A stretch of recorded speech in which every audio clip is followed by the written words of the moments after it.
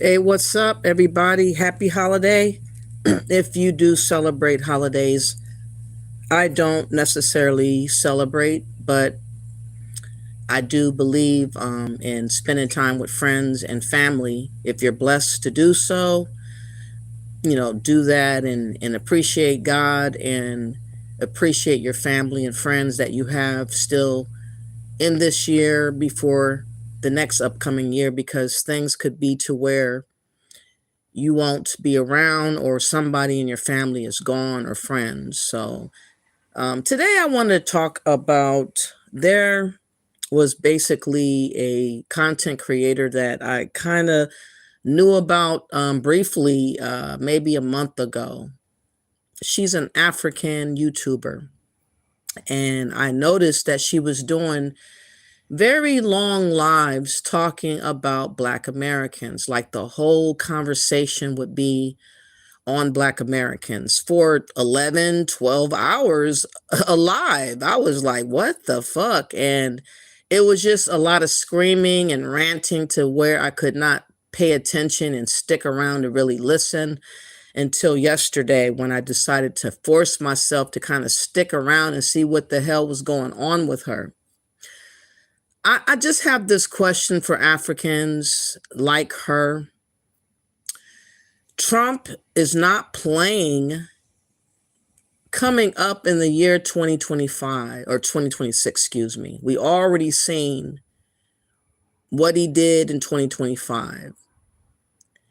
And it's going to be escalated coming up in 2026.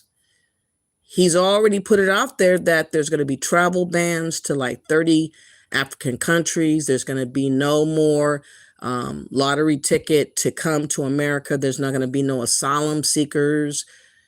There's not going to be any of those things that the Democrats have allowed you guys to willy-nilly be able to take advantage of, to take over the resources of America, the resources of housing, subsidies, and different jobs or business grants. All these things are dried up in the era of Trump.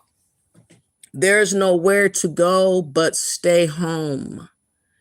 Many people that's walking around with green cards, according to Trump, a lot of y'all are on borrowed time right now. A lot of y'all are going to be asked to go or deported. A lot of y'all have been scamming and scheming to get green cards, to get married, to get into the country, to come in illegally, to lie and scheme and do all the things that nobody paid attention to for a very, very long time. And Trump is going to comb over all the things in which people have submitted. He's going to double check a lot of stuff, and a lot of people are not going to be perceived as being legit. And they're going to be able, well, not be able to stay. They're going to be gone. There ain't nobody that's going to come out there and stop what Trump's doing, especially Black Americans. And I just wanted to let Africans in particular know, also other immigrants know, especially the melanated ones, because they want to now cleave to the word of Blackness as if that is a shield to hold against anything going on wrong, and that somehow Black Americans are going to put on capes and become superheroes and swing into action to stop Trump from doing what he's doing in one swoop. None of these things are going to be happening. Reality is really going to set in. And my question to Africans, if you're listening, is what do y'all intend to do? Because it's all going to be on your own accountability. It's going to be up to you to move. It's going to be up to you to regather. It's going to be up to y'all to strategize and to get together and figure out what you're doing moving forward. Because Trump is not going to let the delay of allowing y'all to come back into the country to be very brief. It's not going to be very, very brief. It's probably going to be the duration of the rest of his tenure as president. So what I hope to accomplish in this live is to encourage immigrants and Africans to not look at Black Americans as the useful scapegoat that you guys are always comfortable calling on, blaming, bashing, accusing, screaming at, wagging fingers, all these theatrics, all these rants, all these beggings, pleading. All of that is not going to mean a hill of beans, because ICE is coming. Deportations is coming. Air flights is going to be happening, and people are going to be sent home. I want to go through some things in which is happening online to showcase the combativeness of the Africans that appear on different platforms. And I want you guys to understand, from listening to what the Africans are saying, is very mind-boggling that they just want to make it known that they are still better than us. In their mind, they still believe that they deserve more than us, that they are just the same as us, even though they're not from this land called America, even though their ancestors never did anything for America, never sacrificed anything, never went to war about nothing, never fought for civil rights or any other laws that have been implemented. They still come to America bold and proclaim that they, according to being Black, that they're just as deserving of everything that Black Americans has, because the Democrats, unfortunately, have allowed this lie and entitlement to go forward. And I'm so happy that that era is over, because what was happening is that the Democrats was allowing immigrants, foreigners, to take over America. It's plain and simple from what the stats show, from what the videos will show, and everything that's going on in America right now and also around the world. UK is going through it with immigrants and aliens and illegals and all of that. Canada is going through it. So many people are suffering in their countries because of the migrant crisis. And I don't understand why people that are in the UK are calling on Black Americans to care all the way over here in America. I don't understand why Africans, wherever they are, Africa or even in America, is blaming or accusing us that we are somehow a part of Trump's administration that's racist in their mind, that if we don't say something, do something, somehow we are a part of being racist and all of these types of things. None of that stuff is going to work. The time is of the essence that you guys do what you got to do and make your situation better. And I'm hoping that this video will shed the type of light and awareness for you to get it together. Stop begging Black Americans to care. Most of us just can't get there. We're caring about ourselves. We're thinking about our survival. We're looking to see what we got to do for ourselves. And we do not have the luxury and time to include millions upon millions of strangers, random people that just happen to show up in America, and make them our priority. We're not gonna do that. Let me see what you guys are saying before I continue. Well, you're hearing what the live's about, the real cake, the title especially. How you doing, y'all rules? It's about Africans and immigrants in totality are not wanting to accept the inevitable. They're wanting to try to blame or accuse Black Americans of being a problem to them if we somehow don't step in for them. And I'm trying to be nice and explain to them that we are not Martin Luther King.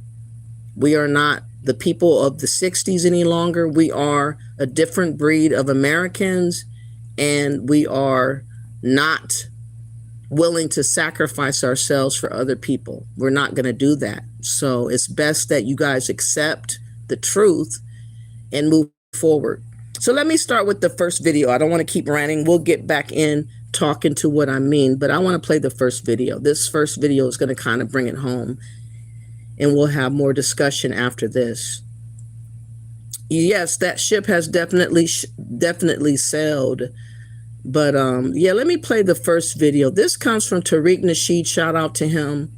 I'm so glad that he does these lives because he's able to catch a lot of arrogant Africans that have a lot to say about what they feel they are going to do and how they're better than Black Americans and how they think that somehow they are deserving of what we got. And, you know, they act as if because they simply call themselves Black, that means it's the same thing as we. And it's not the same. But yeah, I want you guys to hear this live. This was an African refugee that came on the platform of Tariq Nasheed, and he had this to say. Hold on, let me find the timestamp. Hold on, it's going to be a lot.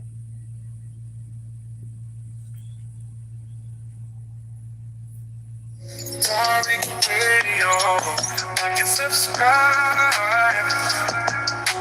Darling Radio, like and subscribe. All right. While we're waiting on Marquise, you in here, brother? Yeah, I'm in here. Okay, this is OG. What's your OG? Oh shit, what's up, Tariq? I didn't even know I was on this shit, man. Oh, hold on, Marquise. OG, what's your name? OG? Yeah, my name OG Agara. I'm a FBA. Nigga. Well, don't stop. Nigga, you mean fly, bushmeat, and insects? What is you talking about? No. My father is from here, and my mother is from Nigeria. I don't believe none of that. That's your picture? Yes. Dude, if you don't stop, No, I had a quick question. No, bro, but don't lie. Come on, man, bro. You into them, and it's okay, brother. Your eyes is jaundiced yellow. Your brother. No, I'm not here to come and preach hate. I'm nobody like hate, but don't come in lying, brother. We see you. You know we can see you, right? That's neither here or there. It's here or there. Don't come in talking about you of our lineage, nigga, and you look like you just auditioned for Shaka Zulu Part 2, and that's okay. But don't lie. We respect you. You are our brother, but don't do that. No. I had a question, Tariq. God damn. I just don't like you coming in lying. Like, I'm FBA nigga. No, you're not. Don't do that. Now, what's on your mind, brother? Let's come on now. Shit. I want to know, why can't FBAs just be calm with white people, you know? Calm? Yeah, just, you know, every other culture comes here to this country and we get along and understand them. That way we can get along. But Black Americans, you all stand up and fight them and call them all type. And it's so ironic because he's saying that they get along. And right now, basically, a lot of Africans, such as Nigerians, are going to be barred from even entering into America come the 1st. And a lot of them are really stir crazy mad about that. A lot of Africans also are going to be deported because of the fact that they came in fraudulently. They came in with a scam, and they're going to be deported. So he's living in his mind as it had been with the Democrats. In his mind, he's still living out the fantasy of what was, because they did have it good for all those years the Democrats were in office with Obama, and especially with Biden. They were able to kick their feet up. They were able to say anything and everything just to get in, just to be approved. Even if it wasn't truthful, people just let them come in, and based off of what they said. No one batted an eye. No one checked it over twice. Nothing. They just let everybody say whatever and just come on in. But that's not the case no more. Trump is not playing that game no more. So this guy is actually being very, very disingenuous, and he's being very delusional. He's living off the vapors of how it was, not how it's going to be. Of races, and it's just, why not be cool with them? Are you over here? Are you in the U.S., sir? Yes. OJ, how do you think you were able to come here to the U.S.? My father came here and he worked hard to get us. Work hard. God damn it. Okay. It was your father that came over and worked hard. Yes. What year did your father get here, OJ? 97. Okay, he's relatively new. He's new. He got here new. Family, before the 1960s and 70s, the white people didn't want y'all over here. They didn't want Africans over here. Tariq, we're here though. We're here and we're blending in. You can't stop us. So why not just get along with us? Hold on. Maybe we can come together. And that is what the Democrats were hoping that would happen. That the foreign blacks would blend in, claiming to be black, and get all the civil rights and privileges and everything attached to what Black Americans get, that they would get it over us, and they would be propped up over us, and they would be allowed to surpass us. They had it so good the last 4 years, and it's so sad that it suddenly has stopped and dried up. I'm not sad, but I'm pretty sure that many Africans and immigrants from all walks of life are very, very upset about that, because they know that they have to go home. They got to do something different. They can't do what they've been getting away with doing. So thanks the Democrats for what, you had for the last 4 years or 8 years or however long they've been in power. But it's all over now. And collaborate. Okay, what you mean we can't stop you? We look like you. Nigga, please. No, you don't. Dude, I'm looking at you. I don't look like that. I'm not even there, sir. I'm not there, sir. We look different. Sir. Brother, no disrespect. Y'all don't blend in like you think you do. You understand? I'm not saying that to be mean. You don't blend in like you think you do, sir. I see you with that hairline. Yeah, I know you're not from here. We know you're not from here, and that's okay. That's okay. Do you understand? Yeah, but I just don't understand the hate. I mean, ain't no hate. Just because we're different don't mean there's hate. What? No, meaning the white man, like, okay. What do they literally go to work? They take care of their family. They don't even talk to you. We don't care. Okay, I know you want to put the cape on for people. Here's the thing. This is what makes us different, OJ. This is what makes us different. You see how you act, white people. Leave the white people alone, nigga. They're good people. All that white ass kissing you're doing, sir, that's why y'all don't have nothing in your homeland. That's why you had to leave.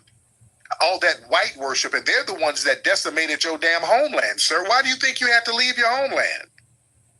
Yeah, but then they send missionaries. Who, these missionaries are white, sir? Yes, and they sent the Red Cross.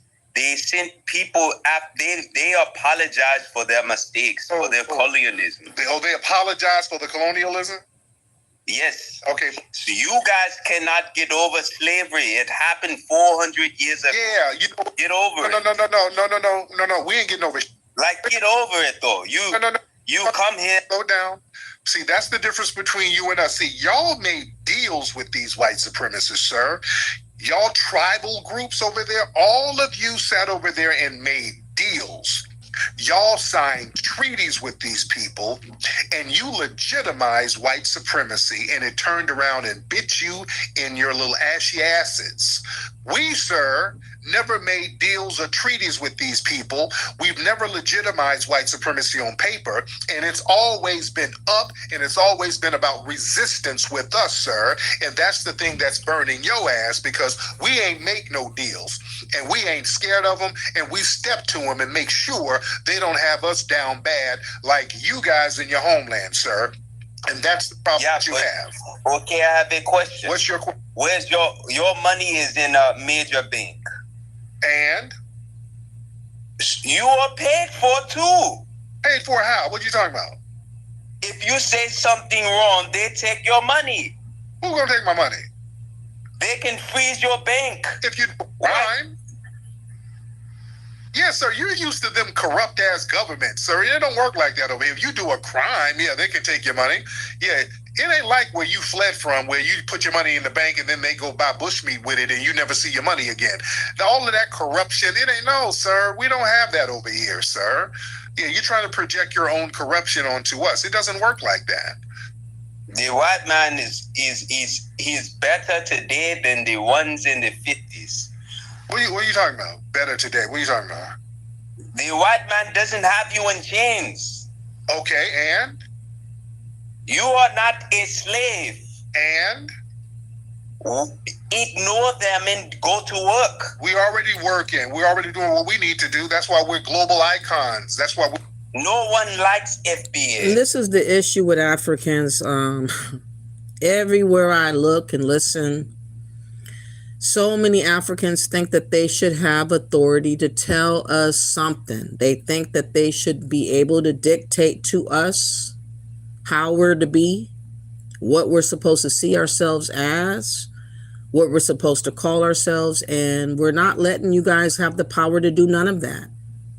You're not our master. You're not our owner. You're not even our relative. You are a random ass melanated global black person that we have no ties to, no matter how you try to flip it and make it so.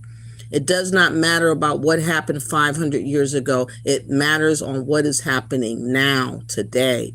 And you guys keep on pretending like things were so much different so long ago with other relatives that I have no awares about. And I'm supposed to just close my eye and pretend that you guys are my people and I'm supposed to take orders from you. I'm supposed to revere you. I'm supposed to somehow listen and respect you. You guys have not earned shit from us. We don't owe y'all nothing.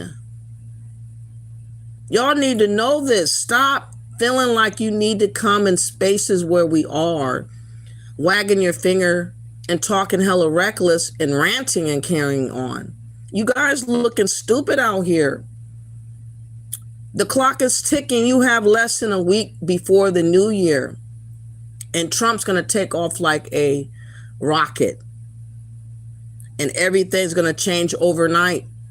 And I want to know what you guys going to do when you have no other excuse but to do something about your predicament. Instead of looking to us, look to yourself and get going and do something. Why? Because you guys complain. You mean nobody likes us and y'all emulating us? What part of Nigeria did you flee from? Y'all niggas are over there walking around looking like how we did back in 2003. All right? Y'all dressed like us 20 years ago. Y'all running around with apple bottom jeans and damn Vocal tank tops and G-Unit shirts, sir. That's neither here or there. Here or there, because y'all emulate us all the damn time, all around the world. Y'all emulate foundational black. Yeah, okay, we want don't sit up and know nobody likes us, but all y'all do is emulate us. The hell you mean? All you do is emulate foundational black Americans. We're the new you. Can't you see? We're the new you. And there it is there. Like I've always said, I believe that all the immigrants that come to America think that they are the new us. They think they are our replacement. They think that they are chosen over us. And they were with the Democrats, with the wicked ass Democrats. They were chosen over us. They were given the go-to to move forward, to be elevated, to be put on the pedestal, to be granted so many privileges and opportunities and benefits that he really believed the lie of the Democrat. The Democrat is not in office no more, and praise God, they're not. And I pray that they stay out of the office moving forward. Me as a Black American, I'm trying to wake up my people about the importance of us continuing to keep the Democrats out, because they were definitely trying to replace us with these immigrants that they're trying to call being black like we are, like we're supposed to be looking at them like we all one big black Negro, that we're all the same people no matter where we came from. That is a dumb ideology to have when you are from a country that you and your ancestors are from for hundreds of years. Nobody else would allow us to get away with that thinking in their homeland. Nobody would grant us any benefits, any housing, any jobs, any grants, any nothing. No gold, no shit. But when they come over here, they think they're supposed to just get everything equivalent to what we supposed to have. And that is a lie from the depths of hell. And it must stop. What's up, Gaily at night? I gave you a wrench. I see you a lot of times in other places, and I think that you're a fair moderator. What's up, Janae D. Clot? How are you doing? What's up, The Rock? How are you doing?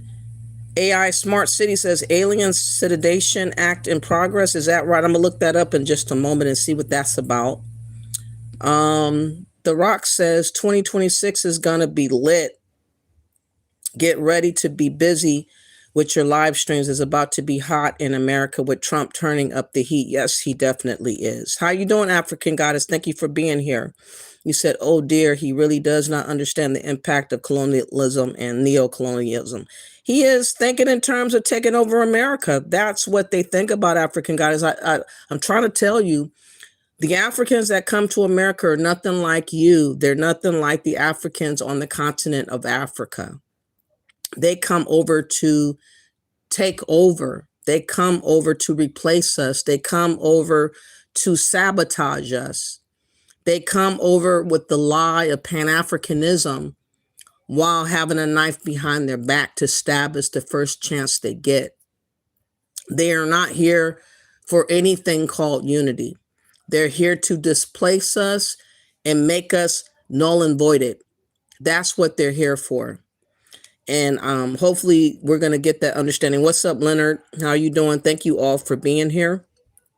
The Rock says Trump is a godsend. God is using him to help us. He definitely is. And I really hope that we wake up. They don't look like us and can't blend in with us. No, I mean, some of them can, but most of them cannot. And y'all, Bruce says the jig is up. Just pack your bags and go. Have some dignity about yourself. That's what I'm saying. African Goddess says the whole liberal thing with migration to the West was never supported by many white people. Nope. But it was supported by the likes of George Soros and other globalists. Yes, the gravy train is over. He doesn't understand. He does not understand or get along with white people, African Goddess says. And y'all rules says we don't care, that ship has sailed. Exactly. Please hit the like button, by the way. Thank you all for being here. And as I play this, I'm going to look up the Alien Sedation Act in progress and see what that says. Thank you for letting me know. Let's go. Oh, replacement. No one wants to be you now. They want to be us. You're the new deportees. Why you think they getting your ass out of here? Huh? How you the new us and they're deporting y'all up out of here and putting travel bans on your ass? We ain't got travel bans. We ain't being deported. How you the new us? You ain't muted. The white man would rather eat lunch with me than you. Rounding your ass up in ice vans and packing you up out of here. Where are the white people to stop them? YouTube Premium is ad-free YouTube and background play. So, and packing you up out of here. Where are the white people to stop them?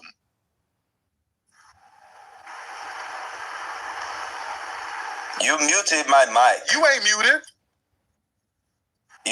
Listen, we are one, okay? I don't have an issue with you. After telling him that he's here to replace us, then he turns around and says we are one. You see how schizophrenic some of these Africans are? Do you understand what they're really on? Which trying to replace us, but yet when they lose the argument, then they turn around talking, we're all one, we're all the same, we're all black, we all come from the same place, we're the same people, all this bullshit just to trick and calm us down. But it was very much an insult because he just said that he was here to replace us. He was better than us, that the white people liked him better than us. So which one is it? Which one is it, Africans? Are you here to unify with us? Which I don't believe, but you can keep saying you are.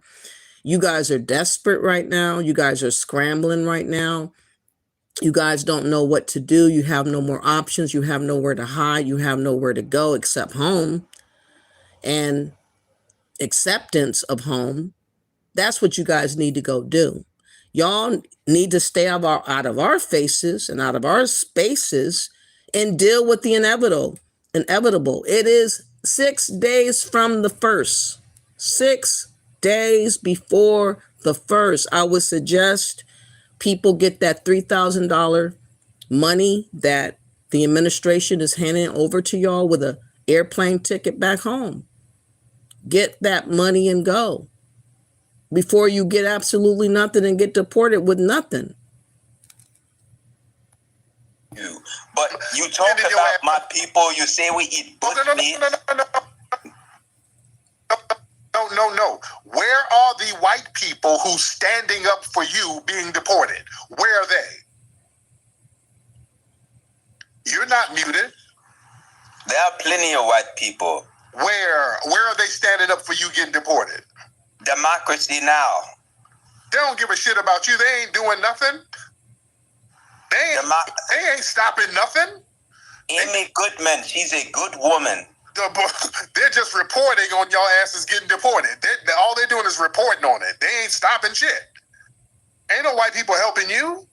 What you doing? You think all this ass kissing you doing is gonna stop the ICE trucks? The white people are good. Listen. Are there any white people listening? I hate these FBA niggas.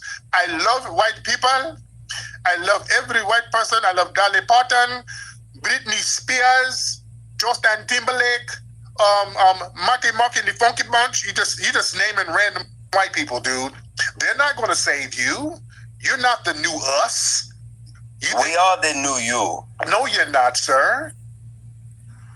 We are the new you, and you guys look at us.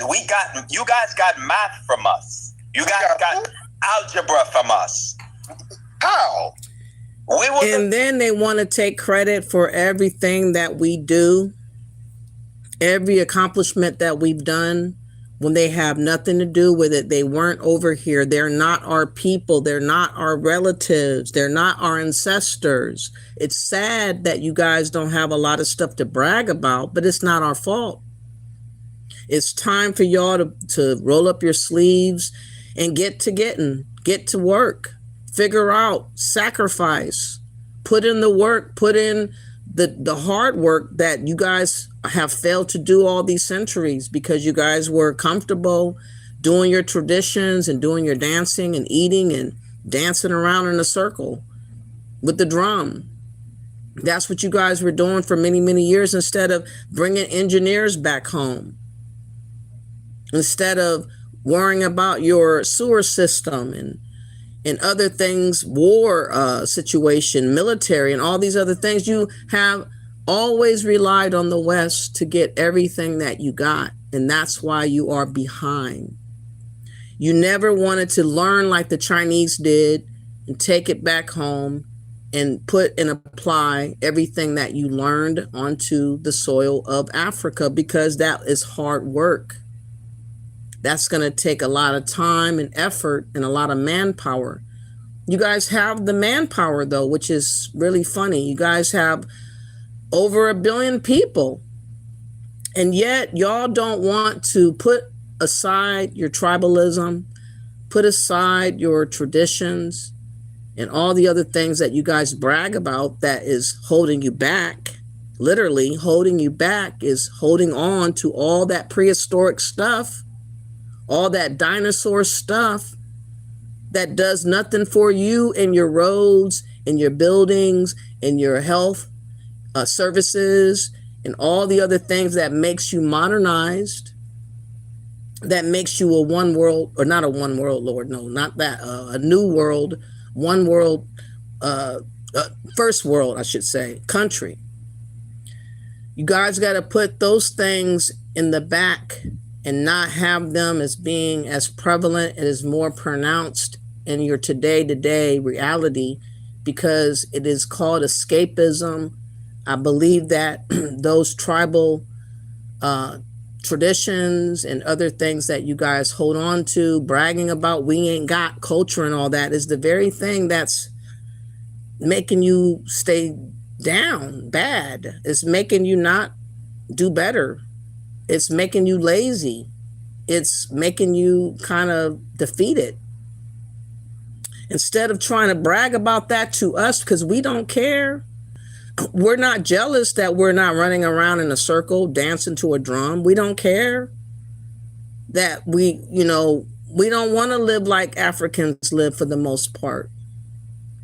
It is not something that we long to do. That's why you don't see millions of us going back there. And y'all don't even want to be there. But unfortunately, you don't have the flexibility like you used to have with staying over here in America and moving all over the place, because those days are coming down to being done and over. You said they need to concentrate on getting toilets. Yeah, that too. You said they can't even trace their ancestries. Exactly. They're definitely hostile, Leonard. And yes, they were definitely trying to destiny swap us out. And it's all the immigrants, whether they're Latino, Indian, Asian, African, Caribbean, all of them were on one accord, collectively working to basically replace us, and they were working together to make that work out for them and not us. These people are our competition. These people see us as the enemy. They see us as being privileged because of our birthright. And I've told this years ago when I started talking about the birthright, and I said that that was the very thing that was keeping us above the fray of what immigrants wanted, and that they couldn't have it because it's ours. And I saw that that was going to be something that they would be jealous of. I didn't know that Trump was going to bring the fire like he did, though. My goodness, he shocked the hell out of me. I could never have guessed that what I was talking about 4 or 5 years ago would actually be the truth today. And this is the thing that many immigrants wish that they had, is our birthright. They definitely want to become the new face of so-called Black American. They want us to be obsolete. They want us to be down bad. They want us to go away, be homeless, decrepit, have nothing. They want us to be basically like a lot of Africans are over there in Africa. That's what they desire of us, unfortunately.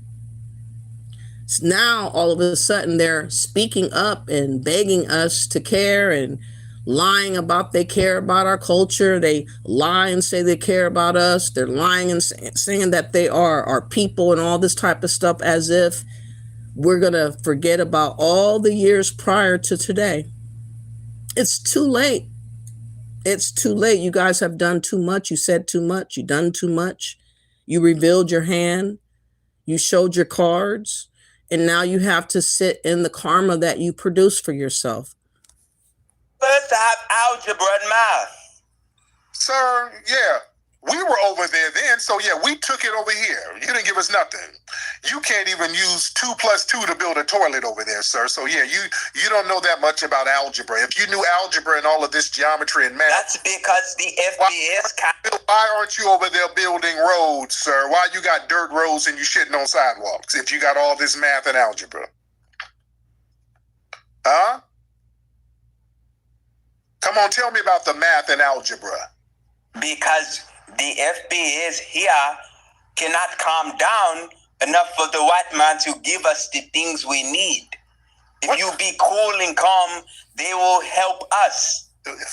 Family, do y'all hear this tether? Y'all want to know? Y'all want to know the delineation? Why it's so important, ladies and gentlemen? This right here is why delineation is so important. What we gonna build with this? Family, listen to this. That's neither here or there. What are we gonna build with this? All you have to do is calm down and just go to work, calm down your youth, and just do the right thing. You ask for reparations. Why would you get that when you don't even work hard enough to get it? We live for the moment, the kind that changes history. It's been an incredibly big. You talking about a dude where y'all ain't got working electricity in many parts of your homeland. Because you guys can't calm down. So it's our fault that y'all ain't got electricity in your homeland? Yes. How? Because the president won't do anything for us because he looks at us like young niggas here. Your president?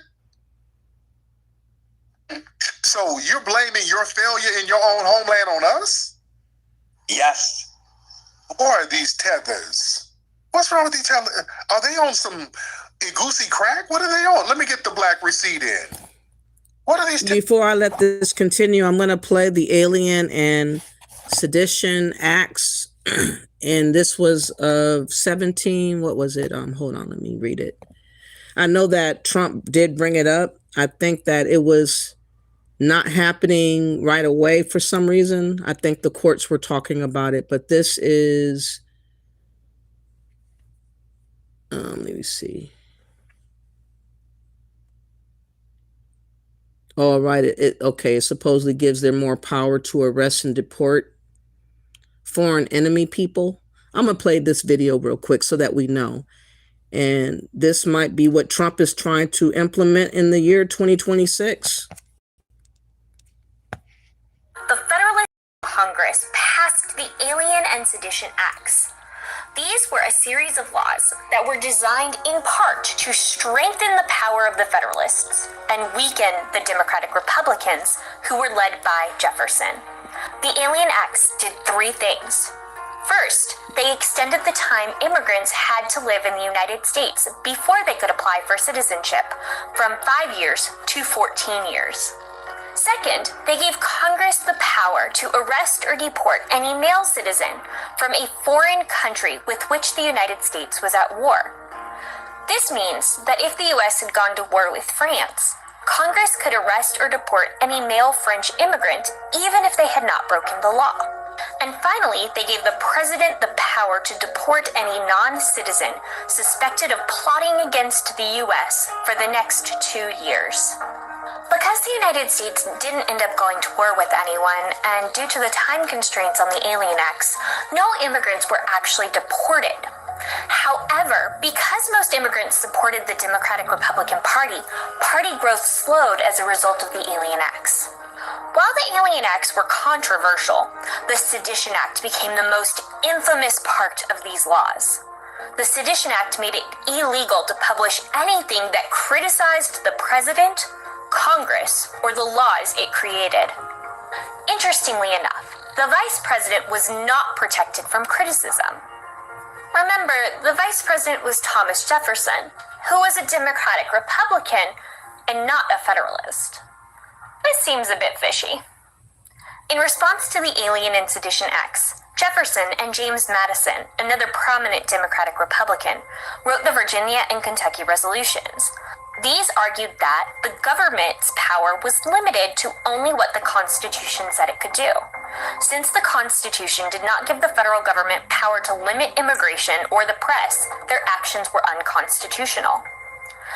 The Sedition Acts were a direct violation of the First Amendment protection of freedom of the press. And since the Alien and Sedition Acts were unconstitutional, the states had the right to nullify or legally overturn the Alien and Sedition Acts. The Virginia and Kentucky resolutions would become very important because they were the first instance of the doctrine of nullification. This idea that the states can nullify federal laws will come back again and again as the U.S. inches closer and closer to the Civil War. More on that in later videos, and I will see you in class. Okay, that's what happened back when, but this is how it was applied about a year ago. Hold on. I will invoke the Alien Enemies Act of 1798. Think of that. 1798. That's when we had real politicians that said we're not going to play games. We have to go back to 1798 to target and dismantle every migrant criminal network operating on American soil. We're going to knock the hell out of them. I will invoke the Alien Enemies Act of 1798. Okay. And he has good reason to do this. If you guys haven't heard, there was a guy from Kenya. He was connected to Al-Shabaab, and he was sentenced to 2 life sentences for trying to do a similar thing to 9/11 there in Atlanta. Let me play a quick clip of that. And there's many, many, many other people in our presence, in our country, that are looking to take us out, that's looking to cause chaos and unalivings so that they can stop and stall what Trump's trying to do. A lot of people are very upset about him deporting them. And this dumb bird, this Kenyan man, allowed himself to be utilized by what the Somalians, their Al-Shabaab terrorist group. He allowed himself to be a useful fool for them. Take a look at this. Well, a Kenyan national is staring at a life imprisonment after being found guilty of plotting a terrorist attack in the United States of America, similar to the 9/11 attack in 2001. Cholo Abdi Abdullah was slapped with 6 charges related to terrorism after the grand jury unanimously came out with a guilty verdict in 2024. Abdi is said to be an operative of the terrorist organization Al-Shabaab and was arrested while in the process of planning to hijack a commercial flight to kill Americans. NTV's Kevin Mutai tells us more. 34-year-old Cholo Abdi Abdullah is a Kenyan national convicted on November 4th, 2024 in the United States of a conspiracy to attack a major city in the US, similar to the horrific September 11 terrorist attack carried out by the Al-Qaeda on the World Trade Center in New York City.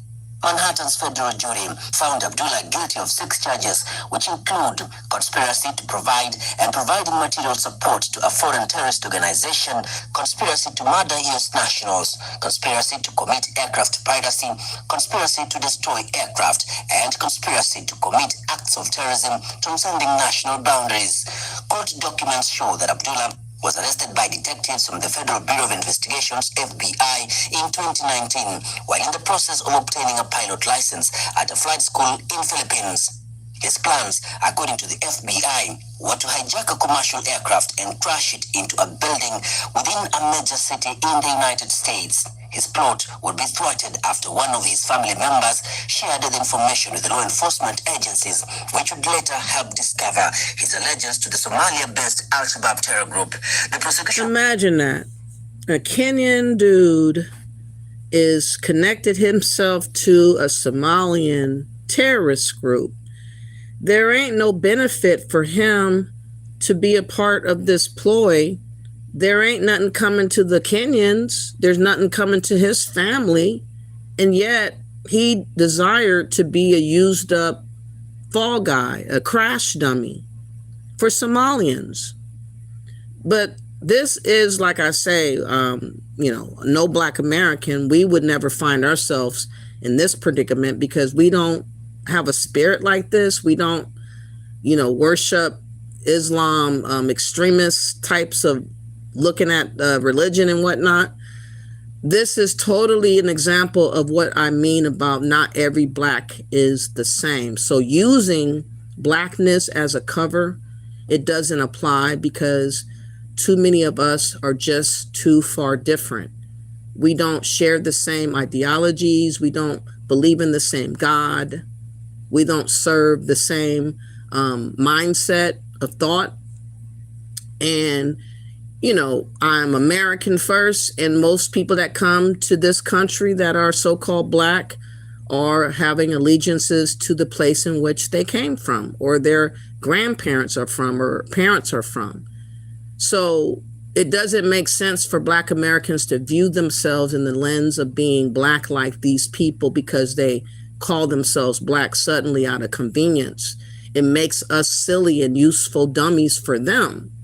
That is the strategy and the trick that they have been able to use against us, the Jedi trick, to make us believe that there's unity and calling ourselves Black and brothers and sisters when none of that is in reality real. Now, another case that I want to bring up before I go back to Tariq Nasheed, it was another dude that was caught lying about who he was, but he made it in high places in America. What was his last name? Hold on. He actually was in office and doing big things, and he basically was a fraudster. He lied and said he was an American citizen. And that's what they do. They come to steal, kill, and do whatever they want to do to get away, to come up off of us. And they do it for themselves to make themselves enrich and make their family richer. They don't look at Black Americans' predicament. They don't care about making our lives better. Yeah, his name was Ian Roberts, and he basically falsely claimed to be a U.S. citizen. But with the lie he told, look at how high he went. Look at how high he advanced just by simply lying. And that's what I mean about just because someone has good words to say, they may sound good with what they talk on, but it's so easy to talk on stuff. It's a lot harder to do what you're talking about. That's why Pan-Africans are full of shit, because they just keep talking about unity. They're not going to do nothing for the Haitians that need to be helped out in this situation coming up in February. They're not going to help out the Nigerians and all the other Africans that are being deported from America. They don't have a backup plan for anybody because they never had a plan to begin with, because it was all mere words. It was simply words that they just kept using as a parrot does, and they had no intention of doing anything but trying to trick Black Americans into believing in the lie, to brainwash us about this unity that never was. Well, a federal grand jury has officially indicted former Des Moines Public School Superintendent Ian Roberts on 2 federal charges, including a new charge. Local 5's JD Snover is in studio to break down what those charges are and what happens next. JD. Yeah, that's exactly right, Dana. Roberts is facing 2 serious accusations, one for being in the country illegally and another for lying on a federal employment form in order to get hired. 2 weeks after being transferred from immigration custody to the Department of Justice, Ian Roberts now faces formal charges from a federal grand jury. The first charge involves falsifying a federal document. According to the indictments, Roberts allegedly claimed he was a U.S. citizen on an I-9 form, which is used to verify someone's eligibility to work in the U.S. The indictment states Roberts filled out the form while, quote, he attested he was a United States citizen, knowing he was not, in fact, a United States citizen. Roberts, originally from Guyana, came to the U.S. in the 90s, according to federal officials. His initial visa expired in 2004, and federal officials say he hasn't had legal work authorization since 2020. The second charge stems from firearms found during his arrest. This charge was mentioned in a criminal complaint earlier this month.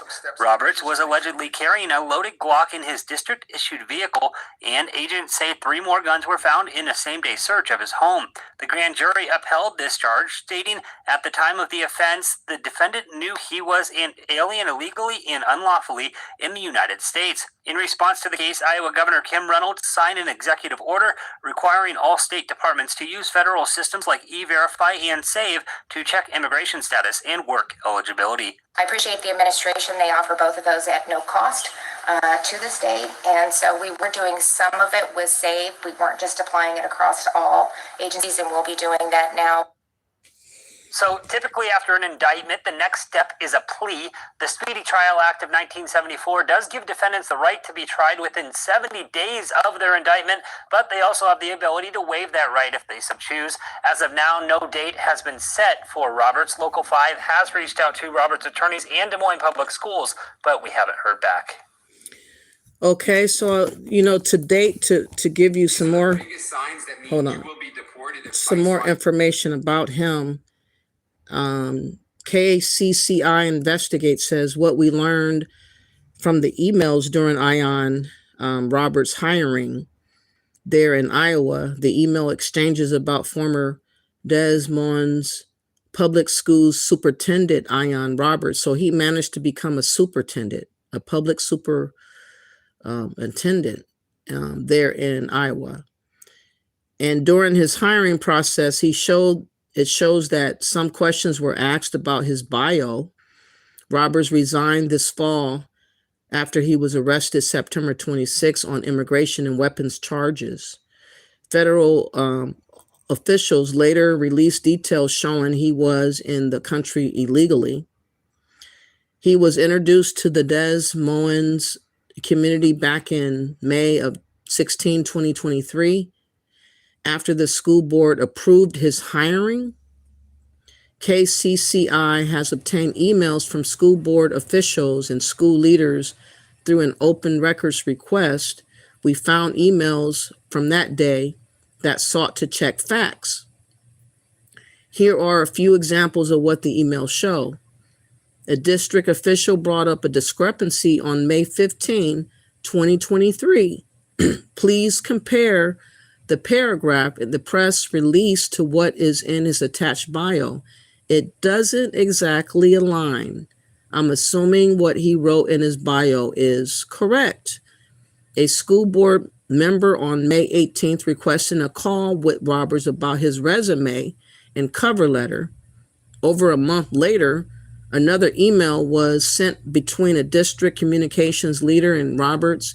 This one says wanted to just triple check that everything is accurate in his biography. So they were attempting to get to the bottom of it, but the guy was coasting for a while, apparently.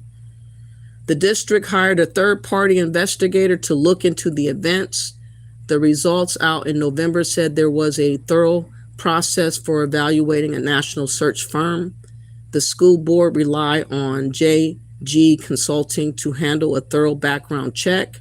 The report also dug into different versions of Robert's resume, saying school board members and district leaders did not know of any issues with his background or citizenship. JG Consulting has previously said it handled all its duties thoroughly. The district has filed a lawsuit against JG Consulting. Roberts remains in federal custody of immigration and weapons charge. A trial is scheduled for next year. The point is like, we're giving them the benefit of the doubt. We're giving immigrants, people that are not from here, the benefit of the doubt of what they present to us, what they say, what they type on a resume, what they check off on an application. Can you imagine how many more people have done whatever just to get in, just to get hired, just to claim that they're an American so that they can vote and everything? And because our systems have been so lax, it created an environment where a lot of these foreigners were able to not be found out early enough, and they were able to do whatever they wanted to do. And this is why Trump has stepped in and put on the brakes to immigration, because there's just too many loopholes, and people were just taking advantage and doing whatever they wanted to do. And he said no more. So that's just an example of what I mean about why not every Black person is the same as American Blacks. We are not the same. I don't care what a Pan-African says. I don't care what an African says. We are not the same. We are from America. We're of the soil. We're not trying to hustle our homeland. We're trying to get along and, live a life, be safe, be acknowledged. That's what we want here in America. We want to be treated like every other America has. We want the opportunity to be able to fulfill and have that American dream that everybody has kind of snatched from us and taken over, our American possibility. And hopefully once he resets all of this and stops all the scam and everything, once the dust is settled, he can pay attention to only Americans and get us on the right path that we should have been on when we were just kicked off the path by the Democrats, by the lying Democrats, by the lying globalists, by the lying Pan-Africans. They all work together to keep Black Americans down and confused. And now that Trump has come, he has blocked and barred their ability to manipulate and get away with everything that they've gotten away with. And it's a beautiful thing to see. Let's get to the next thing. What are these brothers talking about? The Black Receipt. What's going on with this man? The Black Receipt? Man, I don't know if he done ate some of that bush meat that you done got caught in. No, I did. I don't even eat bush meat. Oh, you don't eat bush meat? Look. I don't know if you done sucked too much white man dick, or you done got on the bus you train to come over here and you ain't trying to get deported. But look, it's time to go, buddy. I don't know what they done told you, what type of dream they done sold you, but you got to go. You are not the new us. Look, it's been plenty of people who've been trying to replace us from the white adjacent. You're being replaced now. No, we come, we watch you, we learn you. We see everything you do and we be you. He says we watch you, we learn you. He ain't never lied, because that's all y'all do. Y'all go and listen to every word we say. You watch everything we do. You complain, you critique, you rant, you yell, you demand, you make jokes, you bully, you attempt to anyways. And you do all of these things, and now it's all going to be for nothing because you got to go home. And I hope that this will be the video that's going to inspire you guys to collectively get together and figure out another plan, because we ain't it. We're not the solution to your problem. Okay, but I do know that you guys were definitely trying to become us, just like that movie Us. Y'all were definitely trying to fill in and just kick us off, you know, and become, like you said, one of us.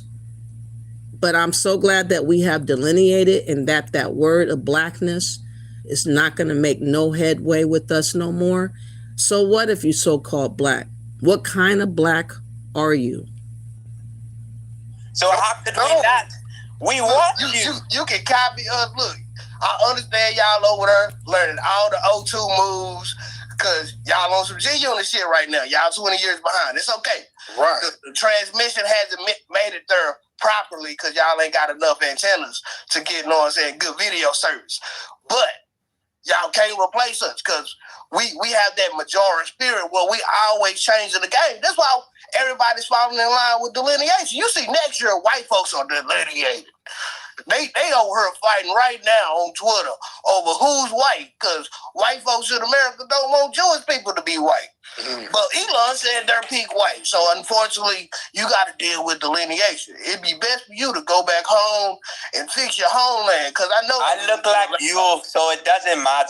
If they round me up, they're going to round you up too. No, they're not, sir. Y'all been wanting us to get rounded up for the longest. They ain't rounding us up. And if you're the new us, name the Nigerian Beyonce.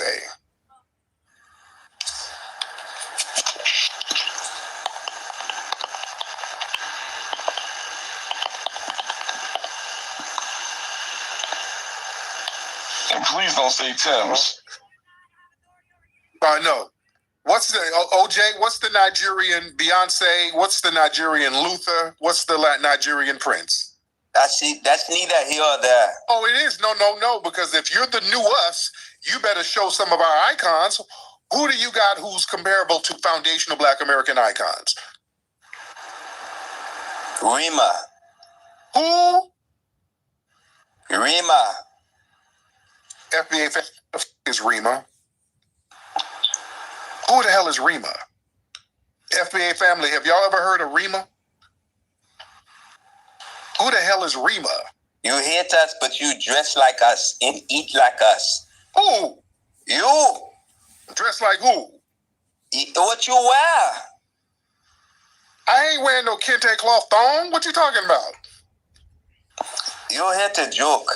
I'm here to be real. Dress like you. The white man. Who dressed like you? No. Who dressed like you? I don't wear damn khaki pants and flip-flops. Who dressed like you?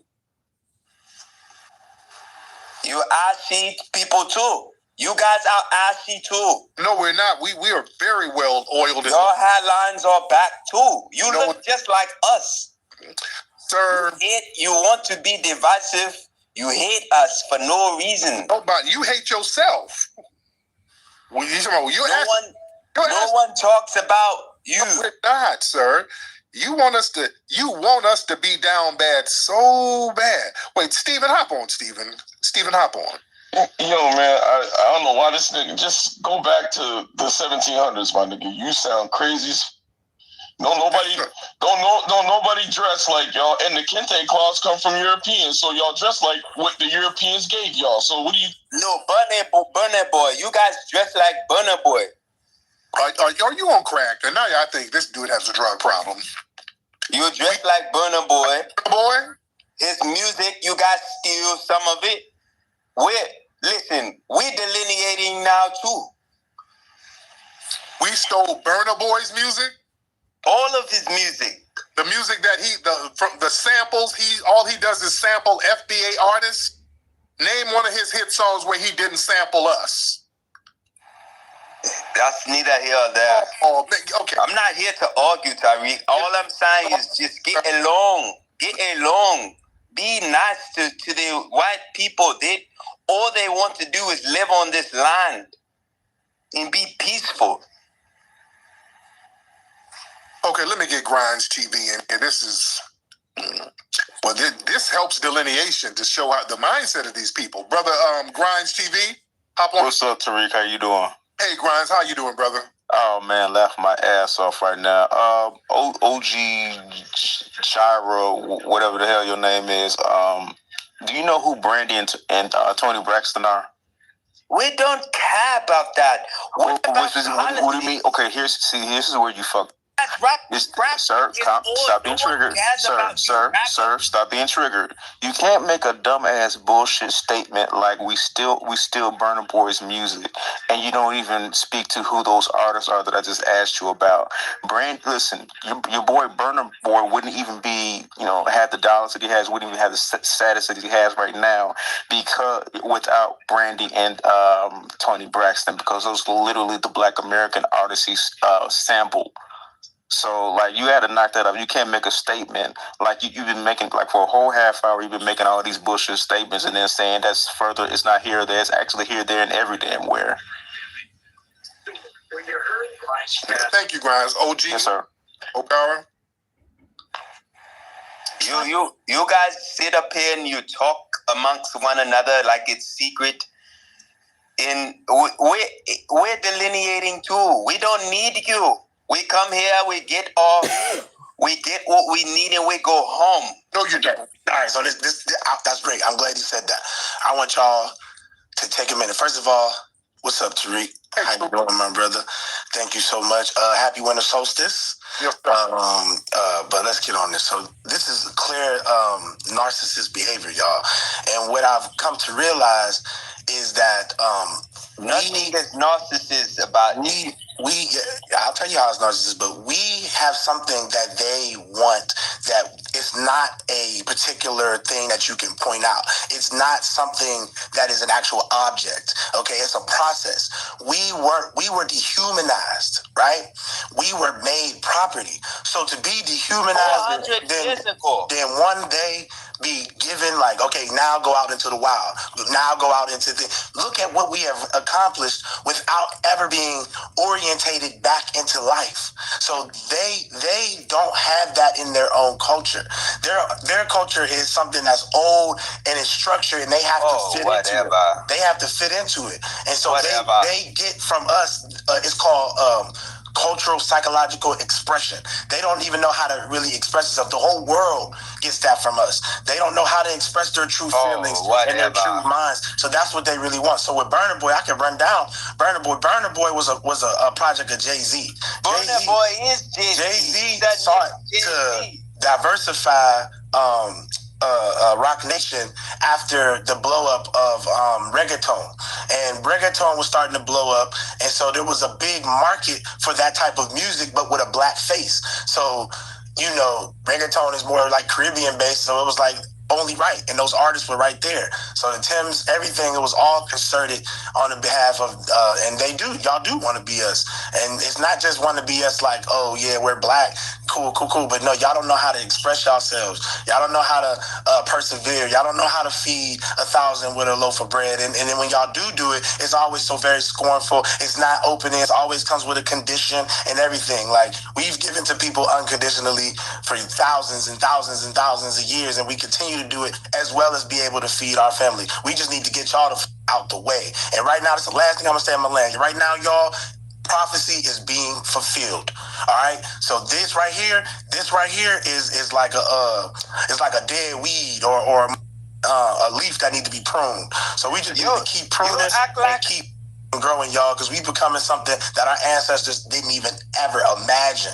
So I love y'all. Thank you, Flex, and I'm out. Peace. Respect, fam. Oh, goodness, boy. You act like we can't sound like you. We can literally blend in. There's no getting us out. No, literally. Do you hear yourself, sir? I can sound like a Black American. Let's hear it. What would you want me to say? Just give me a sentence that sounds like us with our accent.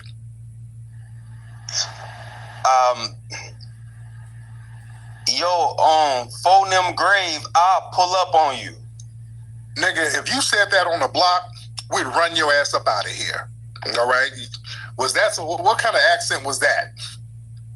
Man, if y'all don't get these white people out of here. That's your... You guys hear him really try to sound like us? It is unfreaking real. Nobody else has this problem, folks. Nobody is running around in other races trying to be them but us. We got every other melanated group of people coming over here trying to sound like us, look like us, act like us, trying to say they are us, saying they are equivalent to being us, saying that what we have they should get because they showed up. It is a sickness. But this just goes to show that they have failed in their homeland because they don't desire to put sacrifice into the game of what they need to do in their homeland. They are used to running and comfortable escaping, using escapism instead of reality. And this is why you have a nutty bar like this guy right here. I'm so glad that Tariq Nasheed catches various people that tell on themselves for us to understand what the real mindset of these Africans are. So, yeah, let's get back to this. That's you sounding like us? You niggas are not hard to sound like. Yeah, you think that sounded like us? Family, y'all see how good I am with picking up accents? Even when y'all try to sound like us, just like old girl who called earlier, the Panamanian chick. I called on to her ass in 2 seconds. Y'all are not blending in. Y'all sit up here practicing in the middle of, okay, I'm going to talk like these niggas. Play Juice with Tupac. Let me listen to him. Hey, partner, where you going? Y'all sit up and watch old movies. Just like that's why old girl thought Compton was still janky or whatever. You niggas, no one wants to be like you. Dude, y'all sit up watching old movies, old hood movies, trying to learn our accents. Y'all 30 years behind. It sounds weird. Y'all don't know nothing about the politics of the streets. You don't know nothing, sir. You're still behind. We as Foundational Black Americans, our code is about evolving. We're constantly evolving and moving and shaking. That's what makes us so damn unique and so charismatic and why people want to tap in with it. Because we know how to evolve and adapt so smoothly. So y'all be 20, 30 years too damn late. Hey, whoop. You niggas are divisive. Whoop, there it is, nigga. I'm sounding like an FBA. No, you're not, sir. And we're not divisive, sir. You, sir, you have been the poster child for delineation. He left. Okay, before I continue, let me see what you guys have to say. Thank you for putting comments in the chat room to let me know what you guys are thinking. Leonard says, I can never be jealous of people who poop outside. Exactly. Erlin says, this must be the biggest form oversimplification of an entire continent. Unfortunately, we're talking about the people that come over here trying to compete and replace us. That is what they typically do, unfortunately. If you want to believe otherwise, that's on you. But the truth is in the pudding, and I have too many examples to pretty much see for myself to know that they are definitely doing what I'm showing. You said they want to be us is hella weird. It really is. I just never imagined. It took me by surprise coming to YouTube, because I remember when I first got in contact with Africans in college. I remember meeting a guy from Kenya, a guy from Zimbabwe, and they were just totally different. They were into their own culture, and they were proud to be what they were, a part of their tribe. I never fathomed that those types of people would want to become or claim to be African American, Black American. I never thought that they would claim to be the same as me. That kind of stuff never happened until the last, 15, 20 years. Suddenly people are cleaving to us like we are their life jacket, like we are their safety net. And it's odd, you know what I mean? It's like they're going to have to get it out the mud like our ancestors did. They're like 200 years behind doing the sacrifice like our ancestors had to do. And they're going to have to put the hard work in themselves to complete what they didn't complete. And we're not coming to be the workers and to be their slaves. So they need to get over themselves and accept the truth as it is and understand that we're home. We're not going anywhere near where they are. That's right. How you doing, Sherry? Thank you, Cheryl. Thank you for being here. Janae says, let's have a grandparent off. Whoever can trace their grandparents back, the furthest can stay in America. Okay, well, the ones that have birth certificates and you have parents that were here and you have grandparents that were here, I'm pretty sure that those people will be safe. We're talking about the newcomers, the people that barely been here for the past 50 or 30 years or 20 years, something like that. Those people are probably going to be in jeopardy, especially the people that's just got here 15 to 20 years ago. I believe a lot of those people probably came here fraudulently. I believe a lot of the Democrats enabled a lot of people to skip over the line on purpose. And I believe that Trump is going to trail all those fraudulent people and they're going to be getting deported. And it's going to be on them because they got away with doing what they did. And they never thought that nobody was going to check on it. They never thought that nobody was going to look. You said Louisiana, 1552. Yes, by tethers. 1700 Choctaw and Blackfoot, Louisiana. Let me see. Gailey says, please be sure to click the like button. Thank you for that. Tether Logic. Yes, they do. They have a lot of people that's really revealing the truth because a lot of them in the beginning on YouTube, they never would really express themselves before because they were concealing how they really felt. They would just say the same stuff over and over again.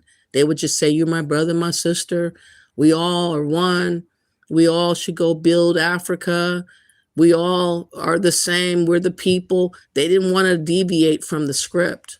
But because of all the changes that have recently happened, they cannot stay on script no more because it doesn't make sense to do so because people are actually getting deported. People are being barred from coming into America, like real situations are here. So all that talk about unity and loving one another, it doesn't make sense anymore to even talk on. So that's why people are telling the truth. They're telling on themselves. They're ranting and raving. In just a little bit, I'm going to show y'all Marlene, who is in the thumbnail, because she is the reason why I'm on the live. But I just kind of like wanted to start off on this way. But I want to play a little bit of what she was talking on, which I don't really believe. I'm not sure because I just start listening to her if she's being legitimately real or not. I know the topic of talking about the Democrats in a bad light is what I've been on for years.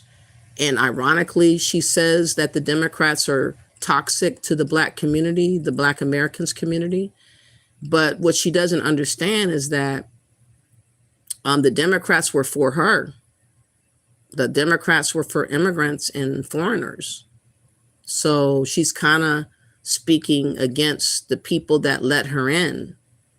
And she's acting as if she wants to be like a person that is an ally to Black Americans and that she's just trying to show us the way.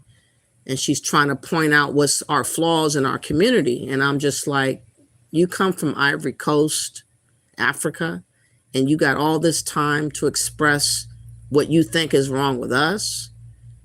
When you got people in Ivory Coast, I'm sure that could be using advocacy for their situation, or other Africans, or even the Haitians, for sure, needs to have people speaking about them and what they're supposed to be trying to do moving forward because of the TPS expiring in February. But no, Nobody wants to talk about their predicament. Everybody wants to stay stuck on Black Americans, and it's really, really odd. It's the oddest thing. It makes me think that there's something like mentally wrong with y'all, or you guys are possessed or obsessed with us or whatever. But we're going to get to the bottom of it. She actually did a 6-hour live, y'all, talking about us. But she has done 12-hour lives on us. Every time she goes live is talking about Black Americans. And I just don't understand why she gives us so much energy.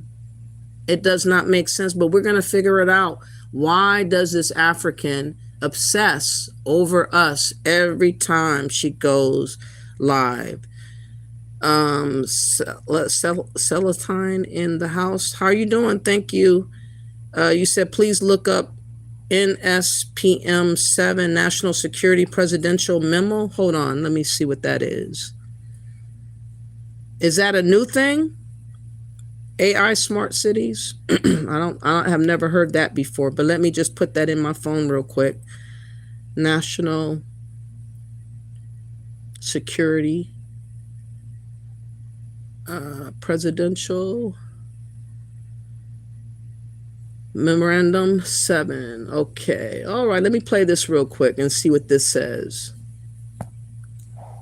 NSPM 7 explained to seconds. On September 25th, 2025, President Trump issued National Security Presidential Memorandum 7, a new directive on domestic terrorism and political violence. The order directs the Justice Department, Homeland Security, and even the Treasury to crack down on things like doxing, swatting, threats, riots, and property damage, targeting not just the people who commit the violence, but funders, sponsors, employees, or anyone, quote, aiding and abetting. The strategy goes further, calling for disruption of groups before violence happens, i.e. targeting those who have not committed crimes for increased surveillance and monitoring. The memo even lists warning signs of extremism to target like anti-Americanism, anti-capitalism, anti-Christianity, or strong views on race, gender, or immigration. Civil liberties groups like the ACLU warn it threatens free speech, donor privacy, and could be used to target political opponents. With over 3,000 nonprofits signing letters opposing the order, supporters say the order is about preventing crime before it happens, while critics say the order is government overreach and purposely beg to target political opponents. Subscribe for more daily briefs and comment which topic.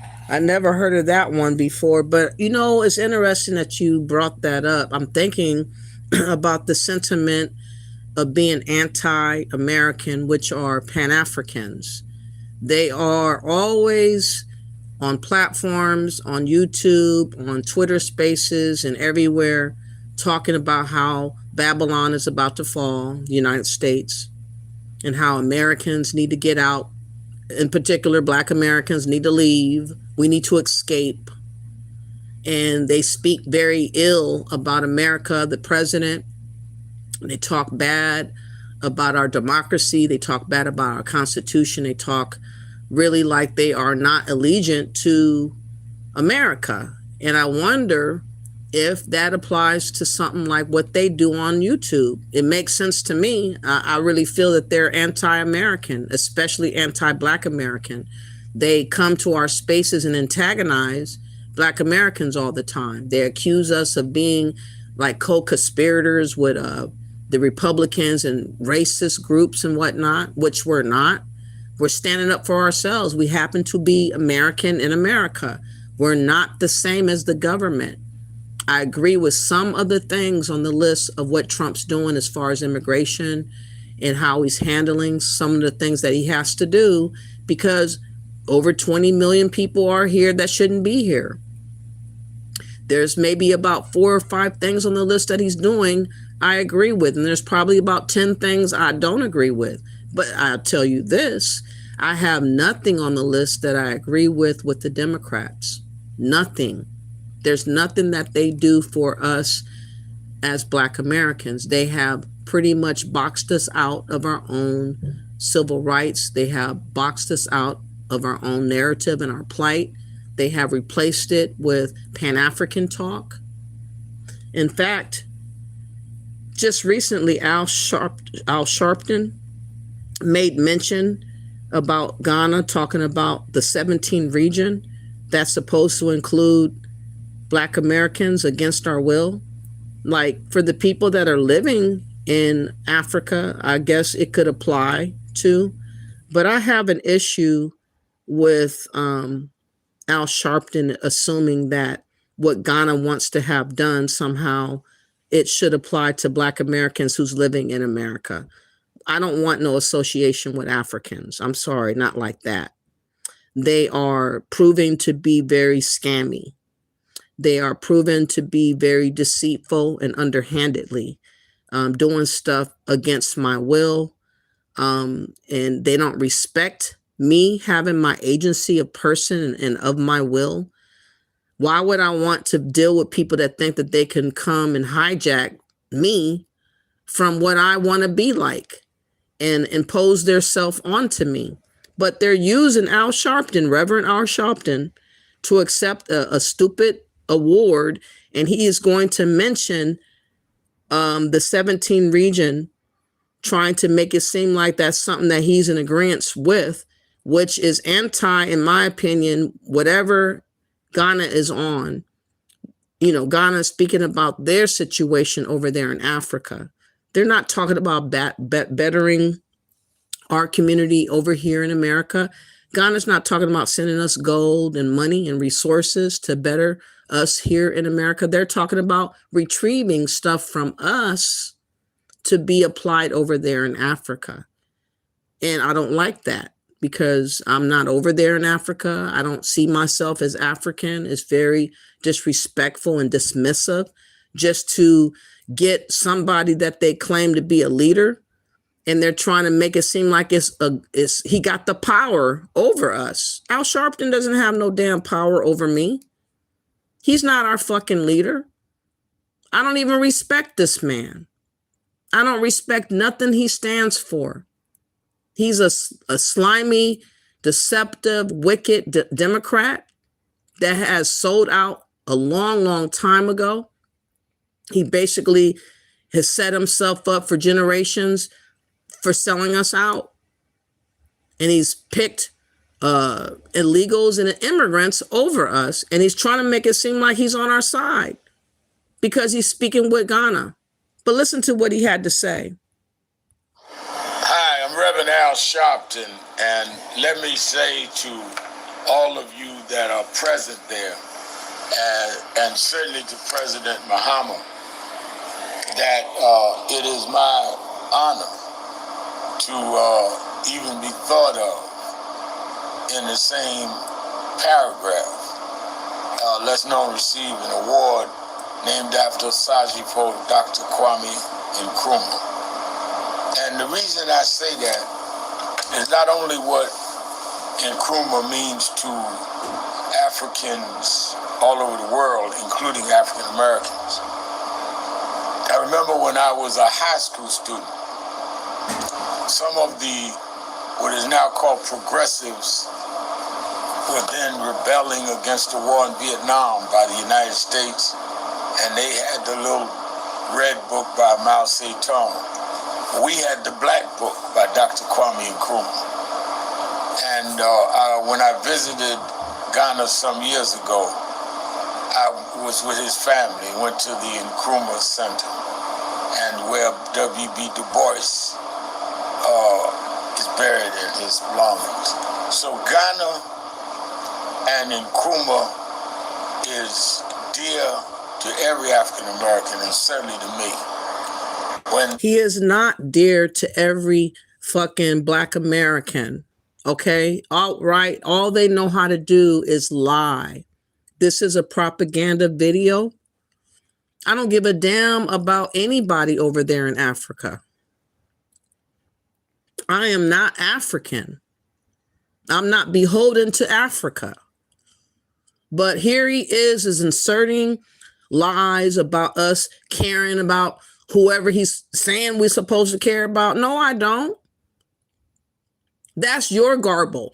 You care because you've been paid underneath the rug or underneath the table. He's full of shit. This is what I mean. I don't respect. I can't wait for this man to go. I want him to shut the fuck up for good. But listen to this bullshit right here. I can't stand this bitch.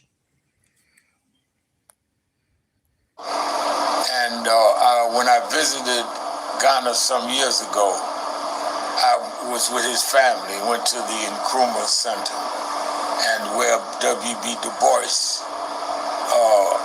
buried in his belongings. So Ghana and Nkrumah is dear to every African American, and certainly to me. When Ghana received its independence, Dr. Martin Luther King Jr. and Adam Clayton Powell were in Ghana at the celebration. And they always bring up Dr. Martin Luther King. Oh, well, he went to Ghana. That does not mean that I have to follow his ghost and assume what he meant because he visited Ghana. So what? I am an American. Okay? These Democrats have been fighting to un-Americanize us. That's why they're butthurt, because Trump has stopped all that bullshit that they've been spewing for the last 4 years with Biden talking about Pan-African talk. And I want Trump to dissolve everything that Ghana is calling themselves doing against our will, because they don't have no authority, because I didn't give them the authority. Who the fuck is Al Sharpton think he is? Like he's our master or leader? He's not my fucking master or leader. Bitch, you better get the fuck out of our face with the bullshit. That's why I'm saying Democrats have to be called out. They need to be put in their place because they be doing too much. And that is not lost on us that are 2 generations removed. But it's not enough just to say that I thank you for the award. We must tighten the binds, the relationship. And that sounds like slavery talking about the binds. What they need to go do is bind their ass to the other Africans that keep leaving and causing all these problems all over the world. How about that, Al Sharpton? How about getting the Ghana's president to contact or figure out how to get all those fleeing migrants to stay and help them out from moving and doing all the things they've been doing to cause havoc in other people's homeland. But no, y'all want to insert us in the bullshit. And we don't want the bullshit. That's why we've delineated, because we're sick and tired of y'all. We're sick and tired of you Democrats. We're sick and tired of you Pan-Africans. We're sick and tired of you globalists and Marxists. We don't owe y'all nothing. Y'all don't own us.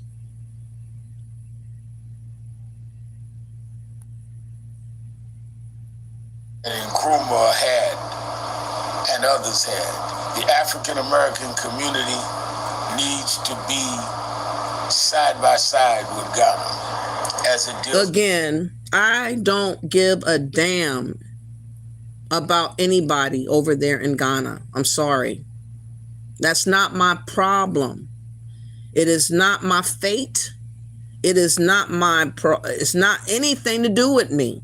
But yet they're trying to force this on me, knowing damn well they don't have the power to do anything. And thank God they're not in office, because that's what they were working on, trying to include us in everything that Ghana's talking on. They're making deals behind our backs, signing deals behind our backs, including African American on different documents. I'm not an African American, bitch. Okay, haven't you heard we delineated? Bitch, I'm not African American. I'm an indigenous American black. Just like the white people said recently that there are heritage Americans, including Black Americans in that, which I will accept as being a part of the heritage American, because I call myself indigenous American black to signify I am not an immigrant. I am not from Africa. I'm not from the Caribbeans. I'm not anywhere else but America. But these Democrats keep trying to insert that we belong to Africa. This is this mentality of old, racist mentality of old. If anybody wants to know who the real racists are, It's the fucking Democrats. In fact, we're going to go through a little bit of history reminding y'all the KKK back in the day was founded and started by the Democrats. And I believe that they still work in that vein of thought, because how they move is about trying to force us to do stuff against our will like slaves, tricking us to vote for them and get no tangible but symbolism, get tricked out of our destiny, tricked out of our jurisdiction of being an American, talking about Ghana being a part of a region of 17 with Ghana. Who the fuck said we wanted to be a part of a region of Ghana? These motherfuckers are the real racists. Development as it deals with trade.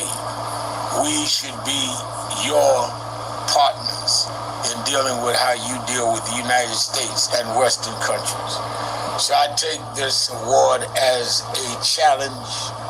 I take this award as a urgent message to me to let's step up and work together and make sure that we understand that whether we are Africans in Ghana or Africans in the United States, we face. I'm not a fucking African. I have nothing against Africans, but I'm not African. I have never called myself African.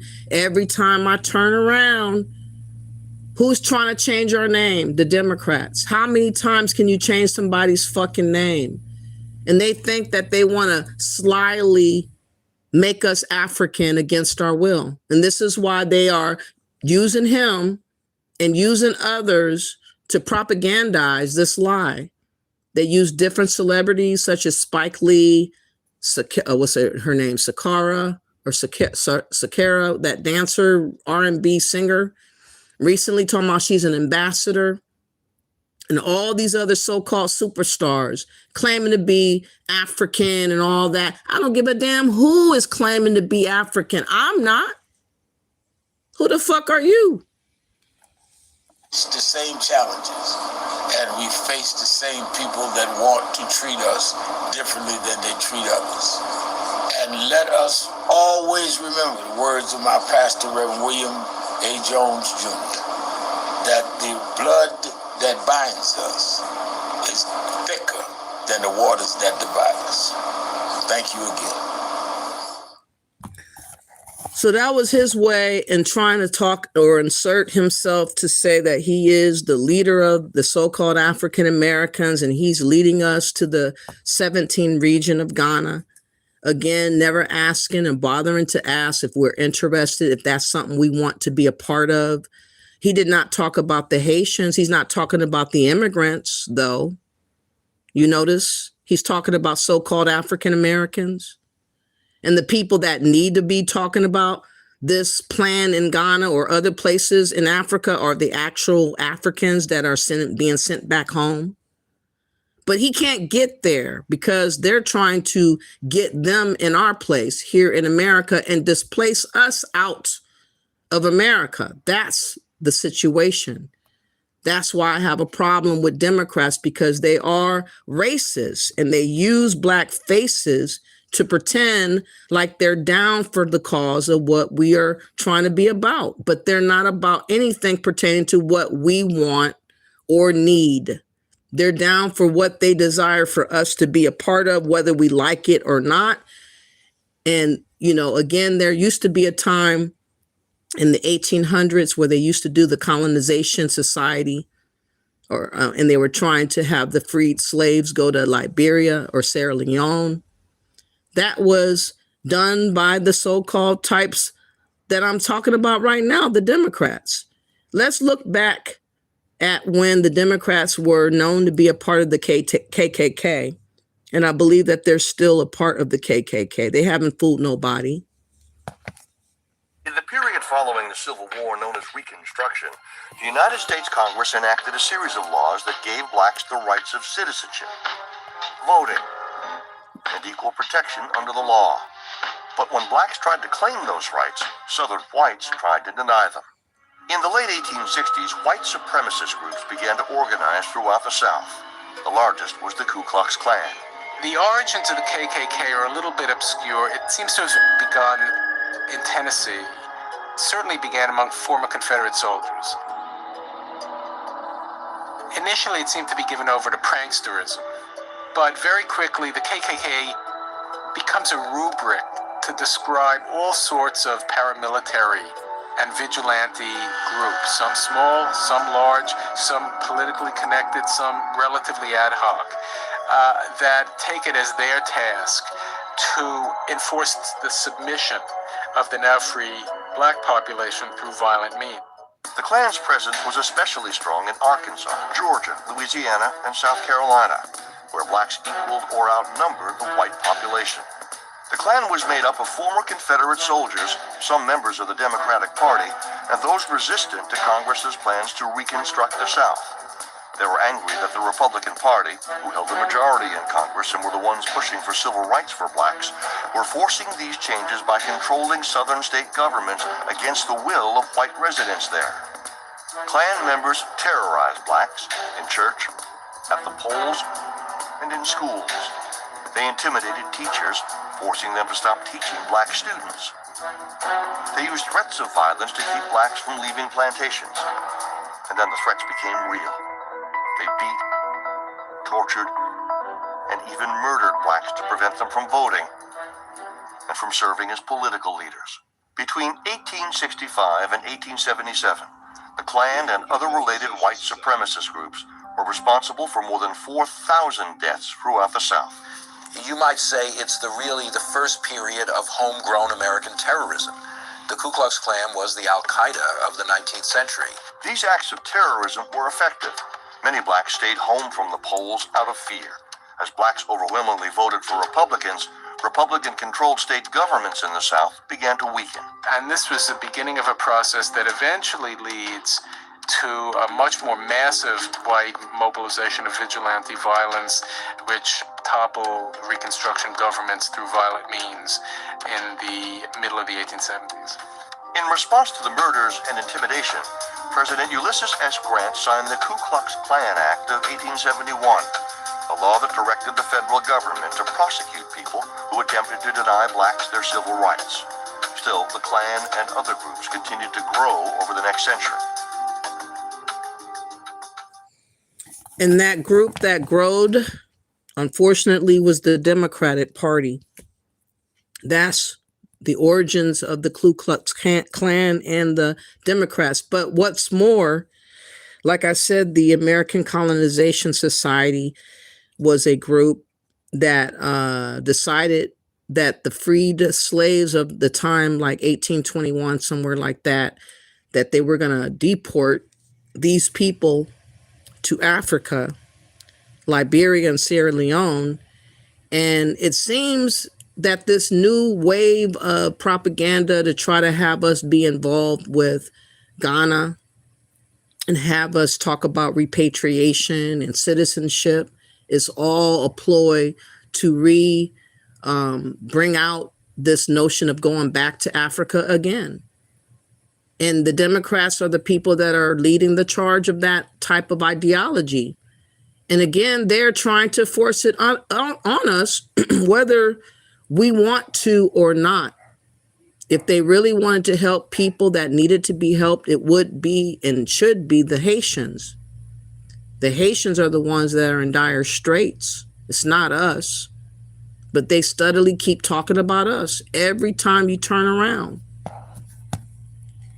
The American Colonization Society was a group formed in 1816 with the goal of promoting the emigration of free African Americans. The group believed that African Americans would have greater opportunities and a better quality of life in Africa than in the United States. The society established a colony in present-day Liberia in 1822, which was intended to serve as a safe haven for African Americans who wished to leave the United States and establish a new home in Africa.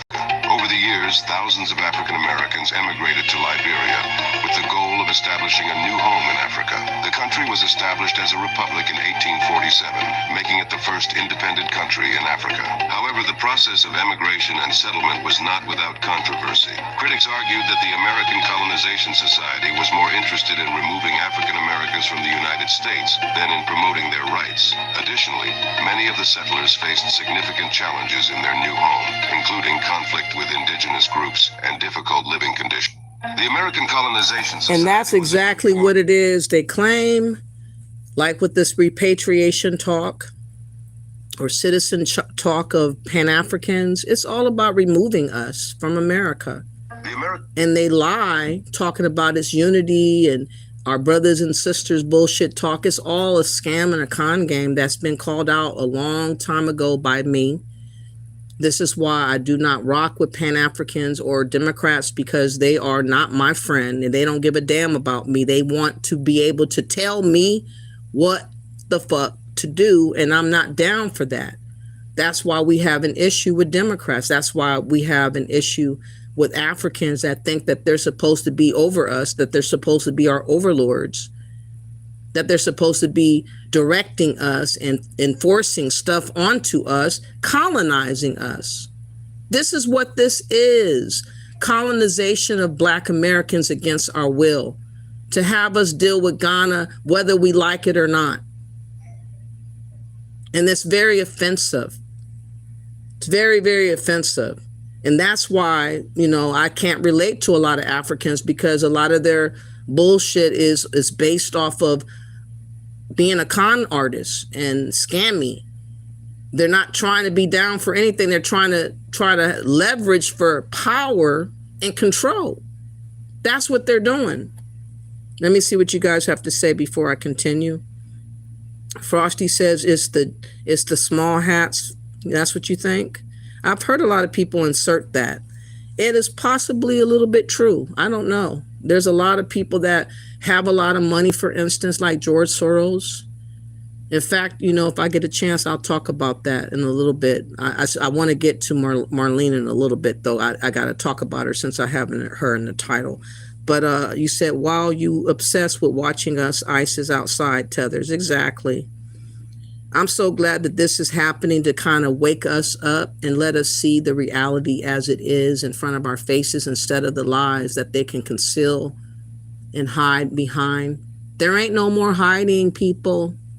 Pan-Africans, you cannot pull the wool over our eyes no more.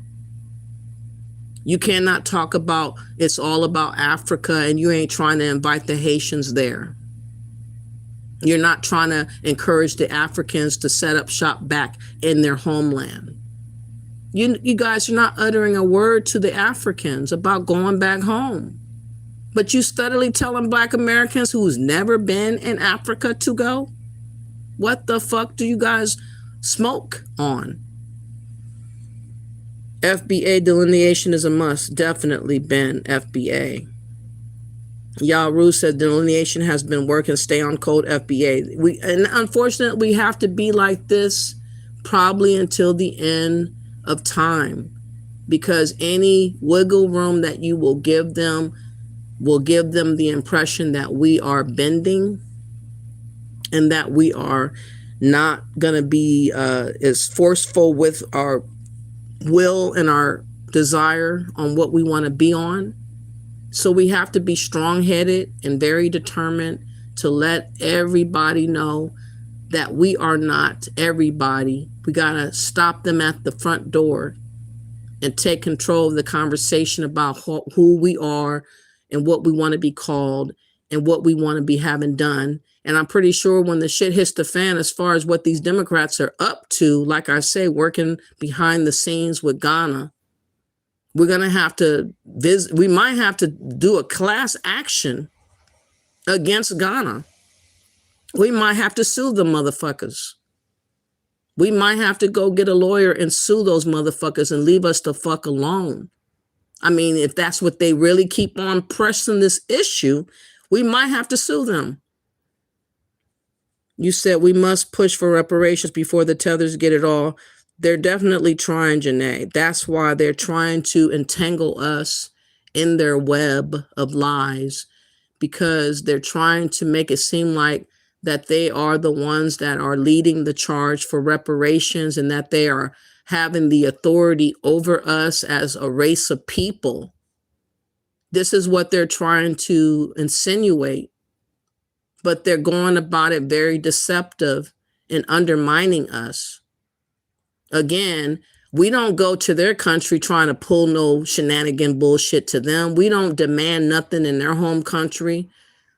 We don't try to be a part of their politics. We don't do anything to nobody.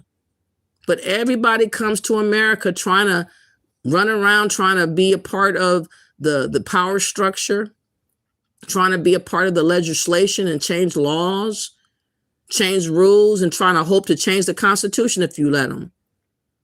And this is why I think it's important for Trump to get ahead while he's making all these adjustments and changes to bar and block foreigners, whoever they are, from being able to run for offices.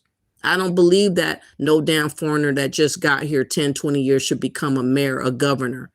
I mean, we're going to have to watch what happens in New York City with that new mayor that's supposed to be become a mayor January 1st. And all these different changes. We already see what's happening with Minnesota and how Ilhan Omar's been running around with all the, questionable things that she's been doing and being part of. All these people have been doing underhanded things, and they have rallied around to help their selective groups of people while leaving Black Americans in the dust. They should not be able to run for offices, and Trump needs to make those rules also and block them. If you're not from here, you should not have access to power like that. That's what I think. Reparations are in the works in New York City, San Francisco, and Maryland. Is that right? Off of the backs of my grandparents to the present day. Exactly. That's what they want to continue to do. Use us as a mule, as the sacrificial lambs for every other group of people that come here, and leave us with absolutely nothing. They want us to be happy just to be called Black. And that's not going to work. It should not work, you guys. You guys should be very insulted and upset. How dare that they think that being called Black alongside of some foreign Blacks is going to be enough for me to be legitly content. No, we want to progress. We want to realize our Americanness in America. We want to be acknowledged. We want our chance here in America. We don't want to be bypassed. They need to get the fuck out the way. That's why I'm saying I'm glad that a lot of them are going. I don't have no issue at all with these deportations at all. Y'all Rude says I still have relatives that are still around during Jim Crow. Are they really? How are they doing? The Rock says, for Black, what you think about the Nicki Minaj mess? She is a green card holder. Exactly, The Rock. She is faking the funk, running around, going to Turning Point, USA, claiming to be an American. And she lied in front of everybody's face. She is not an American. She is wanting to be a mule and a mascot for Trump and the Turning Point, to be able to be a mouthpiece and pretend to be the vocal for Black folks, thinking that it's okay just to say the Black card whenever. And that's why we delineated, because we cannot allow foreign Blacks to be able to maneuver like that no more. We cannot let them have the power to use Blackness against us. And so delineation takes back the power from them to us, where it should have been. And they have to stand on their own feet and be themselves as foreigner Blacks. That's what they are, foreigner Blacks. I'm not trying to be mean, but you're not me. You're not an American for generations here in America. I'm not going to pretend like you're just like me. Hell no. That's what we're not going to do. And once you take the power back, you have to let the Democrats know that the gig is up. This bullshit of Pan-African talk and oneness of Blackness is not flying no more, because it serves no good for us as a collective. It just keeps us, weighs us down, and keeps us buried with every other group on top of us. That's what it does. And that sham and that scam has been revealed more now than ever because of what Trump's doing. And now that's why the immigrants and Africans are losing their mind. Because what used to work is not working no more. And now they got to stand by themselves and figure out what they're going to do on their own. And I know it's scary, but you guys have more than 1 billion people. Y'all need to get together and do a summit. Y'all need to get together and hold panels talking about your own damn problems. Talk about yourself. Stop talking about Black Americans. We're not coming to save you. Black Power says, shit sad. Yeah, you're a stupid Pan-African, I'm sure. But your lies doesn't work no more, Black Power. Go talk to the Africans about gaining together with this so-called Black Power, you liar. He's agent code name, I.N. Roberts. Oh, yeah, he was definitely a fake American. And Calvin and Hobbes says, and what's the problem? You're listening to it. You hear me telling you what I'm saying. And he said for the immigrants, it's a problem for them, for sure. Calvin says, sorry, I might be misunderstanding you. I'm saying that it is unlawful for a person to work in the U.S. unless they've been legally allowed to. It was not lawful for him to work. This case is closed.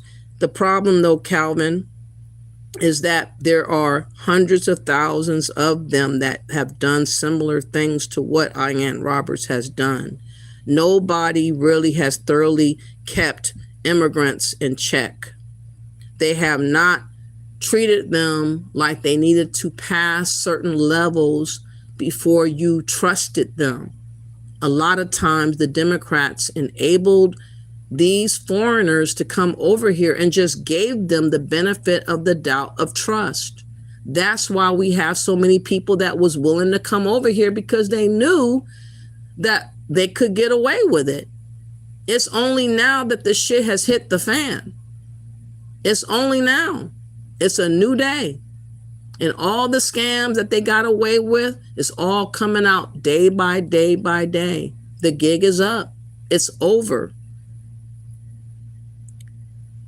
And you said, my bad, maybe I misunderstood you. You are absolutely correct. Okay. Cherry says, not like us, differently, don't look like us. Yeah, they don't look like us. You know, I don't have nothing against them. I just don't like the fact that they're trying to lie and trying to use blackness to, you know, confuse Black Americans on what we're supposed to be thinking we are. Calvin says, I'm white. Not that it matters. As far as I'm concerned, Black people are just Americans. Think about how big and diverse our country is. We're all different and we're all perfect. In my mind, it's spiritual. I'm glad you said that. That's exactly how I feel. I don't believe that every white person is a Ku Klux Klan member or racist. They show me, and then I believe it. When they say certain things, then I believe it. When they act a certain way, then I believe it. But I really don't think that Trump doing what he's doing right now with trying to get our country in order and trying to get rid of all the threats that have been allowed to enter in is racist. Anybody that has a functioning country that wants to keep their country functioning is going to want to respond in the way that he's doing. I'm pretty sure UK is going to follow suit on what America's doing, because they got a big problem over there too. It's gotten real bad. You said, in my mind, it's about being in rebellion to Jesus. Okay. And Leonard says they tried to take us out with the bush meat mafia. That's crazy work. All right. You said, what is this name? Okay. The author of the Grand Chessboard, Zigby Nui Brzezinski, something like that. All Americans are in this together. We got to be. You know, some of the problems that I have with FBA, some of the people that represents FBA, They don't want to seem like they are agreeing with anything pertaining to what white people say. And I think that's kind of silly. We're all Americans first, and you got to unite where you can unite with other Americans, you know, because if shit hits the fan, if a war breaks out or a tragedy happens, it's not going to matter if you white or black. It's just going to matter if you're an American. That's what's going to matter. And we got to get out of the thinking that, you know, it's us versus the white people of America. I don't think like that. It's us against people that don't love Americans. It's us against people that are not American, that come over here and siphon and, you know, take advantage and basically rob and steal from us as Americans. That's what we should be paying attention to and trying to make sure that we prevent and be on the side of every nationality of any race that is deemed American. You said in the Quran, chapter 929, AI Smart City says, proud Americans, please watch the movie Us. I have never seen it, but I need to go see it because that is definitely what I feel is happening. Brian says the U.S. does not have an official race for a reason, but the difference of ideas is what sets us apart. Calvin says, fight those who do not believe in Allah in the last day, nor comply with that Allah. And it's okay. I'm not what do you call it? I'm not a Muslim. I'm spiritual, but I'm not Muslim. If you want to be Muslim, you be Muslim. I'm not going to read anymore what you're talking on, actually. Yaru says, for the day of the Lord is approaching for all the nations, just as you have done, so it will be done unto you. Oh, Badada 5215, Tethers is wanting to replace us. They definitely do. People trying to be kings when they're just a pauper. Okay. Leonard says, trying to be like us, act like us, dress like us, ashes to ashes, dust to dust is sad. Enough is enough. The separation causes so much bullshit, Tony says. They didn't come over here to be a part of us. They came over here to take their piece of the pie and put a flag on top of it. That's what they came to go do. So unfortunately, I think you're misunderstanding what's really going on. You said, from a white person's perspective, I grew up idolizing black people. I didn't idolize Africans. Maybe Eddie Murphy and Coming to America was the closest I got. Okay. Why did you idolize black people? The Rock says, for black, they're going to have to sacrifice mightily, and a lot gotta have to pay the ultimate price like our ancestors, and that is making them shake in their boots. Exactly. I've been knowing that, because what we garnered over time had to be done in blood. It had to be wars. It had to be unalivings and hangings and shootings and jail time, burning of Wall Street, you know, all kinds of atrocities happened to us to get what we got. But it's called sacrifice and it's called bloodshed. And unfortunately, many of these foreigners don't want to do the sacrifice that is needed to change things in their own home country. They want to go where the sacrifices have already been done. And they just want to waltz on in and say, here I am. Where's my chance to be able to become you? That's not good for a country to maintain that mentality of allowing foreigners to just come over and get handed rights and privileges that they did not earn. That is not fair. That's not even righteous. You said, well, they lost on Japor DY. I don't know what that is. Okay, you said, as far as I'm concerned, we're family, not perfect. We haven't always treated our family correctly, but we love each other. I think that what we're going through right now is going to bring us closer. I think that it will wake us up. In fact, let me play something that Well, you know what? I'm going to go to the lady that I'm going to talk about because I was about to forget about her. Calm voice, urgent, but not over the top. Thank you for that. Nicki Minaj going on with Erica Kirk really did something. Man, that was so embarrassing what Nicki Minaj did. It was very embarrassing. She did it for a citizenship, and she's not legit to me. I think that she is a coon. I think that she's for sale. I think she's trying to sell out her soul any way she can. And I don't have respect for somebody like her, to be honest. Even though she did it for Trump, she just went too far. She went too far, bringing up Black women, being jealous of white women's beauty and all that kind of stuff. Again, using the Black card, trying to insert us into the bullshit that she made up. You know, she could have just said all women are beautiful in their own way. All girls should find their beauty and find their strength in their way. Bringing up Black people are somehow jealous of white women, beauty and all that. That just was, it was coward. She was a coward to even do that. That was a bitch ass maneuver. Yeah, Nicki Minaj is definitely an immigrant herself. She sold out. She needs to go back. Exactly. She's the one that sold out the immigrant plight. She is an immigrant herself. She should have, you know, the balls or the courage to try to represent for herself and for other immigrants as far as, you know, what they got going on. But she does not see herself as being them because she's rich. She sees herself as being an elitist. And she is letting it be known, I lead by my money. I lead by my influence. You said breaking news. President Trump announced Christmas Day military strikes in Nigeria? Whoa, you got to be kidding me. Uh-oh. Oh, no, let me see. Oh, my God. Nigeria. Let me see. Strikes. You saying he did it today? Oh, wow. Hold on. Oh, wow. Oh, no. Hold on. Hell no.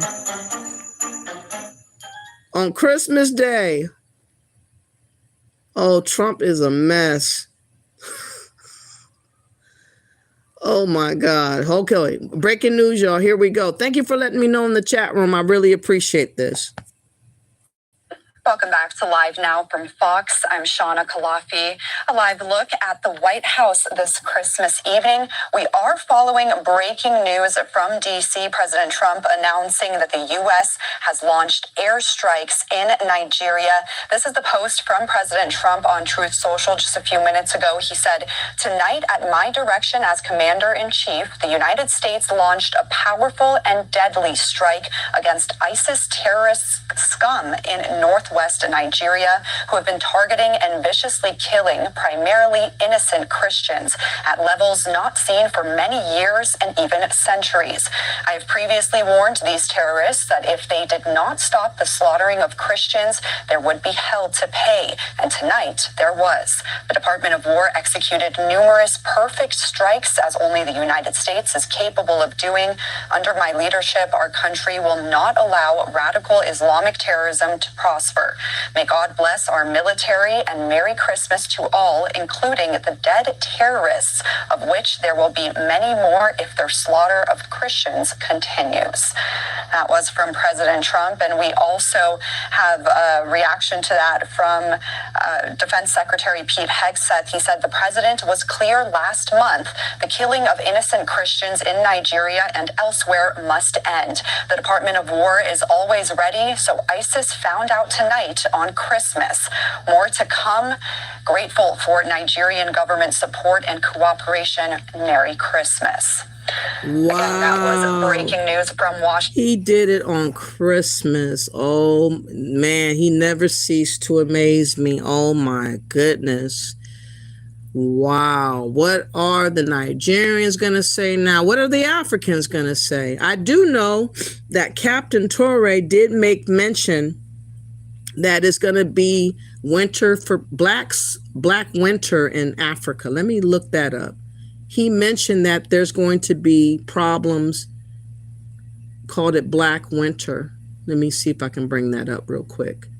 But no, I shouldn't be surprised by Trump, because he does the unexpected all the time. But wow, what are the Africans going to say about that? What are y'all going to say about that? What are y'all going to do about that? How do y'all feel about that? I can't say I have really much of an opinion, to be honest. I really don't have an opinion. I know that they're sovereign supposedly and all that, but they don't act like they are sovereign at times. They don't act like they're legitimately a government a lot of times. They don't even make a splash for us to even pay attention to. So maybe this will wake them the fuck up. I want to warn Africa of a coming black winter. A cold, bloody, murderous winter. This was Captain Ibrahim Traoré of Burkina Faso. In a stark address after the Sahel summit, he said, "The AES alliance was formed to light a fire of unity and build mountains of defense against this coming storm." But he warned that some Africans are watering down our fire and breaking our stones, undermining the very unity needed to survive. He pointed to media figures spreading hate and leaders ignoring the danger. "Why do we blacks cultivate hatred among ourselves?" he asked. "Some love being colonist slaves." His message was a chilling prophecy and a call to awaken. The choice, he said, is clear. Unite now against imperialism, or face a chaos where survivors will have only two options: unite forever or disappear. I want to warn Africa of a coming... Okay, so that is his message he gave about a day or two ago, in French, though. So this person is reenacting what he supposedly said in French.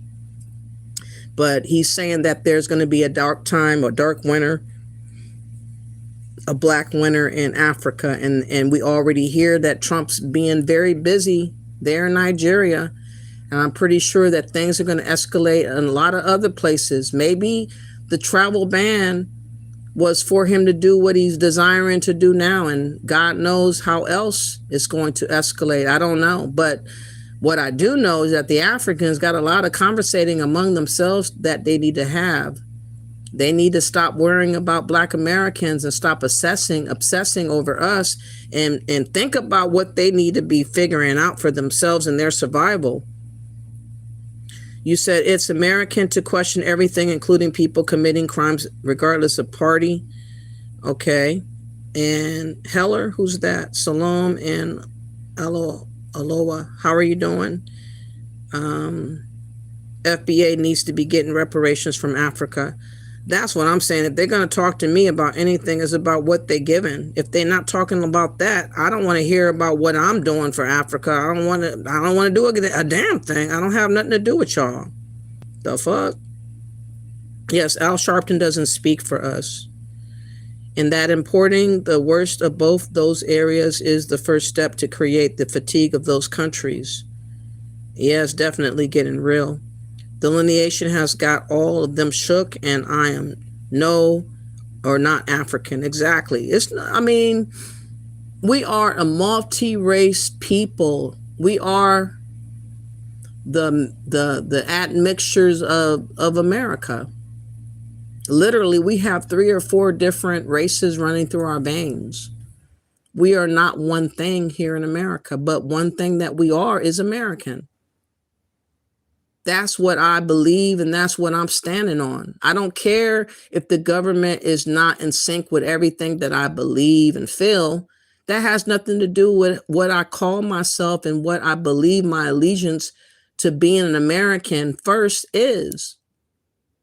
I cannot dictate to Trump to stop or whatever. I'm not putting myself out there to be a sacrifice for anybody. I'm sorry. Y'all got to get it in the mud your own self.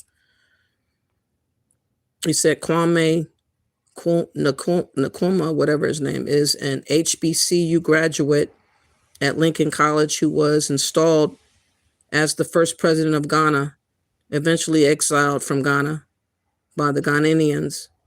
He fled and exiled and died in Romania. Is that right? Wow. See, I never even heard that before.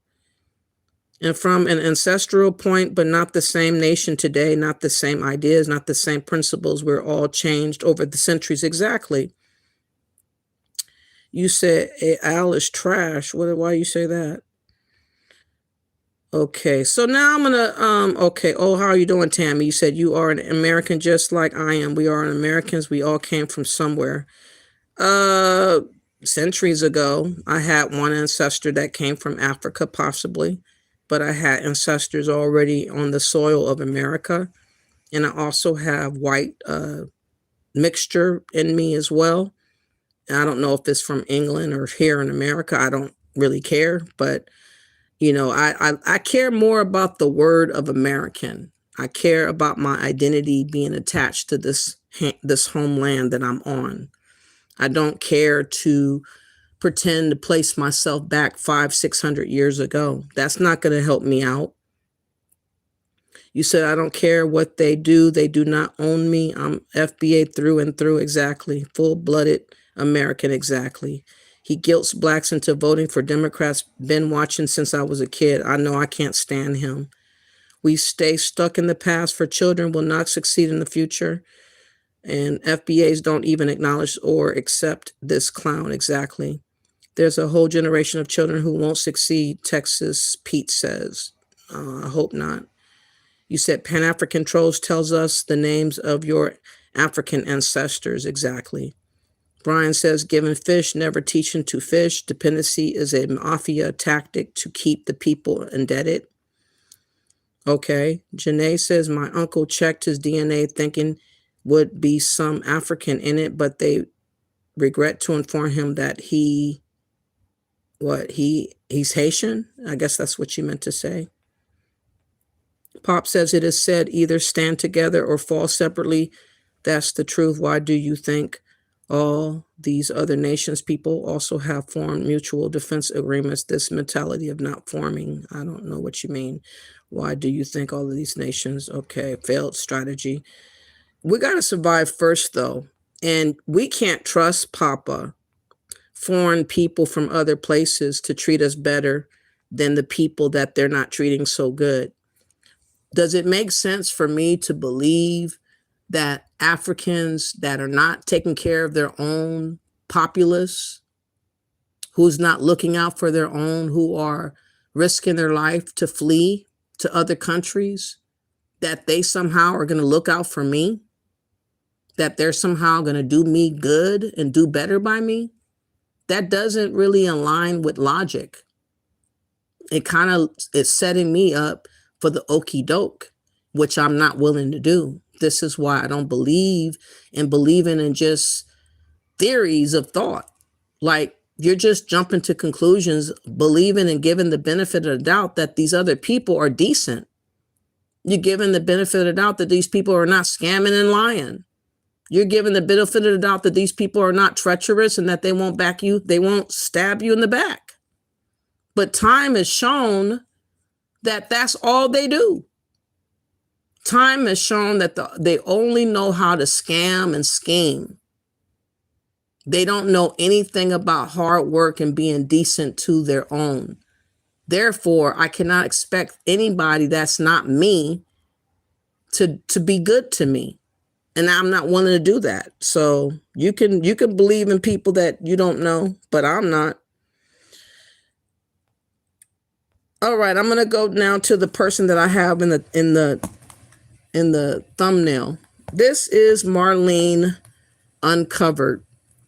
She is an African, I believe, from Ivory Coast.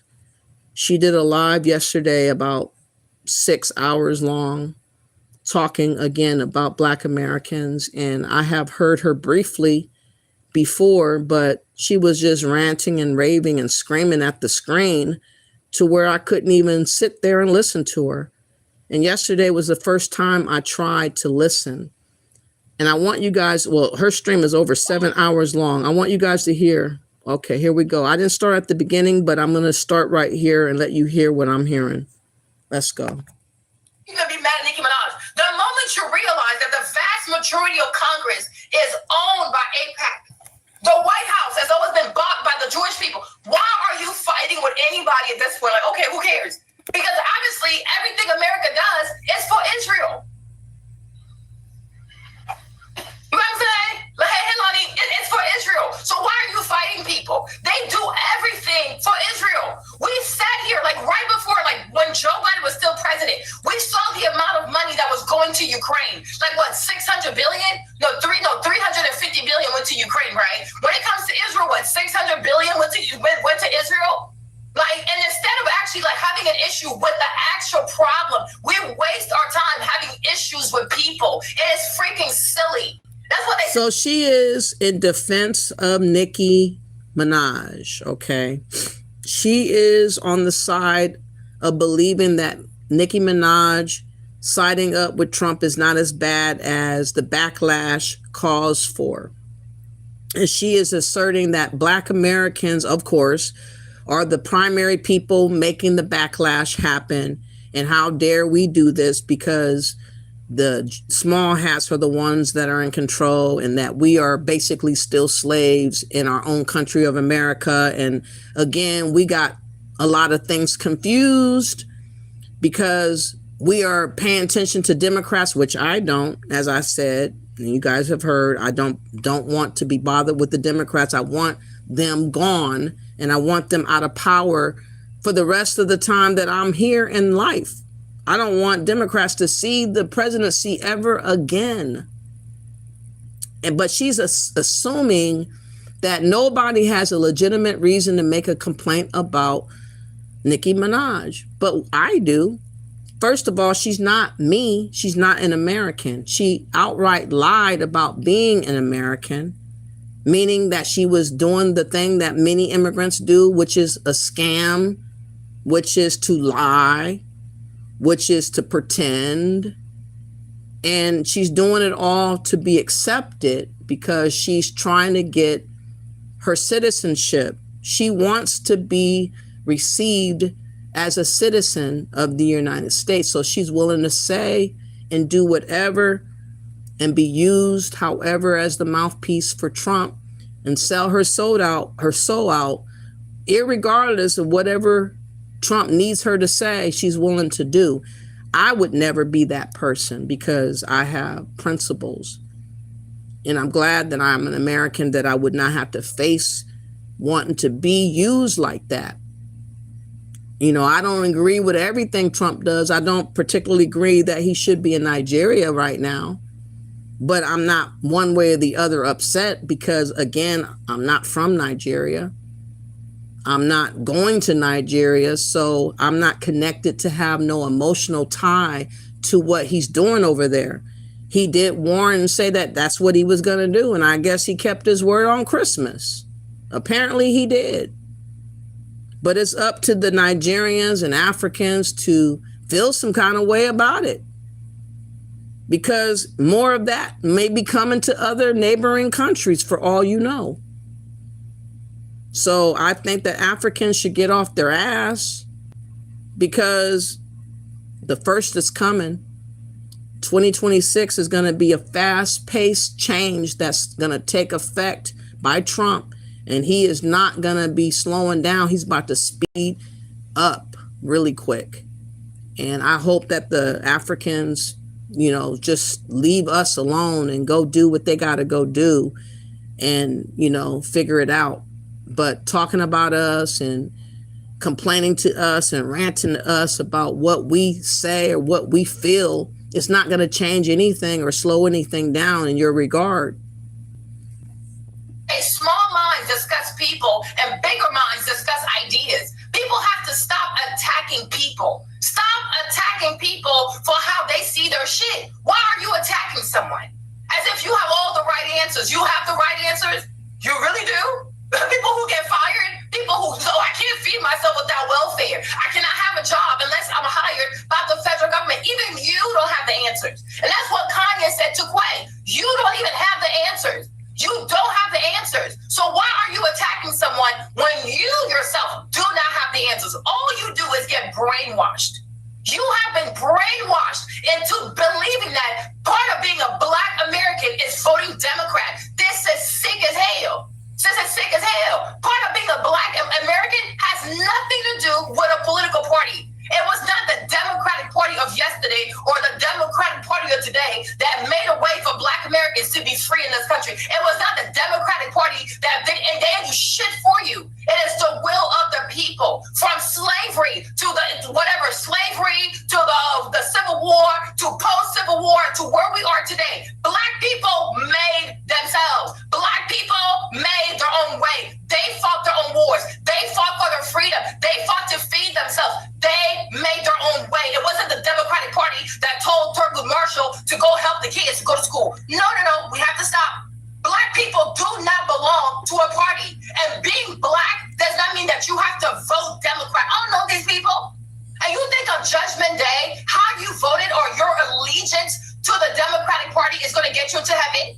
Like this shit, I'm like, I swear, this politics stuff for so many Black people, it has turned into an idol. It truly has turned into an idol. The way you fight for that party, the way you cut off relationships with that party, the way you stop talking to your friends, it is fucking weird. It is so fucking weird, and it's actually really, really hurtful. You can know someone for years. You could have gone to middle school. I had a friend like that. I was so fucking hurt. You go to middle school with someone, you go to school with someone for like almost all of your life, but because of Kamala Harris, you're gonna stop being friends with someone, you fucking weirdo? Give me back my friendship.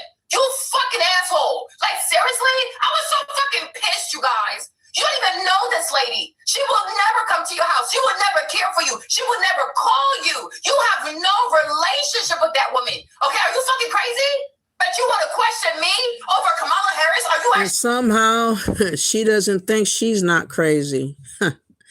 This ranting of hers, I can't even talk like she's talking. My voice is still hoarse from my cold, but even if I tried, I could not be doing all this talking nonstop without a breath. My God. Nonstop without a breath. Again, she got bigger fish to fry.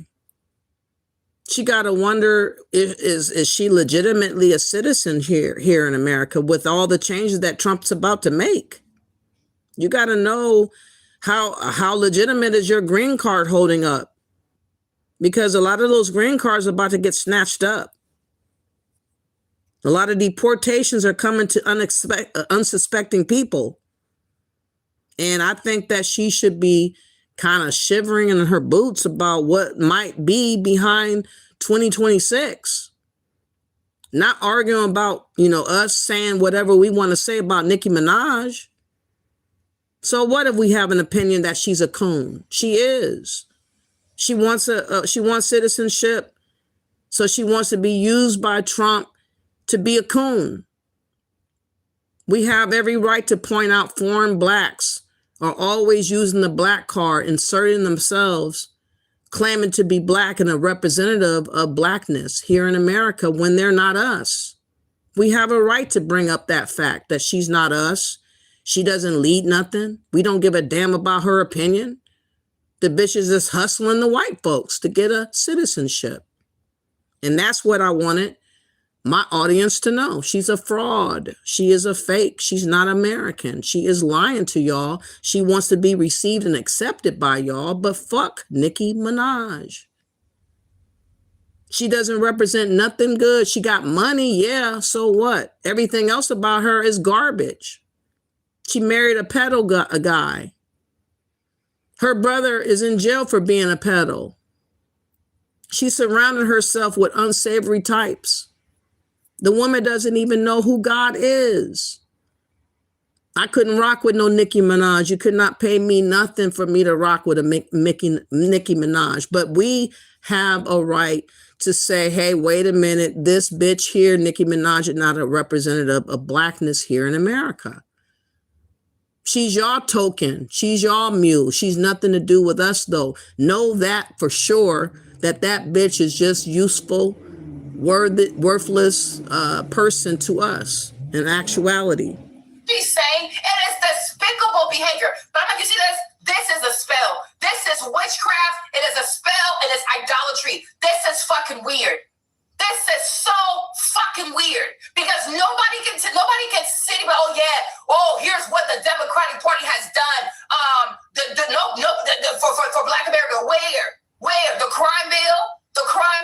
Is it even normal to be so elated waiting to vote for a man who wrote the crime bill to be your president, it is fucking witchcraft.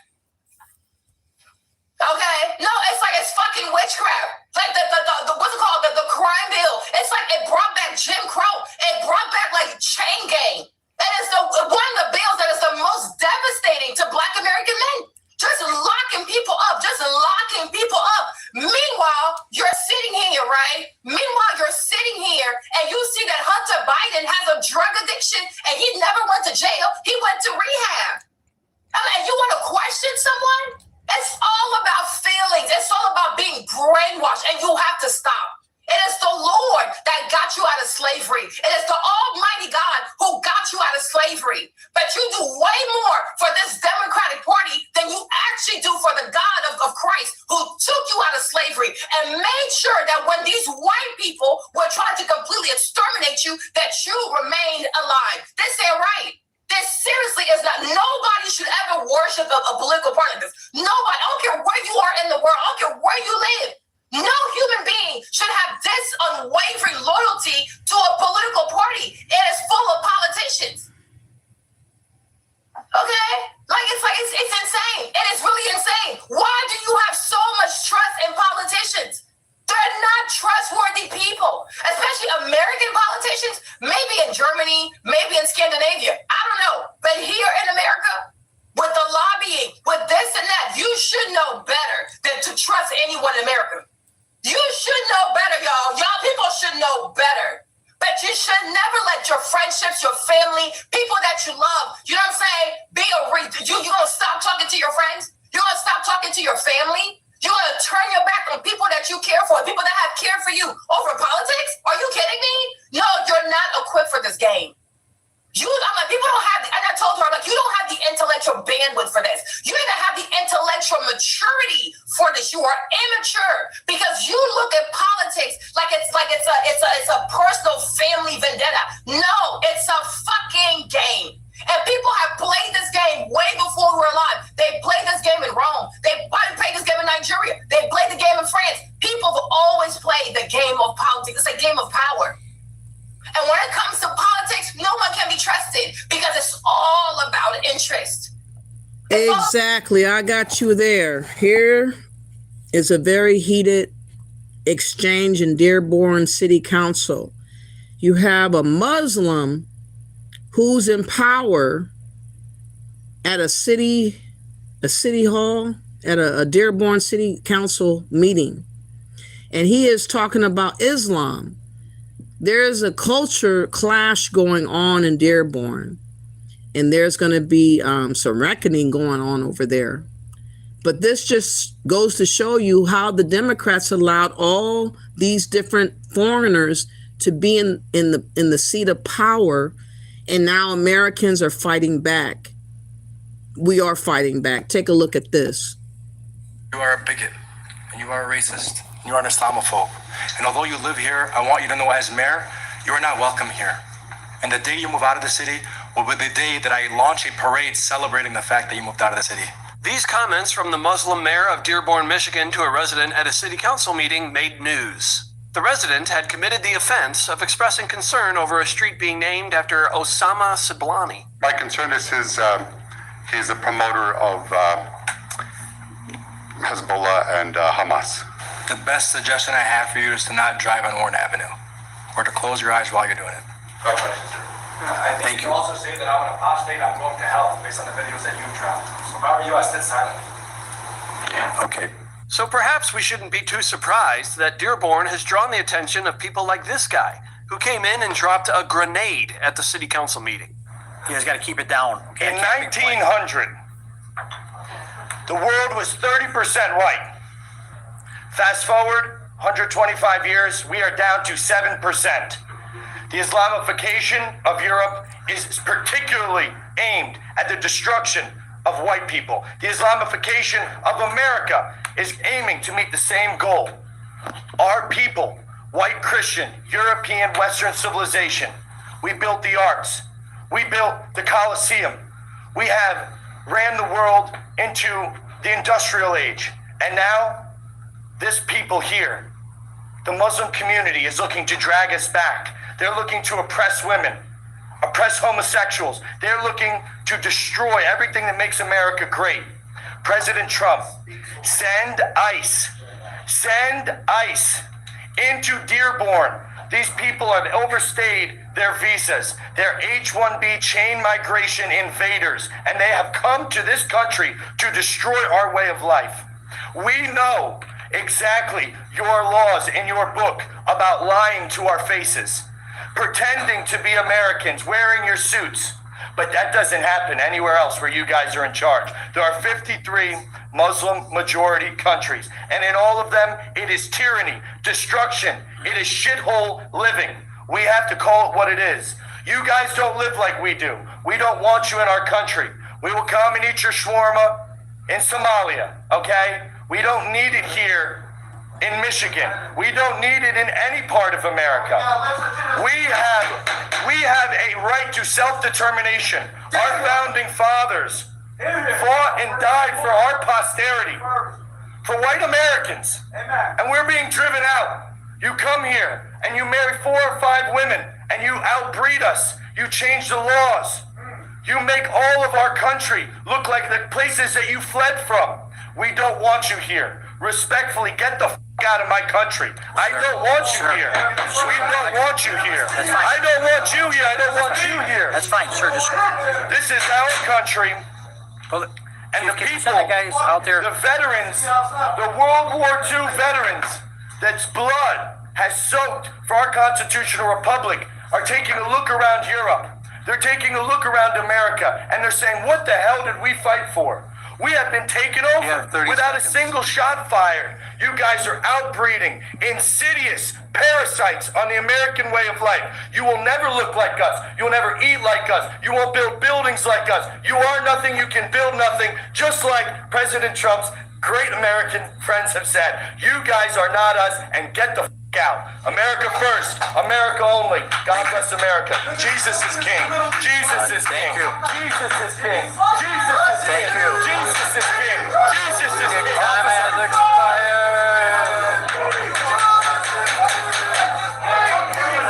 Order in the chambers. Order in the chambers. It's about to pick up, y'all. I just wanted to show you what's really happening. The takeover of foreigners was happening by the Democrats. They allowed all these foreigners to be in place of power, mayors, the what do you call it, the council, legislation, governors, the Senate, all over the place, foreigners all over the place. And now we're fighting back. And we still have this African woman who thinks that we all are confused about what the hell is going on. The only confusion that I see that she really has is the fact that she's not American. This is not her country. This is not your land. You're talking as if you belong just like we do. You have a home, though, in Ivory Coast.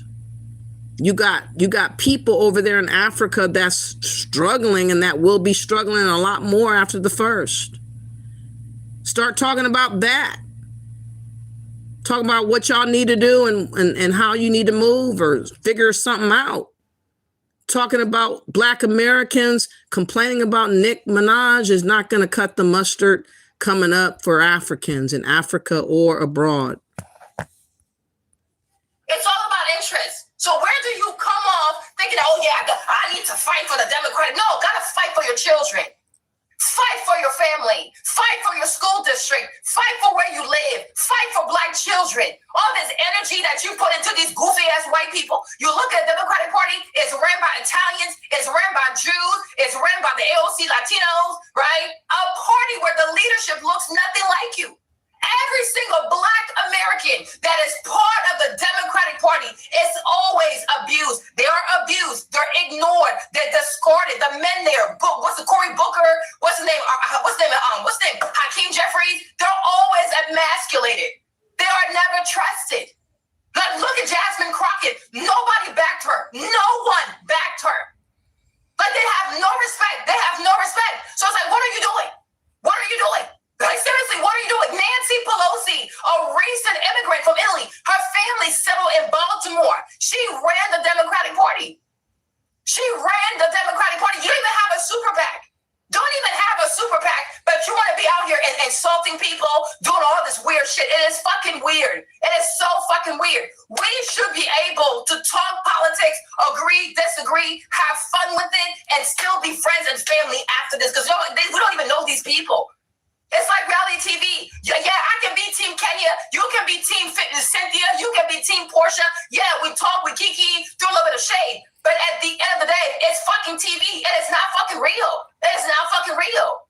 It's just like Love Island. It is not real. It's not real. If these people had to meet in the real life, in real world with real consequences, their job, career, paying bills and shit like that, most of these people would not have picked each other.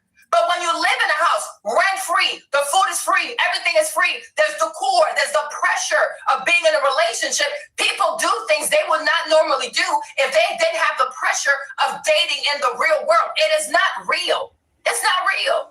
You have to learn to engage with shit and not take it so fucking seriously. It is not fucking real. It's not fucking real. And you should be able to criticize both parties.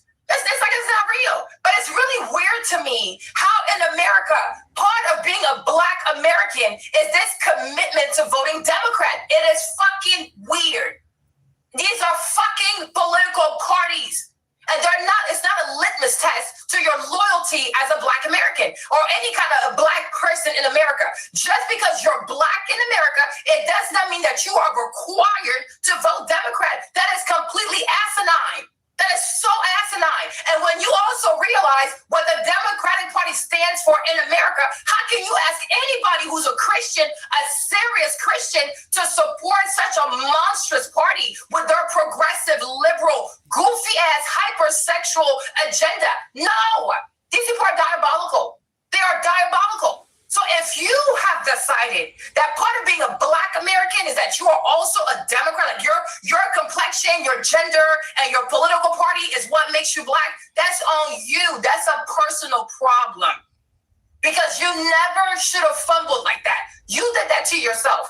Because if your Blackness is intertwined with a political party, you're fucking weird. You are fucking weird. Because if your Blackness is not intertwined with, oh, I'm a child of God. Oh, I volunteer. I help Black children. Oh, I have a reading club for Black children. I support Black families in marriage. I counsel Black families in marriage. I'm helping young Black men in prison to see the errors of their ways. So those that can't come out, when they do come out, gonna be better people. No, your Blackness is intertwined with a political party that's actually a business. Do you know that the DNC is a business? Do you know that the DNC has articles of incorporation? Do you know they can do whatever they want to do? You out here treating these people like they're doing the work of Christ. I mean, she has a nice voice. Her voice is strong and long. This live is 7 hours long, y'all. Let me see. It is 7 hours and 45 minutes, and this is a short live.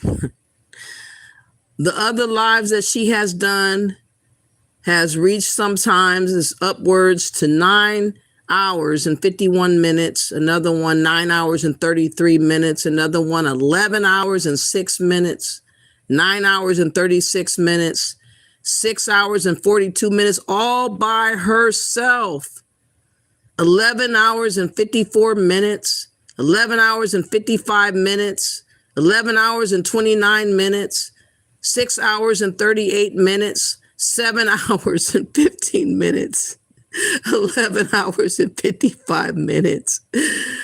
Oh my God, 9 hours and 36 minutes, 9 hours and 18 minutes. 11 hours and 54 minutes, 7 hours and 18 minutes. And it goes on and on and on and on. Lady, Marlene Uncensored, really, you need to use this skill towards what is coming to Africa. That's all I'm saying.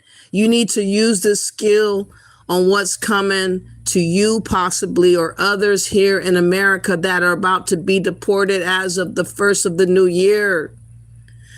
This ranting about the Democrats, I wish I had that ability, to be honest. I'm glad that I played that clip perfectly to showcase how I feel, which is pretty much very similar to you, even though we're not the same. But I really hate the Democrats. I loathe them.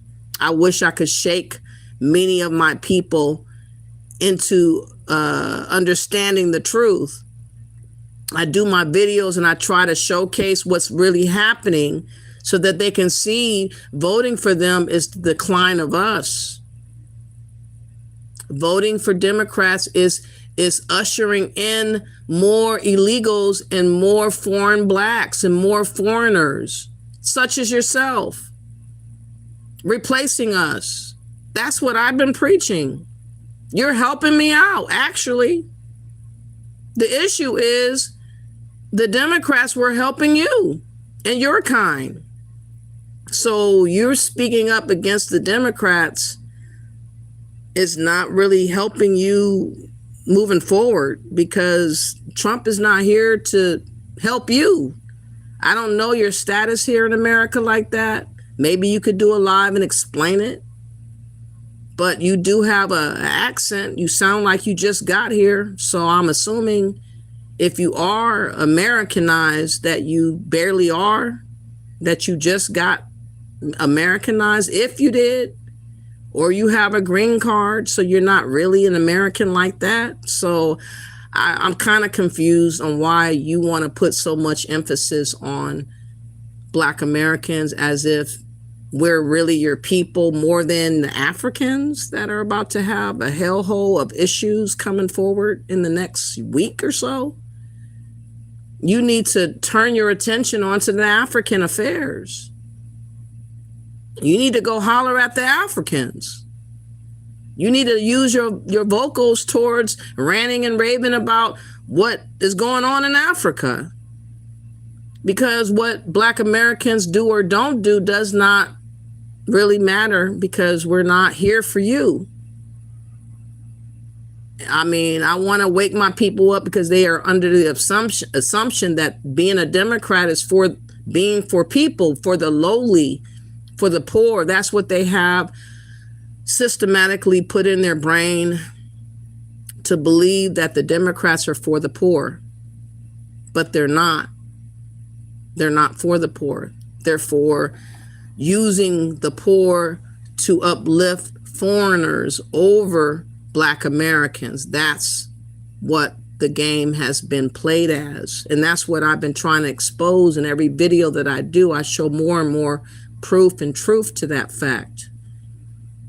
But I am an American, and I don't know why you're so gung-ho over being for Trump when Trump is not for illegals or for immigrants. He's not for you like that. So it is kind of wasted energy and wasted strategy to help out your own people there in Africa. Let me see what you guys have to say in the chat room. I want to know what you guys feel like she has to say so far. I'm not going to say that what she said was wrong, because it's actually on that part that I played was right. But a lot of the stuff that she assumed was kind of a stretch. She is assuming that all of us are Democrats, and I'm not. I haven't been a Democrat for a very, very long time, actually. I am an independent, for those that don't know. And I happened to vote for Trump this time because of the immigration issue, because I didn't want to see America given over to foreigners. That's why I voted for Trump. But I don't trust everything that Trump does. I'm kind of uncomfortable what he has in store coming up for the new year for Black Americans, truth be told. But I really felt that Kamala Harris really would have did us more dirtier. So I kind of picked the lesser of evil. That's why I chose Trump. AI Smart City says, Also note on panels online, I go by the names, the man in the high castle and Reverend Green. Okay. And what is this? Dali? You said, I wish South Africa can wake up like you guys. We experience same things. Once country progress, they claim the country. You're right about that. We do have a lot in common with South Africans. I find that South Africans tend to stay in their home country. They don't really go out in other countries and be a bother or be a burden in other countries like that. They stay home. And they have to deal with all the different foreigners that come to South Africa, like Nigerians and stuff. I feel sorry for y'all because y'all kind of going through what we go through, to be honest. And you guys have kind of similar name callings that come to y'all like us. They say we're xenophobic because they want us to accept being taken over by foreigners. And it's like, no, I'm not happy that people, random foreigners from other places come over here trying to rule over me. The fuck? Y'all Rue says, cool, I'll keep that in mind. You be on it, my brother. Okay. American is my ethnicity. Black is my race. And foundational is my lineage. AI Smart City says, yup. That's why it's not ready out loud the Quran. It's bait. Yeah, I'm not going to read out loud the Quran like that. And Abdullah Joseph says, we know not where we came nor we go. Yes, I know exactly where I came from. You speak your own truth, Abdullah Joseph. I'm not even going to read that mess. I know where I come from. I come from America. I'm not going to strip away my Americanness because it makes you uncomfortable. More than likely, you are a foreigner trying to convince me that I'm a foreigner too. And I'm not going for that bullshit. Yes, exactly. Tether alert. My boy, President Trump, is keeping it real. He is definitely keeping it real. What I will say, Trump is definitely not a liar. He's not a bullshitter. He does not conceal what he has in store to do. He will let you know right before he does it. He gives you a fair warning. I mean, that's why I'm like, damn, he said it like a month and a half ago that he was going to go into Nigeria, and he did it on Christmas Day. Like, God damn. Wow, Trump is crazy. You said, but Caucasian blacks are blacks, doesn't matter where you are located based on skin color, birth. You like Caucasian birth code, Chinese and non-gunning, but these look like, okay, I think I know what you mean by the color there. I forgot what, okay. Trump says what he says and do what he do. Exactly, that's what I respect Trump for. He does not say one thing and do another. That's what Democrats do. Democrats say one thing, oh, unity and we care and all this civil rights stuff, and then they swap and switch and do and bolster other groups of people over the people that voted them in. They disrespect the Black Americans that vote them in by handpicking other foreigners over them and making them have statuses over the Black American in America. That is some bullshit. Time's up, Pan-Africans, you next. Exactly. I want them to be labeled a hate group because they need to be. Yes, don't F with Trump. I heard that. Red man. Oh, Red Mendoza. How you doing, Humberto Perez? How are you doing? You said, even today, America's still moving away from Africa. Ireland's, you see, crackdown. Al-Qaeda, Bullen or whatever, moving piece called America at long run sink. I don't understand. As we speak, Africa is cracking again, and watch after crack. The piece is going to give a name. Trump will deport sleazy Minaj. That would be funny if he went after all she called herself doing and deported her ass. My God, I would have a good laugh if he did that. They are new in this world. They didn't have start. Solution was to take what already created. That's how they are programmed, not to start their own. Exactly. They don't believe in putting in the sacrifice. A lot of immigrants, they don't want to put in the sacrifice. And you said, I'm putting cases on all you tethers. Alligator, Alcazaz, Sandal program, tether, ICE training day. Wow. The green car's gonna become paperweights. Oh my God. You said Black Sea pyramid structure is same triangle structure. Don't care about design. What are you talking about? You okay? I don't know what you mean by that. Ohio got the same thing going on like Dearborn. Oh yeah. Oh my God. What part of Ohio? AI smart cities. Let me know. I'll look it up. Jake is capping like it's 6% now globally. Jesus loves us. Yes, indeed. Jake is fruity as a bowl of Skittles. Who is Jake? Yeah, who is Jake? He is hella zesty. Oh, wow. What's the verdict on American from the World Court? I don't know.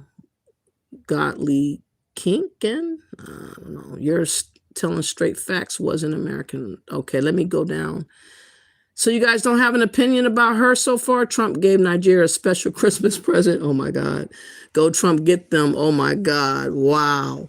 So you guys have no qualms whatsoever about him doing that. Oh my God. I wonder what the Nigerians going to say. I wonder what the Africans going to say. Are they going to say anything? And of course, the Pan-Africans. What y'all got to say about that? Now, I'm going to play a little bit more of what she has to say. I'm going to fast forward it because she kept going and we kind of got a back and forth later in the live. This live is way too long to play, but I'm going to play a couple of more times. Political party. The same thing goes for the Republican Party. The same thing goes for libertarians. You can go wherever you want. And that's the beauty about living in a first world country, that you have the right to explore ideas. You have the right to explore political ideologies. You have the right to explore. When I was younger, if you had met the younger me, I was more of a socialist. Because in my head, it made sense. Oh yeah, let's share. Let's make sure everybody has enough. Today I'm 40 years old, but now fuck that shit. Fuck that shit. People change. People evolve. Why are you so hell bent on keeping people the same? Why is it that to be black in America or to prove your loyalty, I don't know why, because I don't know why, but whatever. If you're a black immigrant and you have to prove your loyalty to black Americans, you must vote Democrat. I don't have to vote Democrat. My loyalty to black America is the fact that, you know what? I need to do things that do not hurt black Americans. That's what loyalty is. When you're loyal to someone, you do everything in your power to not bring harm to people. So you might not know what brings you harm, but Marla, yeah, this right here, this ain't safe. This is not safe. Kevin is here. Lonnie's here. Way before the election, I said all this stuff about the immigrant people is going to be a problem. All this stuff about the American people, the immigrant is going to be a problem for Black America. When Jasmine Crockett was sitting here trying to boast about immigration, I said immigration has never helped Black Americans. What? That's very interesting that you said that, because I do have a video that I want to play about immigration being a problem for Black people, and I wanted to play that. But it's really ironic you said that. You're actually speaking facts. I don't understand why you are on the side of Trump. I'm really confused because, as far as I can tell, he's not on the side of you. I don't know how strong your status here is in America, but if you're okay with what he's doing to immigrants and you don't think it's a big deal, okay. I mean, I don't hate nothing about you. I just think that you are putting your energy in the wrong place in actuality. But here's an older video, and it's talking about the issues that Black Americans are having with immigration. And this is what I want Black Americans that are Democrats to understand, how voting for Democrats is producing a significant struggle for us. is changing the meaning of the historical struggle of us. And Black immigrants are used to undermine our plight because they're basically taking over our narrative for their plight. That's what they've been doing. That's what the Democrats have allowed them to do. And this is what an old video of a smart man that broke it down explained.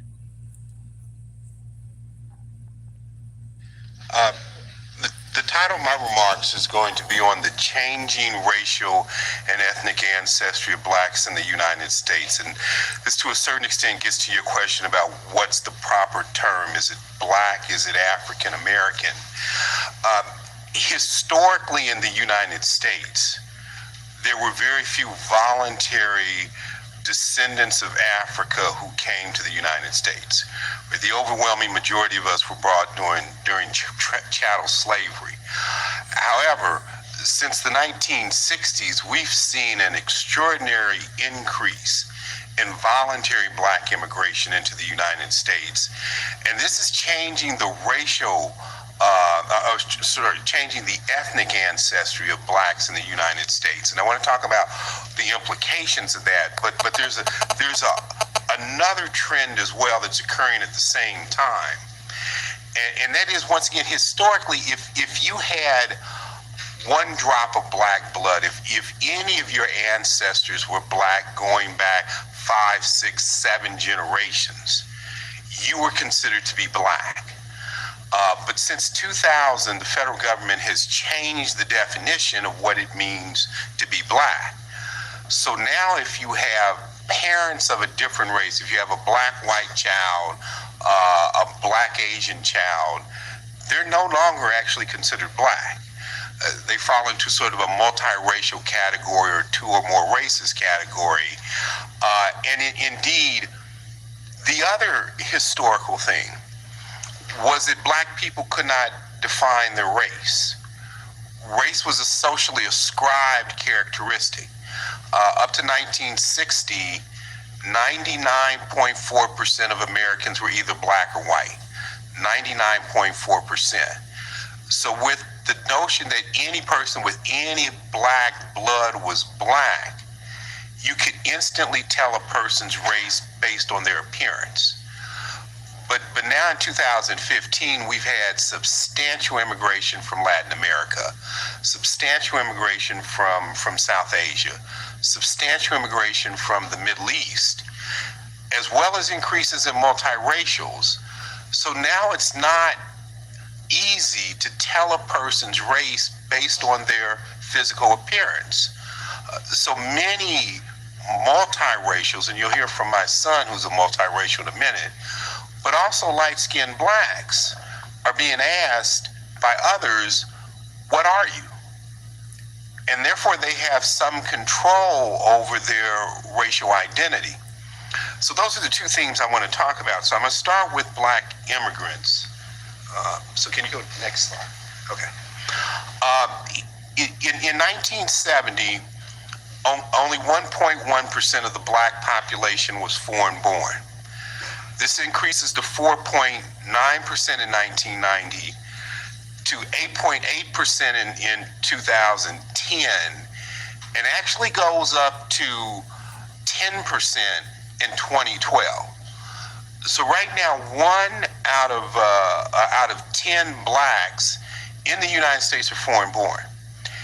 Indeed, if you just go to New York, a majority of the blacks you see in New York City are actually foreign-born. So you're not actually interacting with African Americans. You're interacting with Nigerians, with Ghanaians, with Jamaicans, with Dominicans. And we're seeing substantial increases, too, in black multiracials. That is, blacks with a non-black parent, black-white parentage, black-Asian parentage. Those percentages are set to increase by 80% between 2010 and 2020. So can we go to the next slide? Okay. Here's one of the things that's happening. So if you think about Dr. M. Becker, one of the things Dr. M. Becker thought could lead to an end of untouchability was intercaste marriage. we're now seeing substantial interracial marriage among the Black/African American population in the United States. So you can see here in 1970, of all blacks who were married. I thought he was going to be more on, hold on, maybe he's just talking about the makeup of blackness or the coloration of blackness. He's not really talking about like what I had thought. I think, oh, here's a better video. Hold on. Roy Beck, he's talking about the impact of U.S. immigration policy on Black Americans. I'll play this one instead. I don't care about the makeup of the color of blackness, but it is changing and it's being done on purpose. And also the Democrats are trying to label everybody black. And they're trying to keep us from having our own identity. They wanted us to stay in the African American category where everybody can leech off of that term and kind of like erase us from being counted or acknowledged. So this is why the delineation is very important for us to do so that we don't stay stagnant and stuck where any immigrant comes and leeches off of the term of African American, because they're not us. But that is the game and the gimmick, the con game of the Democrats and Pan-Africans to try to keep us stagnatedly called African American.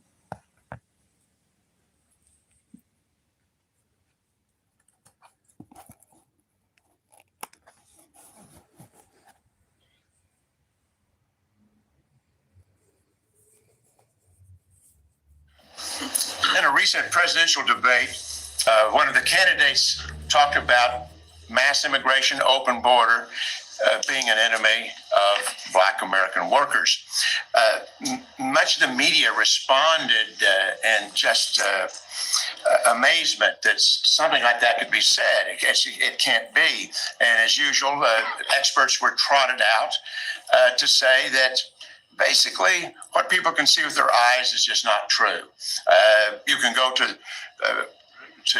impoverished communities in South Chicago and various Black communities, urban communities around the country, and you look at what's happening there, and basically the experts say, yes, but our econometric studies show us that that's not true. Your eyes are lying. You have lying eyes. This has been going on for decades in terms of ignoring what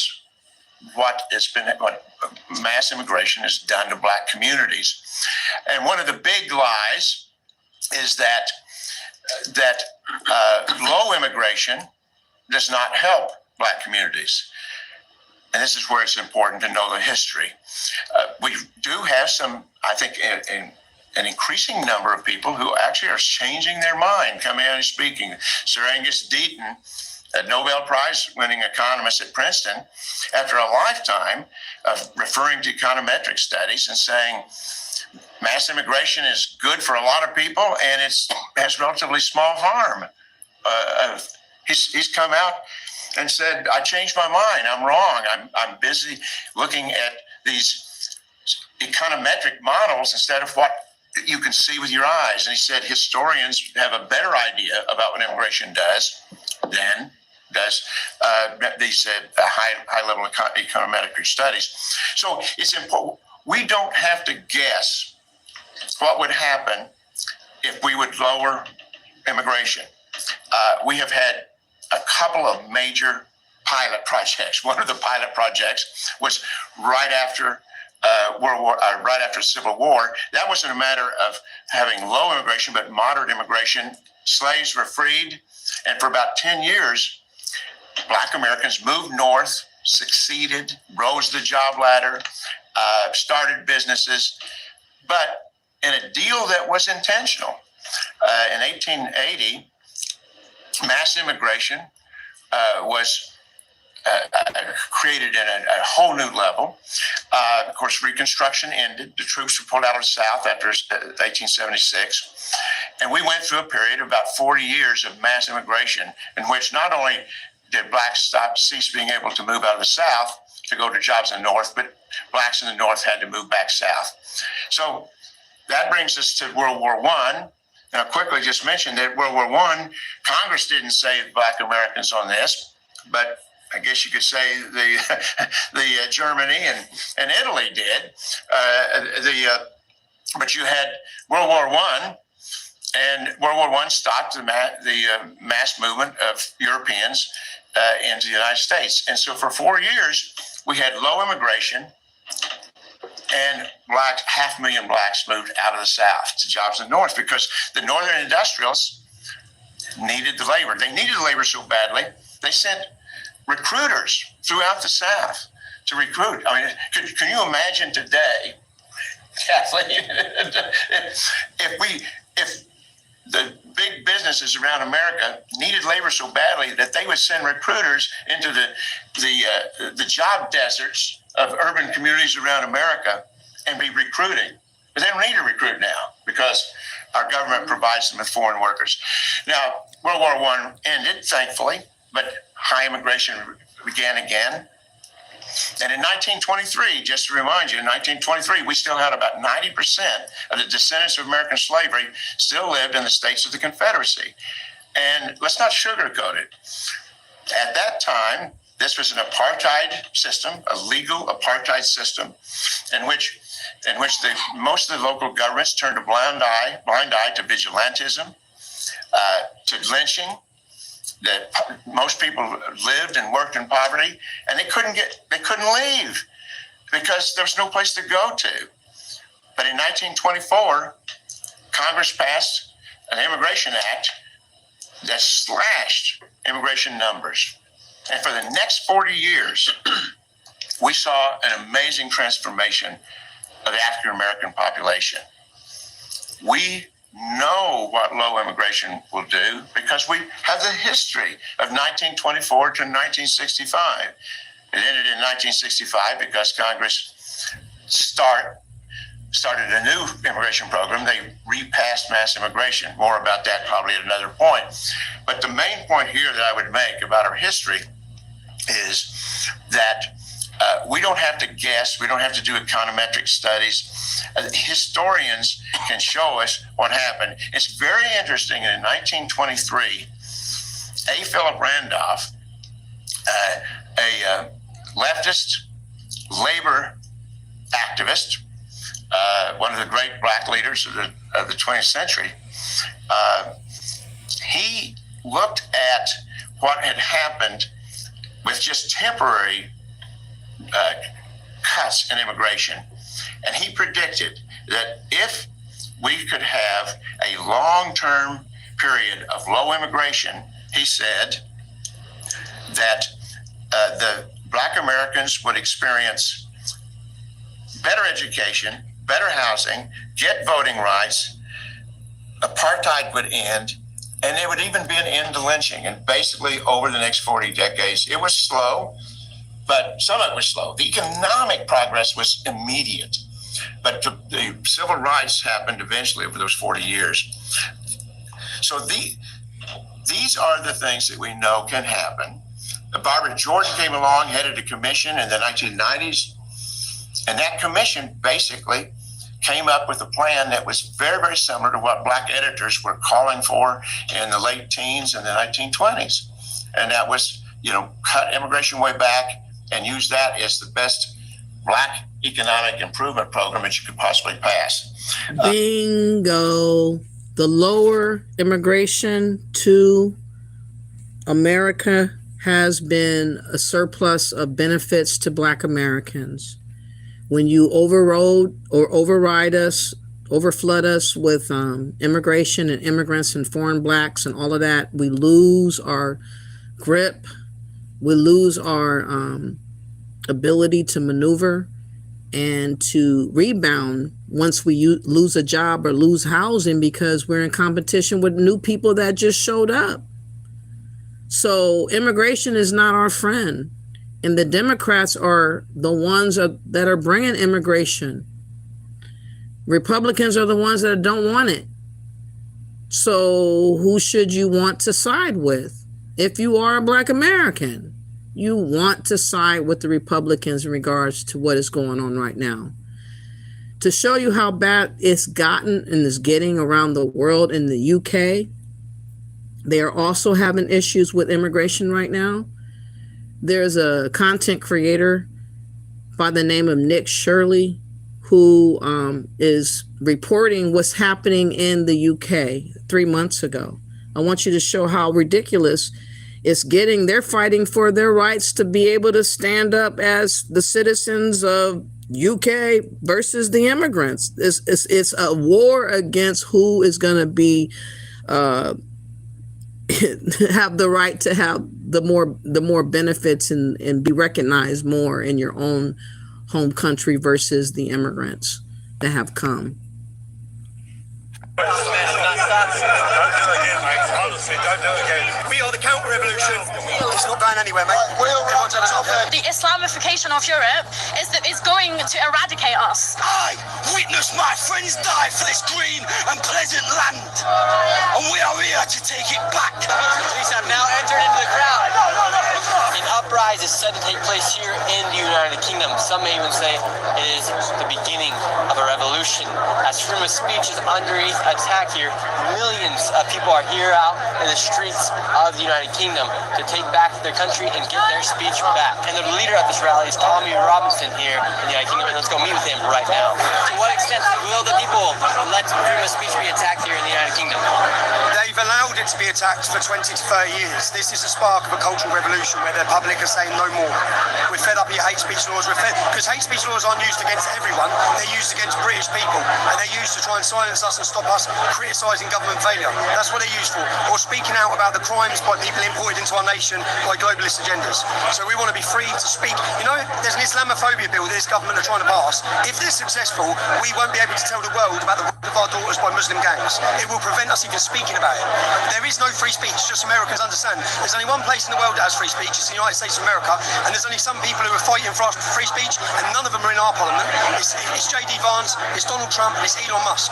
They are fighting for our freedom. When you voted for Donald Trump's election, you didn't vote to save America, you voted to save the West. We only have a fighting chance, and you know, hope is contagious. What you're going to see today is going to instill hope across every European citizen. We're under attack, Christianity's under attack, we're being replaced, and we're being made to shut up whilst it happens. This will go down as one of the largest rallies in the history of the United Kingdom, potentially the largest. Yes, and just a few days ago was the assassination of Charlie Kirk. What you guys are doing here is going to open the mic of millions of people, not only here. Charlie Kirk said, follow courage, and he has inspired a generation, and in his death, he is going to continue to inspire a generation. You will see a beautiful moment today where we honour his life. You have people coming from all over the world here today, and you have quite literally millions of people here on the streets of London. The streets are completely filled. Do you guys feel like freedom of speech is underneath attack here? Yes, I think we should be able to have freedom of speech without being called racist at the end of the day. And what will happen if you guys do not get your freedom of speech back? If you guys cannot just post on Instagram? That'll never happen. We'll always have freedom of speech. Look at today. Look at today. You're never going to stop us. Freedom of speech. Let it happen. But if we do, we'll turn into a communist country. And are you guys ready to start a revolt and to start a war if necessary? The revolution has already begun. So you would say that the revolt, the revolution has already begun? The moment Charlie Kirk died, 2 days ago, the revolution began on that day. As Nick Tenconi said, they'll be met with true Christian courage. The freedom of speech means that other people that you don't agree with, you might not like what they say, but they have the right to say it. And is that not happening here? Well, they're arresting about 30 people a day for tweets, apparently. In the UK, you get police turning up at people's doors. I was at a trial with Graham Linehan, but as he arrived in London from Arizona, he was arrested at the airport by 5 armed police officers, okay? And that was for 3 tweets that he made online. In what ways has your freedom of speech been taken away from Keir Starmer and the government here? There's no free speech in the UK. Someone was arrested the other day for calling someone a muppet. So you Google it now, UK police muppet arrest, and because they found it offensive, the police acted on that and arrested him for it. So you can quite literally just get arrested for saying something offensive? Yeah, anything. If I said your shirt was ugly, you look like crap, and you smell like poo. You got ginger hair, you got no soul. They can arrest you for it. Do you think freedom of speech is underneath attack here? Oh, for sure. In the United Kingdom, I think the problem we have in the United States is you have the freedom of speech, but if you killed whoever killed him, referring to Charlie Kirk, apparently a large percentage of the country will celebrate it. Here they don't have the freedom of speech. In the United States we do, and they're killing people because of it. And here they're wishing they had that same freedom that we have. Oh, for sure, they're envious. It's a slippery slope out here when you apply these qualifiers to freedom of speech, right? Because they have Article 10, but they have all these, breach of peace, hate speech, all these things that qualify and limit your ability to actually freely speak. And is your freedom of speech and is your voice underneath attack right now? Yes, it is. I've been banned from all social medias pretty much apart from X. How angry are you currently at the current government and Keir Starmer? The government under Keir Starmer, it's just a complete joke. And you think Western civilization is at threat due to the rise of Islam here in... Right, okay, so I don't know if anyone recognizes me, but I am in the adult entertainment industry, but I seem to be the only person that realizes that the Islamification of Europe is going to eradicate us. The last few weeks, the last few days has shown me that we're at a turning point, and that's what people are saying, that there seems to be a glimmer of hope now, that people are starting to wake up. Awake is the new woke. Don't be woke, be awake, and people are waking up. You think we have millions of people out here today? Yeah, well, they were originally going to be about 1 million, but they're now saying it's going to be 3 million, something like that, bro. So we're all here, we're all united. Okay, well, I did not understand that they didn't have free speech, but I think it's connected to them not being able to complain about all the foreigners coming in with Islam and all the other things that are coming in.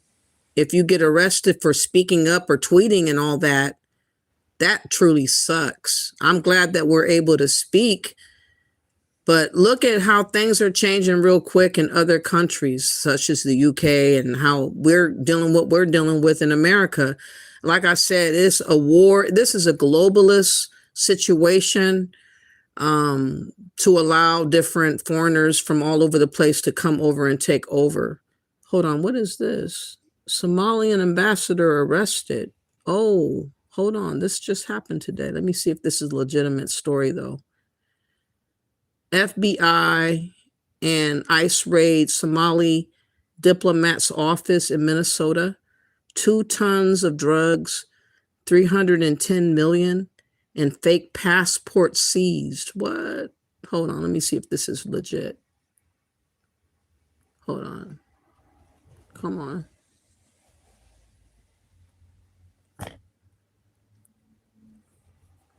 Please hit the like button, by the way. I would greatly appreciate that. We're here on West Junior. DPS is blocking this entrance right now. There is a lot of FBI activity. We see people in their FBI jackets walking in and out of the home. I'm just going to step aside here. At an illegal immigrant processing center in Broadville, Illinois.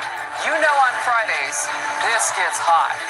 Let's go straight to Garrett Tenney on the ground now. 4:12 a.m. Minneapolis, Minnesota.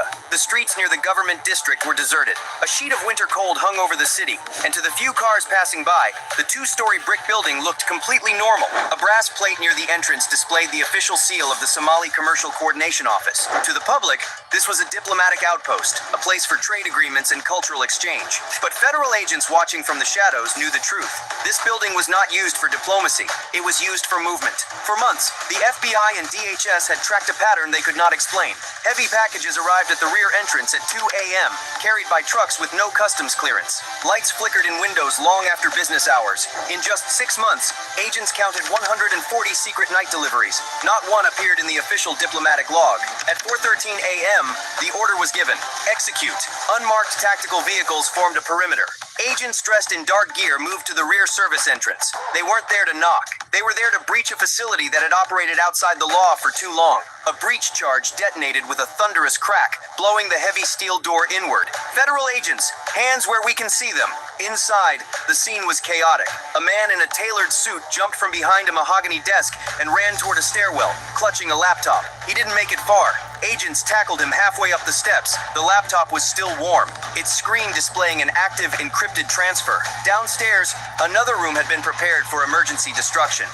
Yusuf Abdi Ali is an accused war criminal facing a civil trial in Virginia, alleging he's responsible for atrocities including torture and attempted murder. Black smoke rose from a metal trash can where staff were frantically burning documents. Agents rushed in, extinguishing the flames and securing the charred files. What they found inside that office shattered the idea that this was a diplomatic mission. There were no trade agreements. There were no policy papers. Instead, agents found a hidden cabinet containing dozens of fake passports and IDs, all tied to the same network. Some belonged to men later identified as violent fugitives wanted for robbery and assault. But the real shock was the money. In a concealed safe behind a false wall, agents found stacks of cash totaling millions, separated by week and month, and on the director's desk, under a paperweight, lay a thick ledger.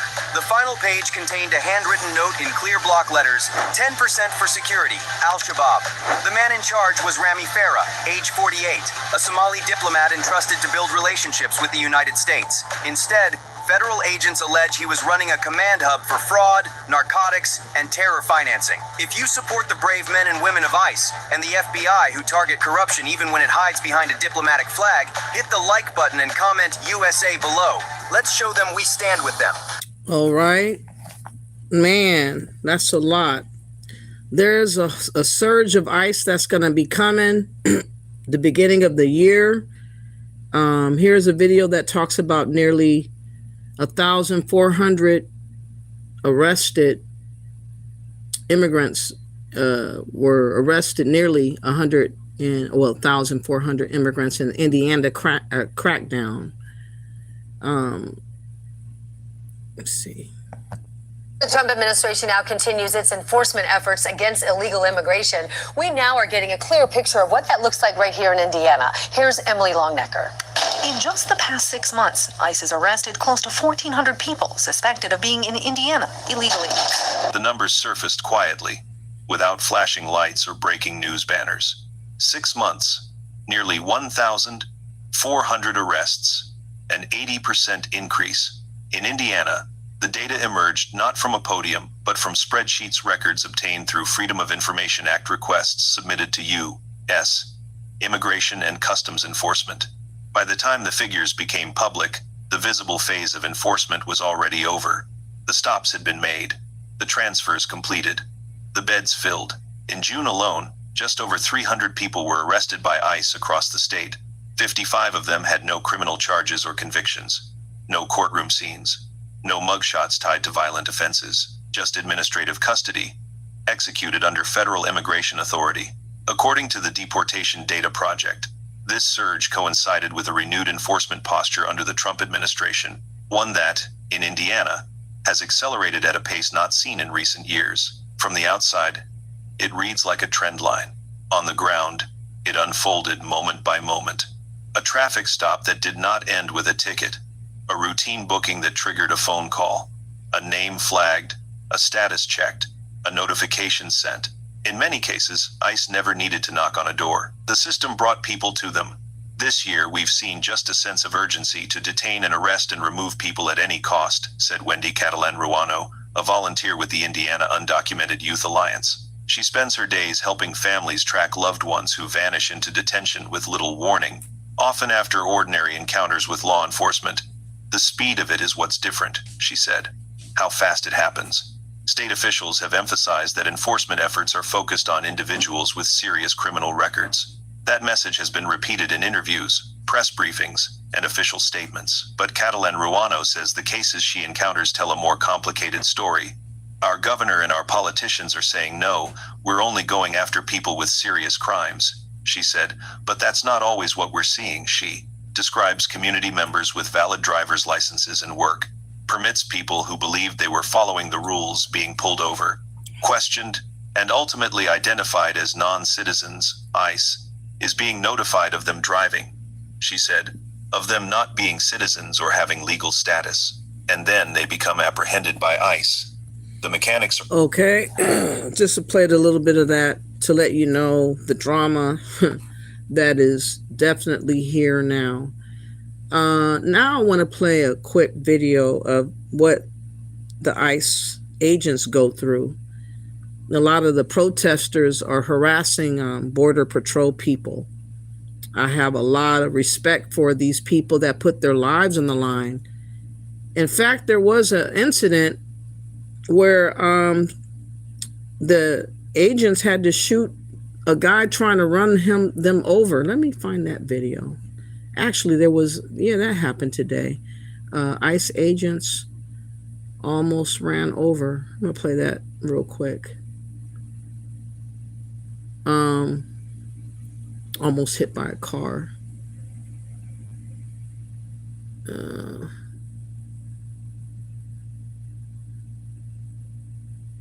Okay, that one. Let's see.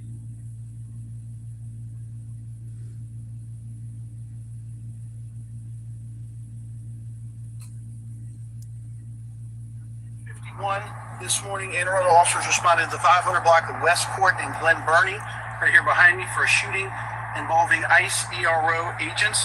Based on the preliminary information that we received, it indicates that ICE agents were conducting a detail. They approached a white van. That van attempted to run agents over.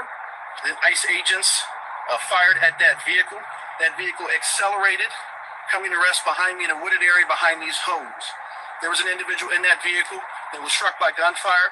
That individual was transported to an area hospital with what is being described, he's being described as being in stable condition.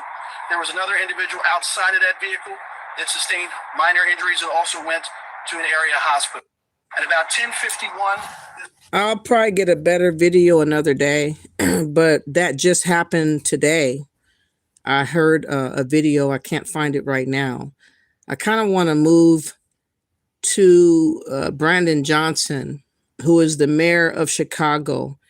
And again, the Democrats are the ones that brought the illegals here.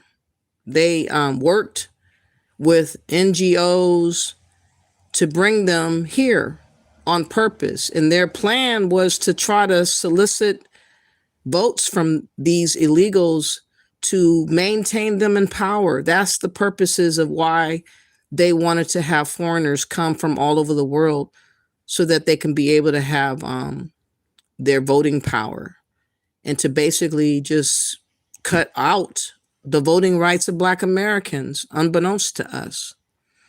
The Democrats were working to do this against us. They have never been on our side, and you will understand that looking at Brandon Johnson and how he's been maneuvering. This video is a little bit, almost was about 9 months old. And this representative, Brandon Gill, is questioning Mayor Johnson about, undocumented migrants, because this was when it was really understood that there was a real big problem. I just want you to understand that, he was trying to play it off and didn't want to really answer questions. But it was obvious that he's in on bringing all these illegals to Chicago. And that's why Chicago is struggling so bad now. They are in debt by like $1 billion in debt. And they just recently passed a budget, but it's a whole lot of uncertainties as far as the people with houses and stuff. I mean, it's just a mess. It's a whole host of mess. But just listen to what Brandon Johnson, by the way, he is a so-called Black guy. I looked him up to see if he was an immigrant or had immigrant background with his parents or grandparents or whatever. I couldn't find anything. But he acts as if he is an immigrant or he's been bought and sold by the likes of George Soros. I think that he has a connection to George Soros, who is a globalist, and he promotes the open border policies, and he's about immigrants just coming everywhere, causing all this chaos in the UK, Canada, America, wherever. Listen to the questions that he answers. Mayor Johnson, I want to start with you. One of your first actions as mayor was establishing a deputy mayor for immigrant, migrant, and refugee rights.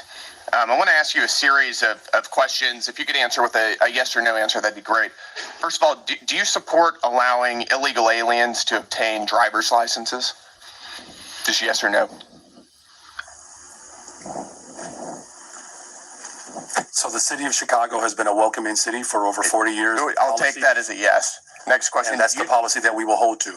Do you support tax dollars subsidizing or paying for the health care of illegal aliens? I support investments in all residents of the people of Chicago, and that's what I do. That's a yes as well. Do you support free or reduced college for illegal aliens? Again, I support the investments of all residents of the people of Chicago. That is a yes. Next question. Do you support allowing non-citizens to vote in local elections?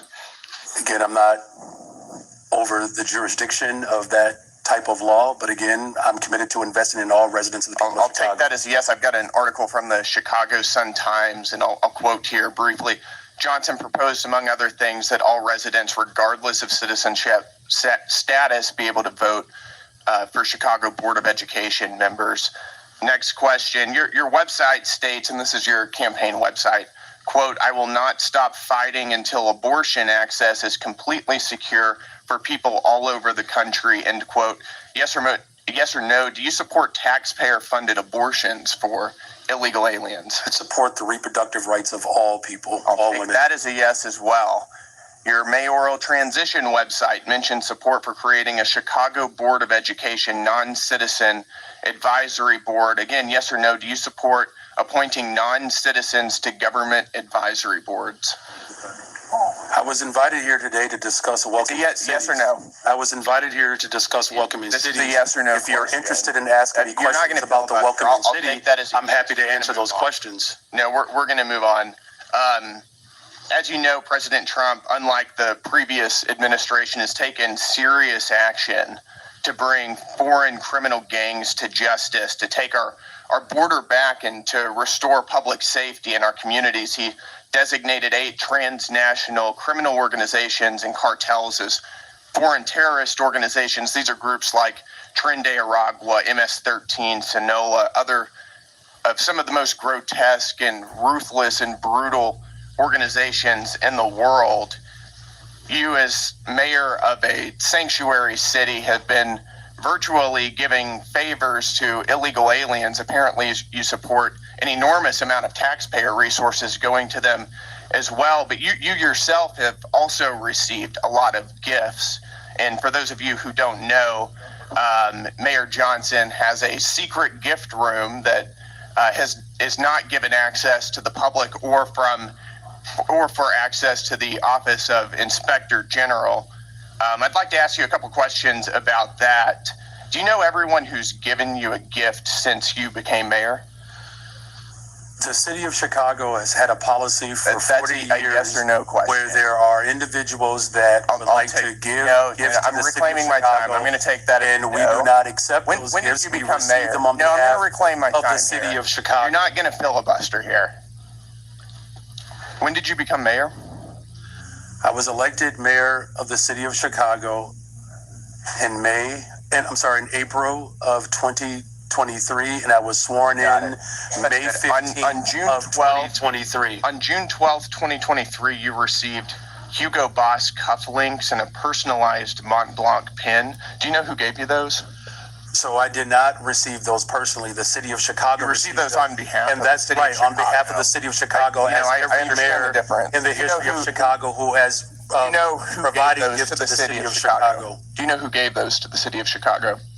So again, on behalf of the city of Chicago, there It's are a yes or no question. But I do not accept. Those are not my personal gifts. You don't know. Those are the gifts of the city of on March Chicago, 18th, and that's why you are aware that they exist, because they're within my the law. time here, sir. On March 18th, 2024, you received a Gucci tote bag. Do you know who gave you that? Gave the city of Chicago that? Again, I was here and I was invited. I'll also to take respond that. to the On March questions 19th, around 2024, welcoming city. I'm happy to answer any of those questions. A Vinci bag, a Kate Spade purse, and Carucci shoes. Do you know who gave the city of Chicago those? Again, I was brought. I'll take that as a no. I'm reclaiming my time, sir. I am reclaiming my time. Chicago of This what a welcoming raises city serious ordinance ethical concerns. You are providing an enormous amount of aid to illegal aliens, aiding and abetting criminals who have come into our country illegally. And you yourself are receiving an enormous amount of gifts, and you won't even tell us who they're coming from. That raises time is up. Serious ethical concerns. We have a 5-minute rule. Mr. Chairman, I'd like to ask for unanimous consent. The person I think that gave him these gifts more than likely was George Soros. According to Mission Investors Exchange, George Soros, founder of Open Society Foundations, invests $500 million in refugees back in June of 2026, or excuse me, 2016, June of 2016. Open Society's foundation founder and chair George Soros announced a pledge to invest up to $500 million in startups, established companies, and other businesses founded by migrants and refugees. This allocation is in addition to his existing grant and program-related investments, which total over $570 million as of 2017. In an op-ed in the Wall Street Journal, Soros said that his actions were in response to the Obama administration's appeal to the private sector to answer the challenges of forced migration and the needs of refugees. What I'm trying to imply is that this dude has been working on bringing refugees and migrants into America back when Obama was president, and still while Biden was president.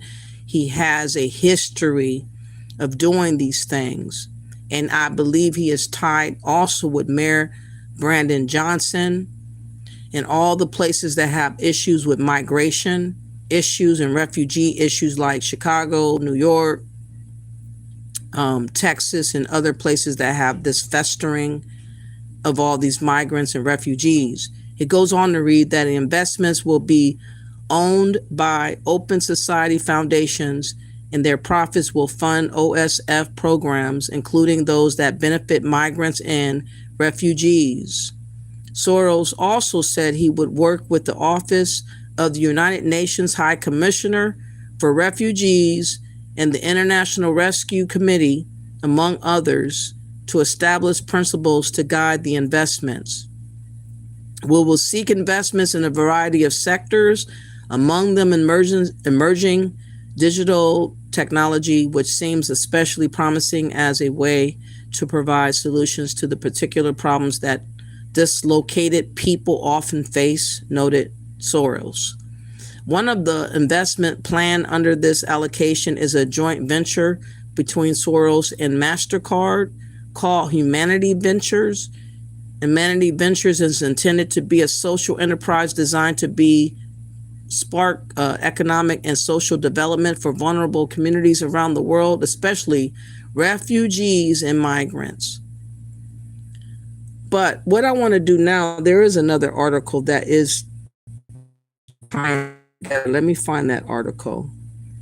Okay, let me read this first. NPR just mentioned September 29, 2025, that Trump is coming for George Soros. I'm so happy to hear that. It says, we're not afraid. George Soros Foundation on being Trump's next target. So Trump already knows who has been the issue with the Democrats. He knows that this dude, George Soros, a globalist, is raining havoc and mayhem by bringing all his money to all these mayors and all these Democrats to be his shield, to be puppeted by George Soros. And Trump is coming for George Soros. It goes on to read that the foundation started by the billionaire Democratic donor George Soros is responding to a threat of investigation by the U.S. government. President Trump said Thursday that Soros was a likely candidate for prosecution, though it wasn't clear what the charge would be. Soros, a billionaire financier, makes personal donations to Democrats and also founded the Open Society Foundations, which have donated to causes around the world. In her first interview since OSF became a target, its president Benafir Noraji spoke with NPR's Steve Inskeep. This is not about George Soros, she said. This is about the United States slowly losing its democracies bit by bit in ways that we've seen elsewhere in the world. I grew up in Kenya under dictatorship, she added. It is not a good road to go down. Trump discussed Soros while musing about who he would like to prosecute as the Justice Department more aggressively pursues investigations into some of his perceived enemies. Trump administration's officials, including Vice President J.D. Vance and White House Deputy Chief of Staff Stephen Miller, have talked of a crackdown on liberal groups after the murder of the conservative activist Charlie Kirk, accusing them of fomenting violence.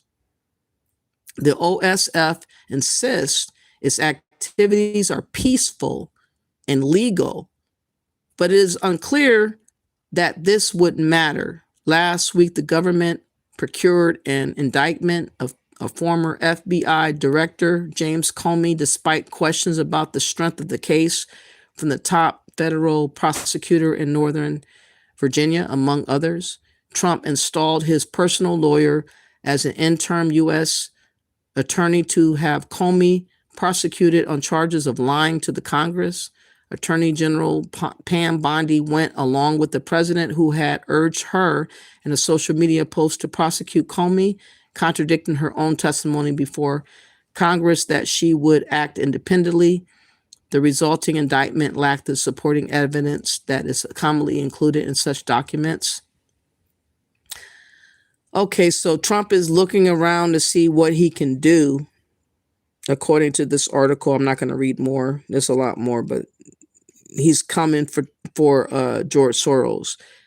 I think that he thinks that George Soros is definitely in the ear of a lot of Democrats, and that he has been a detriment to what we do in America because he's meddling around.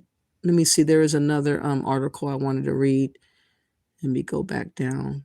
Please hit the like if you have not yet. I would greatly appreciate that.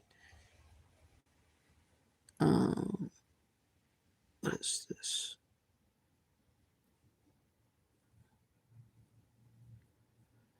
Yeah, but the Democrats have been bought and sold a long time ago, and I really, really, truly believe it is George Soros.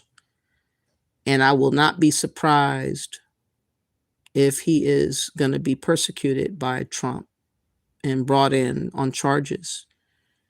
I don't know what type of charges, but they should be able to find something. I mean, he orchestrates so many foul things with his money. He orchestrates the protests that happens. He was instrumental in the Black Lives Matter.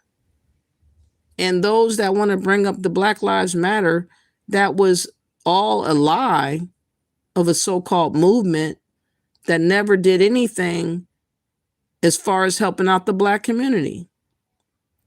They never helped the people that they showcased that died, such as George Floyd and everybody else. None of those people got any money towards anything pertaining to the deaths by the police. The only people that got the money was the people that was founding that Black Lives Matter. So people running around talking about we were a part of the Black Lives Matter. I don't respect the Black Lives Matter. It was a hoax. It was a hoax movement. It got hijacked. It got hijacked by others, and people that were in control of it took money, I think like $90 million, and they ran away with the money and did not do anything for the Black community. Didn't even bless George Floyd's family. Didn't even give him so much as $10,000. Nothing. That's why we got to be very careful of who we support and why. We got to be very, very careful. And let's see. There was a video that it was an article that I had about George Soros with Brandon Johnson. I'm trying to find it. the link with him and Brandon Johnson. Let me just put that in and see if something pops up.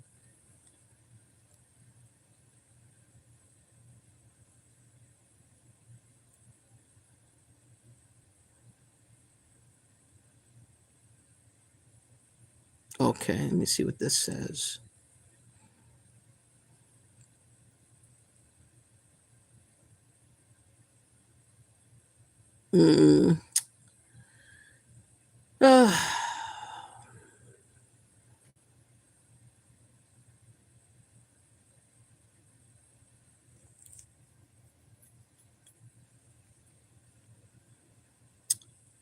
Source ties blocks National Guard from Chicago. Hold on, what is this?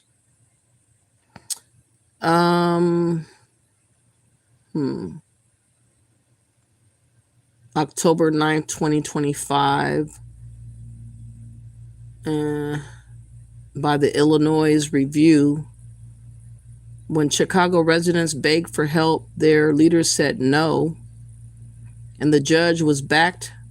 That decision has deep political ties, reaching straight to Joe Biden and George Soros. On Thursday, U.S. District Judge April Perry, nominated by President Joe Biden in 2024, issued a stunning ruling blocking the deployment of the National Guard to Chicago. The order came as federal agents and law enforcement faced growing violence and attacks. But Perry's decision to no neutral act of judicial restraint. Her resume tells a story of deep connections to Chicago's left-wing political establishment and to the very officials whose failures have plunged the city into crisis. Before ascending to the federal bench, Perry served as chief of ethics for Cook County's state attorneys Kim Foxx, one of the most controversial prosecutors in America. Foxx, a George Soros-funded progressive, has become nationally known for her refusal to prosecute violent criminals, for dropping felony charges in the Jussie Smollett case, and for presiding over one of the worst crime surges in Chicago's modern history. Under Foxx's leadership, homicides, carjackings, and robberies skyrocketed, while repeat offenders were released with little or no bail. Her office routinely declined to charge suspects even in cases with overwhelming evidence, leaving residents terrified and neighborhoods gutted by violence. Now one of her closest former aides sits on the federal bench, blocking the very law and order response the city desperately needs. Critics point to a disturbing pattern. Soros-backed prosecutors like Kim Foxx, Larry Kastner in Philadelphia, and Alvin Bragg in New York have transformed major cities into havens for repeated offenders. Their soft on-crime policies have emptied jails and flooded streets with criminals, leaving victims, often children, without justice. Now with Judge Perry's ruling, Chicago citizens are left defenseless once again. The National Guard deployment has been requested to stabilize neighborhoods where federal ICE agents and police officers have recently come under attack by mobs during enforcement operations. The Guard's mission was to protect federal personnel and facilities. Instead, Perry's ruling effectively leaves these officers exposed and sends a message that ideology is more important than safety. Governor J.B. Pritzker and Mayor Brandon Johnson cheered the decision, but for many Illinois families, it feels like another betrayal. Since Johnson took office, Chicago has led the nation in mass shootings and youth homicides, grim milestones that no amount of progressive rhetoric can hide. Judge Perry's ruling isn't just about legal interpretation. It's about political loyalty. She owes her career to the same left-wing network that crippled the justice system from within. Her mentor, Kim Foxx, was elected with millions in Soros cash. Biden, who nominated Perry, has repeatedly praised Fox's policies, and now, with a stroke of a pen, Perry has ensured that Chicago remains a testing ground for failed progressive experiments. As crime spirals and citizens plead for safety, Chicago's leaders and their allies in the courts seem determined to prove one thing: chaos isn't a mistake, it's the plan. So this article is just reinforcing once again the effect of George Soros and the connection that he has to the Democrats and the control he has there in Chicago, and why Brandon Johnson, the mayor, is on the side of the migrants as tough as he is, because he's been bought and paid for. And he uses the black plight to talk about, the civil rights and everything for the migrants. He never talks about helping out the black Americans. He talks about us just paying taxes to take care of the migrants. That's what they're on, you guys. That's why the Democrats got to stay gone. And this is why Trump is doing a lot of different things to bring to light the truth about the Democrats, including George Soros. So if we hear in the upcoming month or months about George Soros being brought out to be prosecuted, we should be happy that, Trump is going to do that. I hope and pray that it actually happens. Now, let me see what you guys have to say. I've been on here kind of long.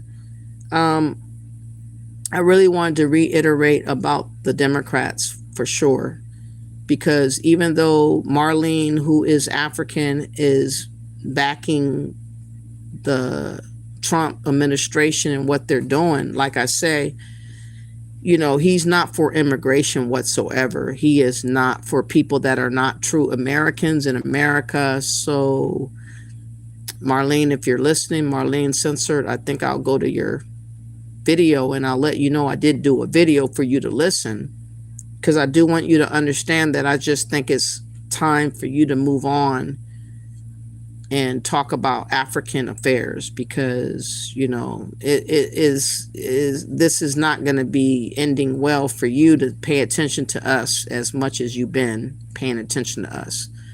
10 hours there, 12 hours here, 7 hours here, and all these other hours that you've been spending on Black Americans, ranting and raving about what we do and what we say on social media.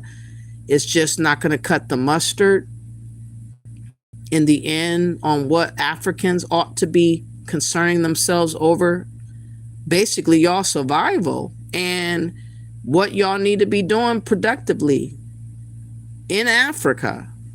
That's what I want to see, a movement of Africans going back to Africa and actually getting together and figuring things out. Like, try. My God, just try. You said, was an American found guilty, Godly Kink says. I'm not sure what you mean. You said you have a question? Okay. Anger is sickness. Thank you for doing the hard work. Carrie Boren says, thank you for that. Godly Kinkin says, why isn't anyone talking about the World Court case and how the U.S. was found guilty? What do you mean? I never heard of that before. I have no idea what you're talking about. Leonard says, Trump gave Nigeria a special Christmas present. The Rock says, go Trump, get them Nigers. Yaru says, I'm confused about who or what she's saying. She's on point about the Democrats, but what is she really trying to say? Because she is all over the place. She's definitely all over the place. I mean, she got a lot of passion. I'll give her that, Rose. She just is displaced. This passion that she has to put it on her own plight and her own people. It can't be on Black Americans, because we are not going to do anything to save anyone else but ourselves. We're going to let what Trump's got to do to reset what he's going to do and try to fit in where we can to survive. We're not going to think about nobody else but ourselves. And that's the way we ought to be. Yaru says, bingo, it makes total sense. Leonard says, damn. Leonard says, let light bulb heads is cooked. All head, no sense. I swear they're Yakubu from Islam's people. The Rock says America needs to send a strong message to the Somalis and all immigrants, and this should be like the one sent to Nigeria tonight. I don't think that for long this what's her name, Ilhan Omar, is going to be left untouched. I believe before next month is over, she got to be hemmed up somehow. They're looking diligently. They're trying to, cross their T's and dot their I's and really do all the evidence, pull all the evidence and gather it and submit it. I'm pretty sure that they're going to come out the woodwork. So they got to deal with her. They got to make an example out of her. What they did in Minnesota, taking over $9 billion, that's not cool. Someone has to suffer consequences behind that. And it has to be that woman that was forcefully allowed to be in the role of power that never should have touched any seat of power. That's what Trump got to change, not allowing foreigners to come in and have power. That's ridiculous. Look at Dearborn. Look at look at Minnesota. Look at all these different places that's popping up, showcasing the ridiculousness of these foreigners. It's like, oh my God. Trumpy served Nigerians cold mayo justice today. Raru says, I agree. I think that Trump will be deploying the Marines in Chicago and other places to protect ICE agents. He has to. But he was denied recently from deploying the National Guard somewhere. Let me look that up again. I just read something about the judge blocking that recently. Hold on. But it's not from a lack of trying. Trump is definitely trying. Let me see. Judge blocks National Guard. Okay, here we go. I'm having an issue with my plasma table. Could you please advise what the problem? Governor Pritzker applauding a decision by the U.S. Supreme Court to block President Trump's efforts to deploy the National Guard to Chicago. While Texas National Guard troops were sent home weeks ago, the president recently extended the call-up of 300 Illinois National Guard members. Tonight, the military is referring questions to the White House about whether their deployment will also be ended as a result of this ruling. WGN Investigates has been reporting on these mobilizations without a mission for months now. An hour southwest of Chicago, temporary barracks were built and soldiers deployed. The Trump administration sent 200 Texas National Guard troops to protect federal property and personnel during immigration enforcement operations in Chicago. Another 300 Illinois National Guard members were also federalized. They trained but never left the base for any official purpose as the courts deliberated on whether their deployment was even legal. They are somewhere doing something, but I don't know exactly what it is. Now the Supreme Court says the Trump team hasn't cited a law that would allow them to send troops into a state without the governor's permission. Justice is writing, at this preliminary stage, the government has failed to identify a source of authority that would allow the military to execute the laws in Illinois. In essence, Illinois' Attorney General successfully argued there was no crisis that allowed for the deployment of the U.S. military into an American city. The only situations that are out of control are certain ICE and Customs Border Patrol officers who are engaged in shocking overreach in an attempt to create a crisis. The president indicated last month he might be willing to go a step further. So you're going to send the military into American cities? Well, if I wanted to, I could. If I wanted to use the Insurrection Act. In November, we reported on the cost of these deployments, which were essentially the cost of doing nothing. At the time, 500 National Guard soldiers from Texas and Illinois were federalized for the Chicago operation for 60 days. The left-leaning Institute for Policy Studies pegs deployment costs at a minimum of $647 per day per soldier, meaning this all is estimated to cost $12.8 million. Days after our report, the soldiers from Texas were sent home, but 300 Illinois guardsmen and women remain federalized on standby in Marseilles, meaning the meter is still running. While justices declined this emergency request to overturn a lower court ruling blocking the deployment, this might not be the final word. There are still cases making their way through the courts about President Trump using the National Guard in other U.S. cities. And that's messed up, y'all, because the agents could use a little backup. It's getting really, really dangerous for them. Like I showed and heard what you guys heard on one of the smaller videos, a nuthead try to run over the ICE agents with his vehicle, and they shot through the vehicle, and the vehicle smashed into either a tree or a light pole or whatever, and they went to the hospital and whatnot. But let me show y'all a video just 8 days ago, what the agents have to endure with these people all in their faces and all in their spaces, and how volatile it gets. And ain't no telling. I mean, eventually some of these random people that come out into the streets where the ICE agents are might be coming with guns. They might be coming with knives. They may be coming with pepper spray or whatever else. It's going to escalate out of desperation. That's why I believe that the military should accompany the ICE agents to deter these crowds of people from acting a fool.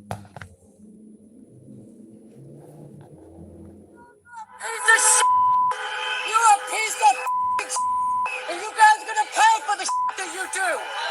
You're a piece of shit. Rock, paper, scissors. Rock, paper, scissors. Rock, paper, scissors. You guys are f***ing losers, and that's why your Christmas is gonna be a piece of shit. You're a piece of shit. You're a piece of shit. You're a f***ing loser, you asshole. Stupid bitches. You're a bitch. You're a bitch. You're a f***ing loser bitch. You're a bitch. Bitch losers. Losers. Losers. And you know what? Your people threw a canister on my chest and bruised the in you loser. But that's what you guys are doing. And I was at your trial, you piece of shit. And I hope you get what you deserve. I hope you get what you deserve.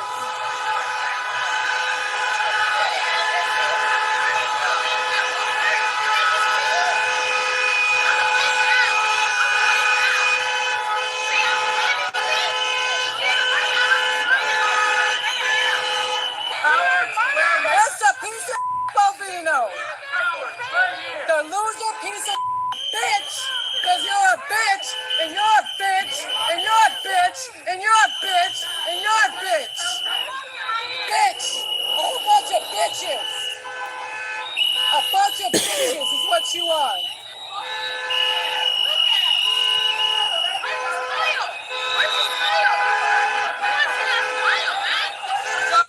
Alright, if you're not going to look at me, I'll use the bullhorn.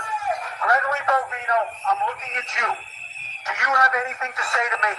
That's the question you asked me when you arrested me. You wanted to know if I had anything to say to you. I'm asking you the same question. You arrested me on September 27th. That was illegal, unconstitutional, dangerous. I'm not touching your car. You recall I'm that not happening? touching your car. I'm not touching your car. Back up, please. Back up, please. Back up, please. I'm not touching your Back up, car. please. Gregory Bovino, what do you have to say to yourself? Four federal judges have found your conduct unconstitutional. Judge Sarah Ellis found your Leave conduct Chicago! Leave Chicago! you, losers!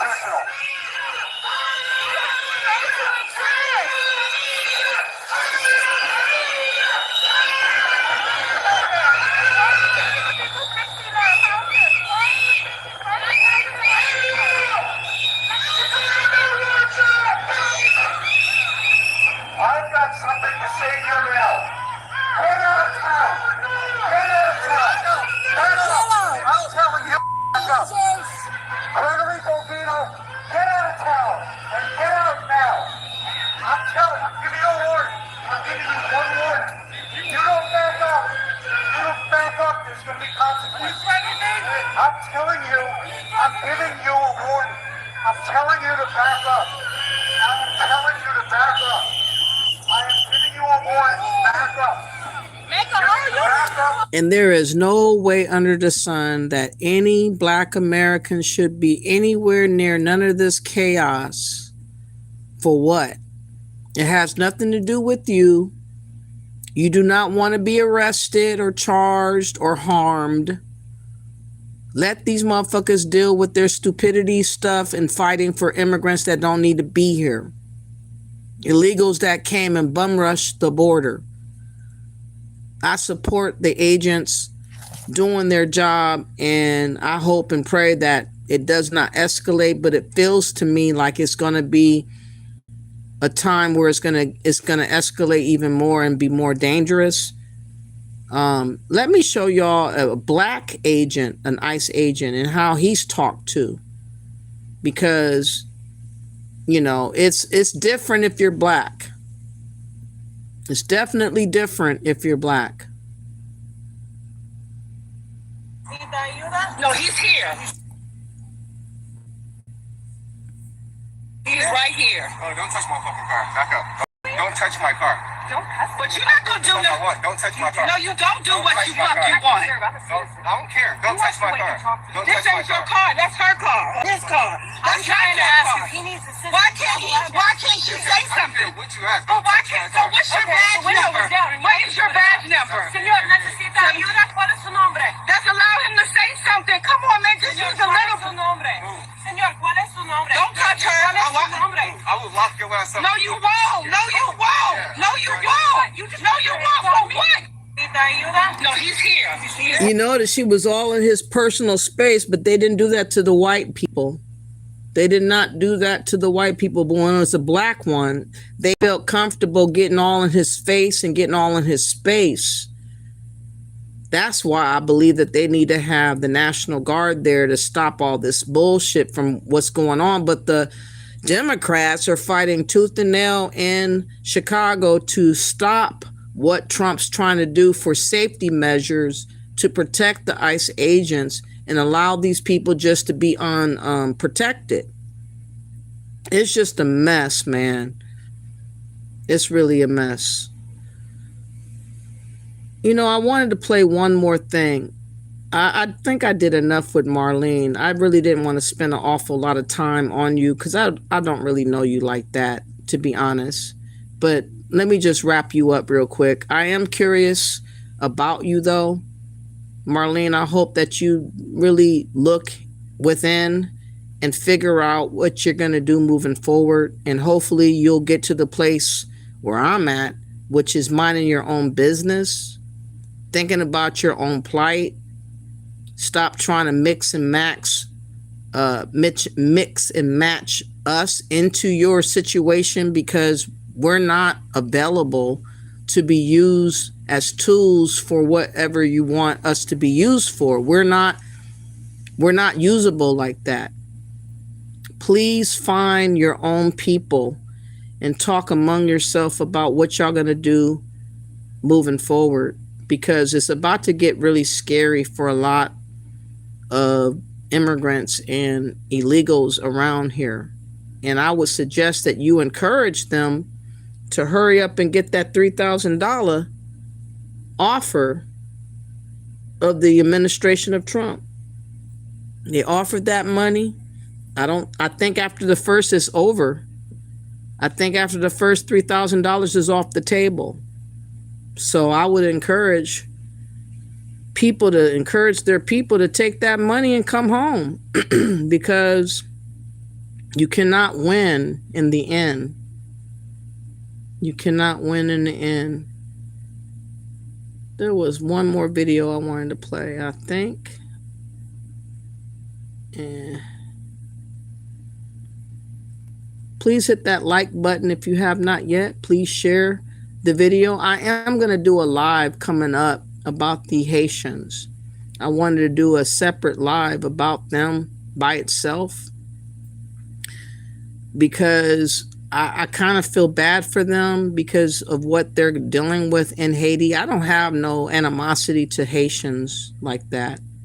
Out of all of them, I really don't have animosity to the Haitians. I really wish that people would reach out to the Haitians and would offer support, especially if you're Pan-African and you are in a continent of Africa. That's what I feel that they need to have happen.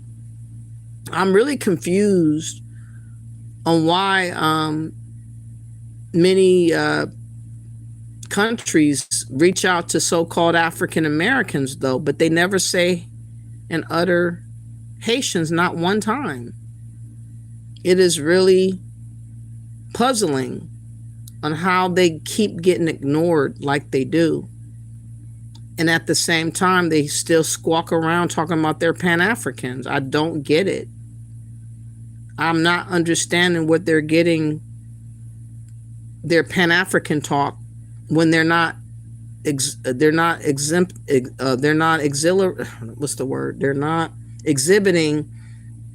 these attributes to the Haitians like you would hope that they would. Like, if I was Haitian, I wouldn't want to go to Haiti. First and foremost, I wouldn't want to go there. So I would be looking for other solutions or other places that would have me. The problem is nobody is trying to have them. Ain't nobody saying nothing about Haiti. Nobody's saying, please come to Africa. Nobody's saying we got a home for you here. It's really, really odd. Anyways, I will be doing a live about Haiti probably in the next 2-3 days. Let me see what you guys have to say. I can't find the video. I guess I accidentally deleted it, or maybe it's on the phone that I'm recording on that's not showing the video. Self-deport now, that's what I say, Leonard, for sure. Yaru says you shouldn't be allowed to be a government official until your family is here up to 4th or 5th generation, if at all. You don't see any Americans running for any seats overseas. That's what I'm saying. It should not be the way it's going, man. Oligarchs are untouchable, I think you said. I hope that Soros is touched. I can't wait for him to go. I'm trying to let you know I don't give a damn about none of these people. I don't care about Al Sharpton. I don't care about Jesse Jackson. I don't care about no freaking Democrat. I don't care about no globalists. I don't care about no Pan-African. As far as I'm concerned, all of y'all can croak and just, drop to the ground and never return for all I care. Because you are worthless to Black Americans. You have sold us out. You disrespect us daily.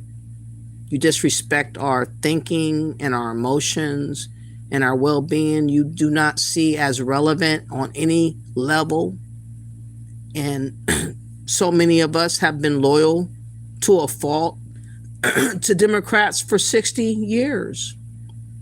And I'm saying, why?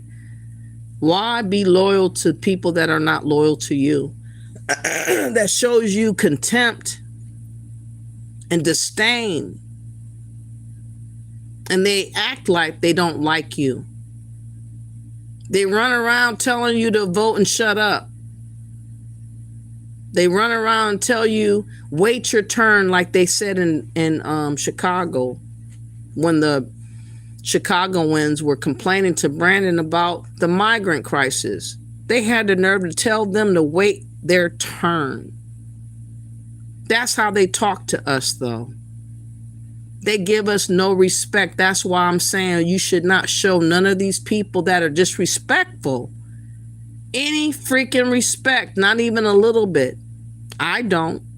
Not at all. I'm not showing nobody that shows me no respect.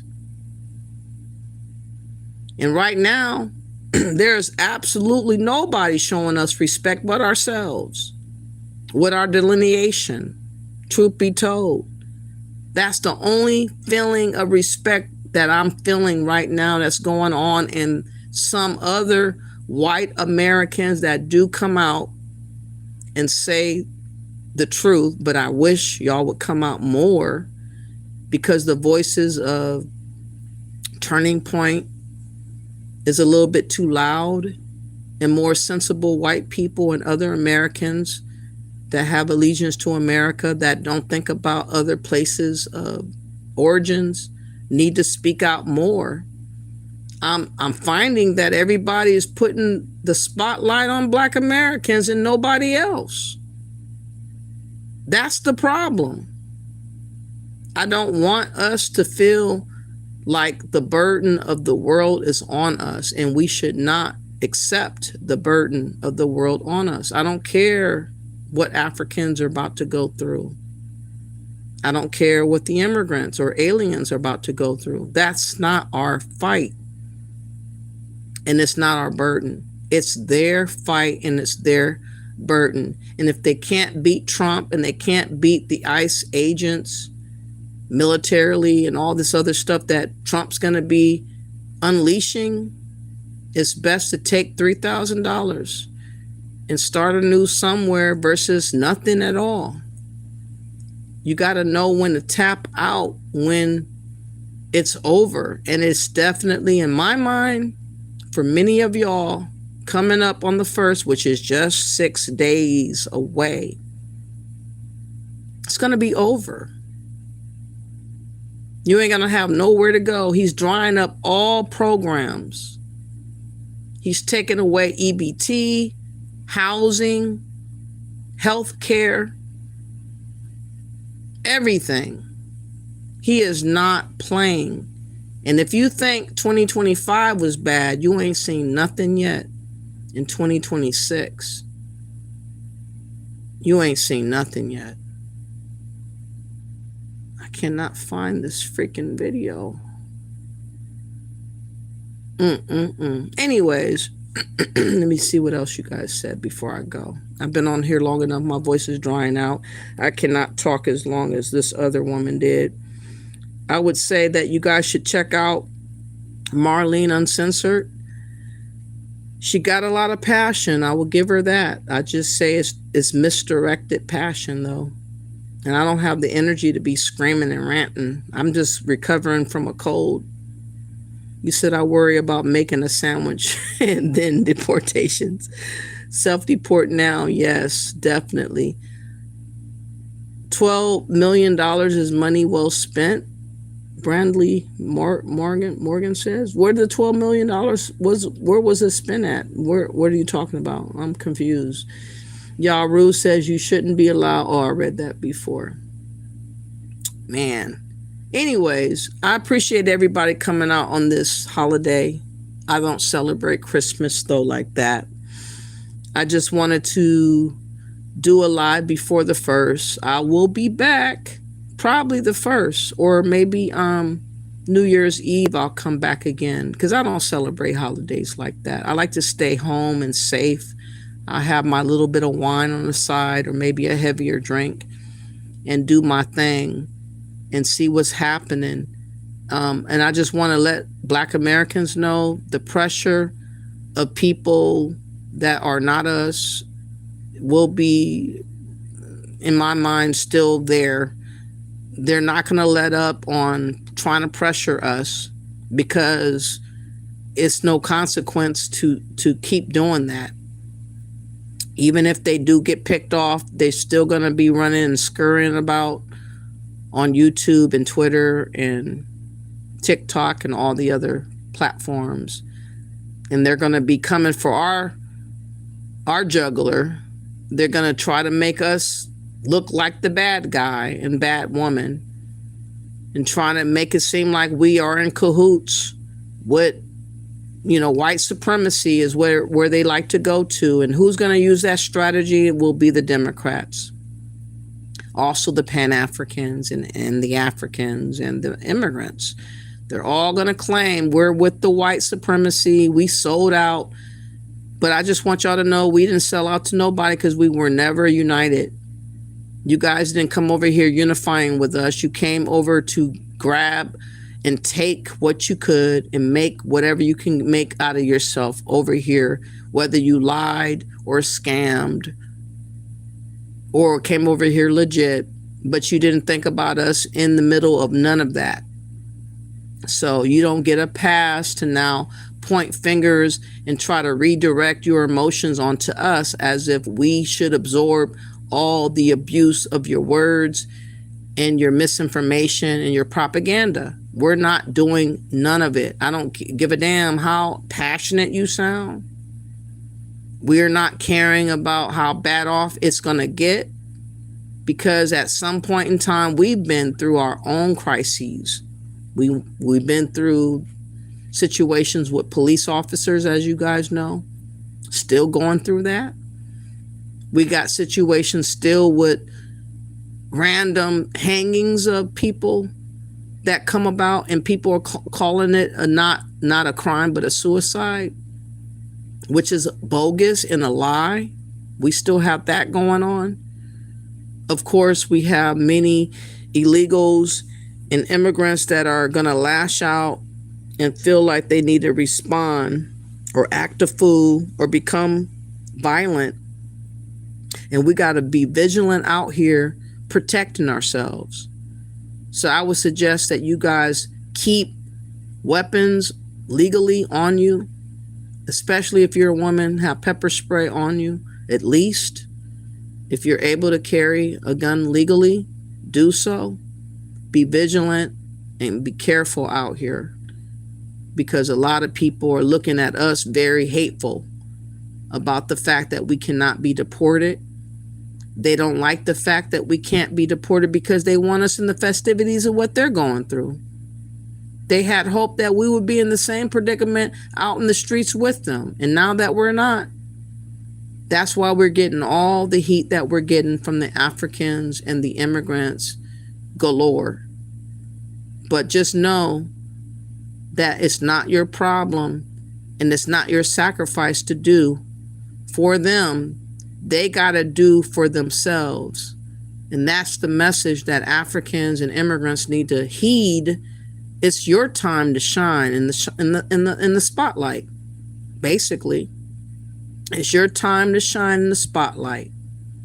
Ain't nobody taking away your spotlight from you. You got to do the work. You got to do the sacrifice, and you got to make your voice heard. And if you can't do it, you got to go home. Simple and plain. Okay. All right, y'all. I think that that's enough. I can't find the video I was looking for. I will do another video another time, and I'll bring up that video that I have in mind. But for now, please hit that like button. Please share, subscribe. I appreciate everybody spending this much time with me. It was nice. I really appreciate it. Thank you. You said you're 0037 King. Thank you. Well said. And Yaru says, it doesn't bother me. I'm FBA. A target is always on our back. Yes, definitely. We got to be careful. Yaru says, thank you. Enjoy the show. Thank you for that. Forget Marlene. Oh, no, I won't think about her much. It was just it got worse because the live, we kind of like had a back and forth. I kind of like said some things in the chat room. And I was going to go really in, but I don't got the energy, yo. I really just ain't got the energy. Like I said, I want to spend my energy on where I need to spend it on, and it's pertaining to the ones that matter. The ones that matter are the Indigenous American Blacks, or FBA. Everybody else, I ain't got the energy like that. I'm not trying to give you energy like that, but I did my response. I will go to her platform and I will make mention that I did respond, kind of, sort of, in totality of the video. Like, you know, you got it right though, Marlene, when it comes to us collectively, Black Americans should not be in support of the Democrats. You got that right. However, I'm perplexed by you being against Democrats because the Democrats are for you. They're not for us. They're for you. So I'm just curious, are you really an American now? Are you Americanized because of the green card process? I don't even know how it goes because I'm not an immigrant. But let us know why are you rocking so hard with Trump, and are you secure with your status here as being counted as being an American? That's what I like to know. Because if those things are up in the air and a big question mark is over your head, you might want to transition to another point of position of thought and doing for, you know, mobilizing your people, Africans and others that are immigrants, to figure out what y'all going to do once y'all go. Okay. Thank y'all for please liking and sharing the video. Bless up, y'all. Good night. And I'll talk to y'all New Year's Eve.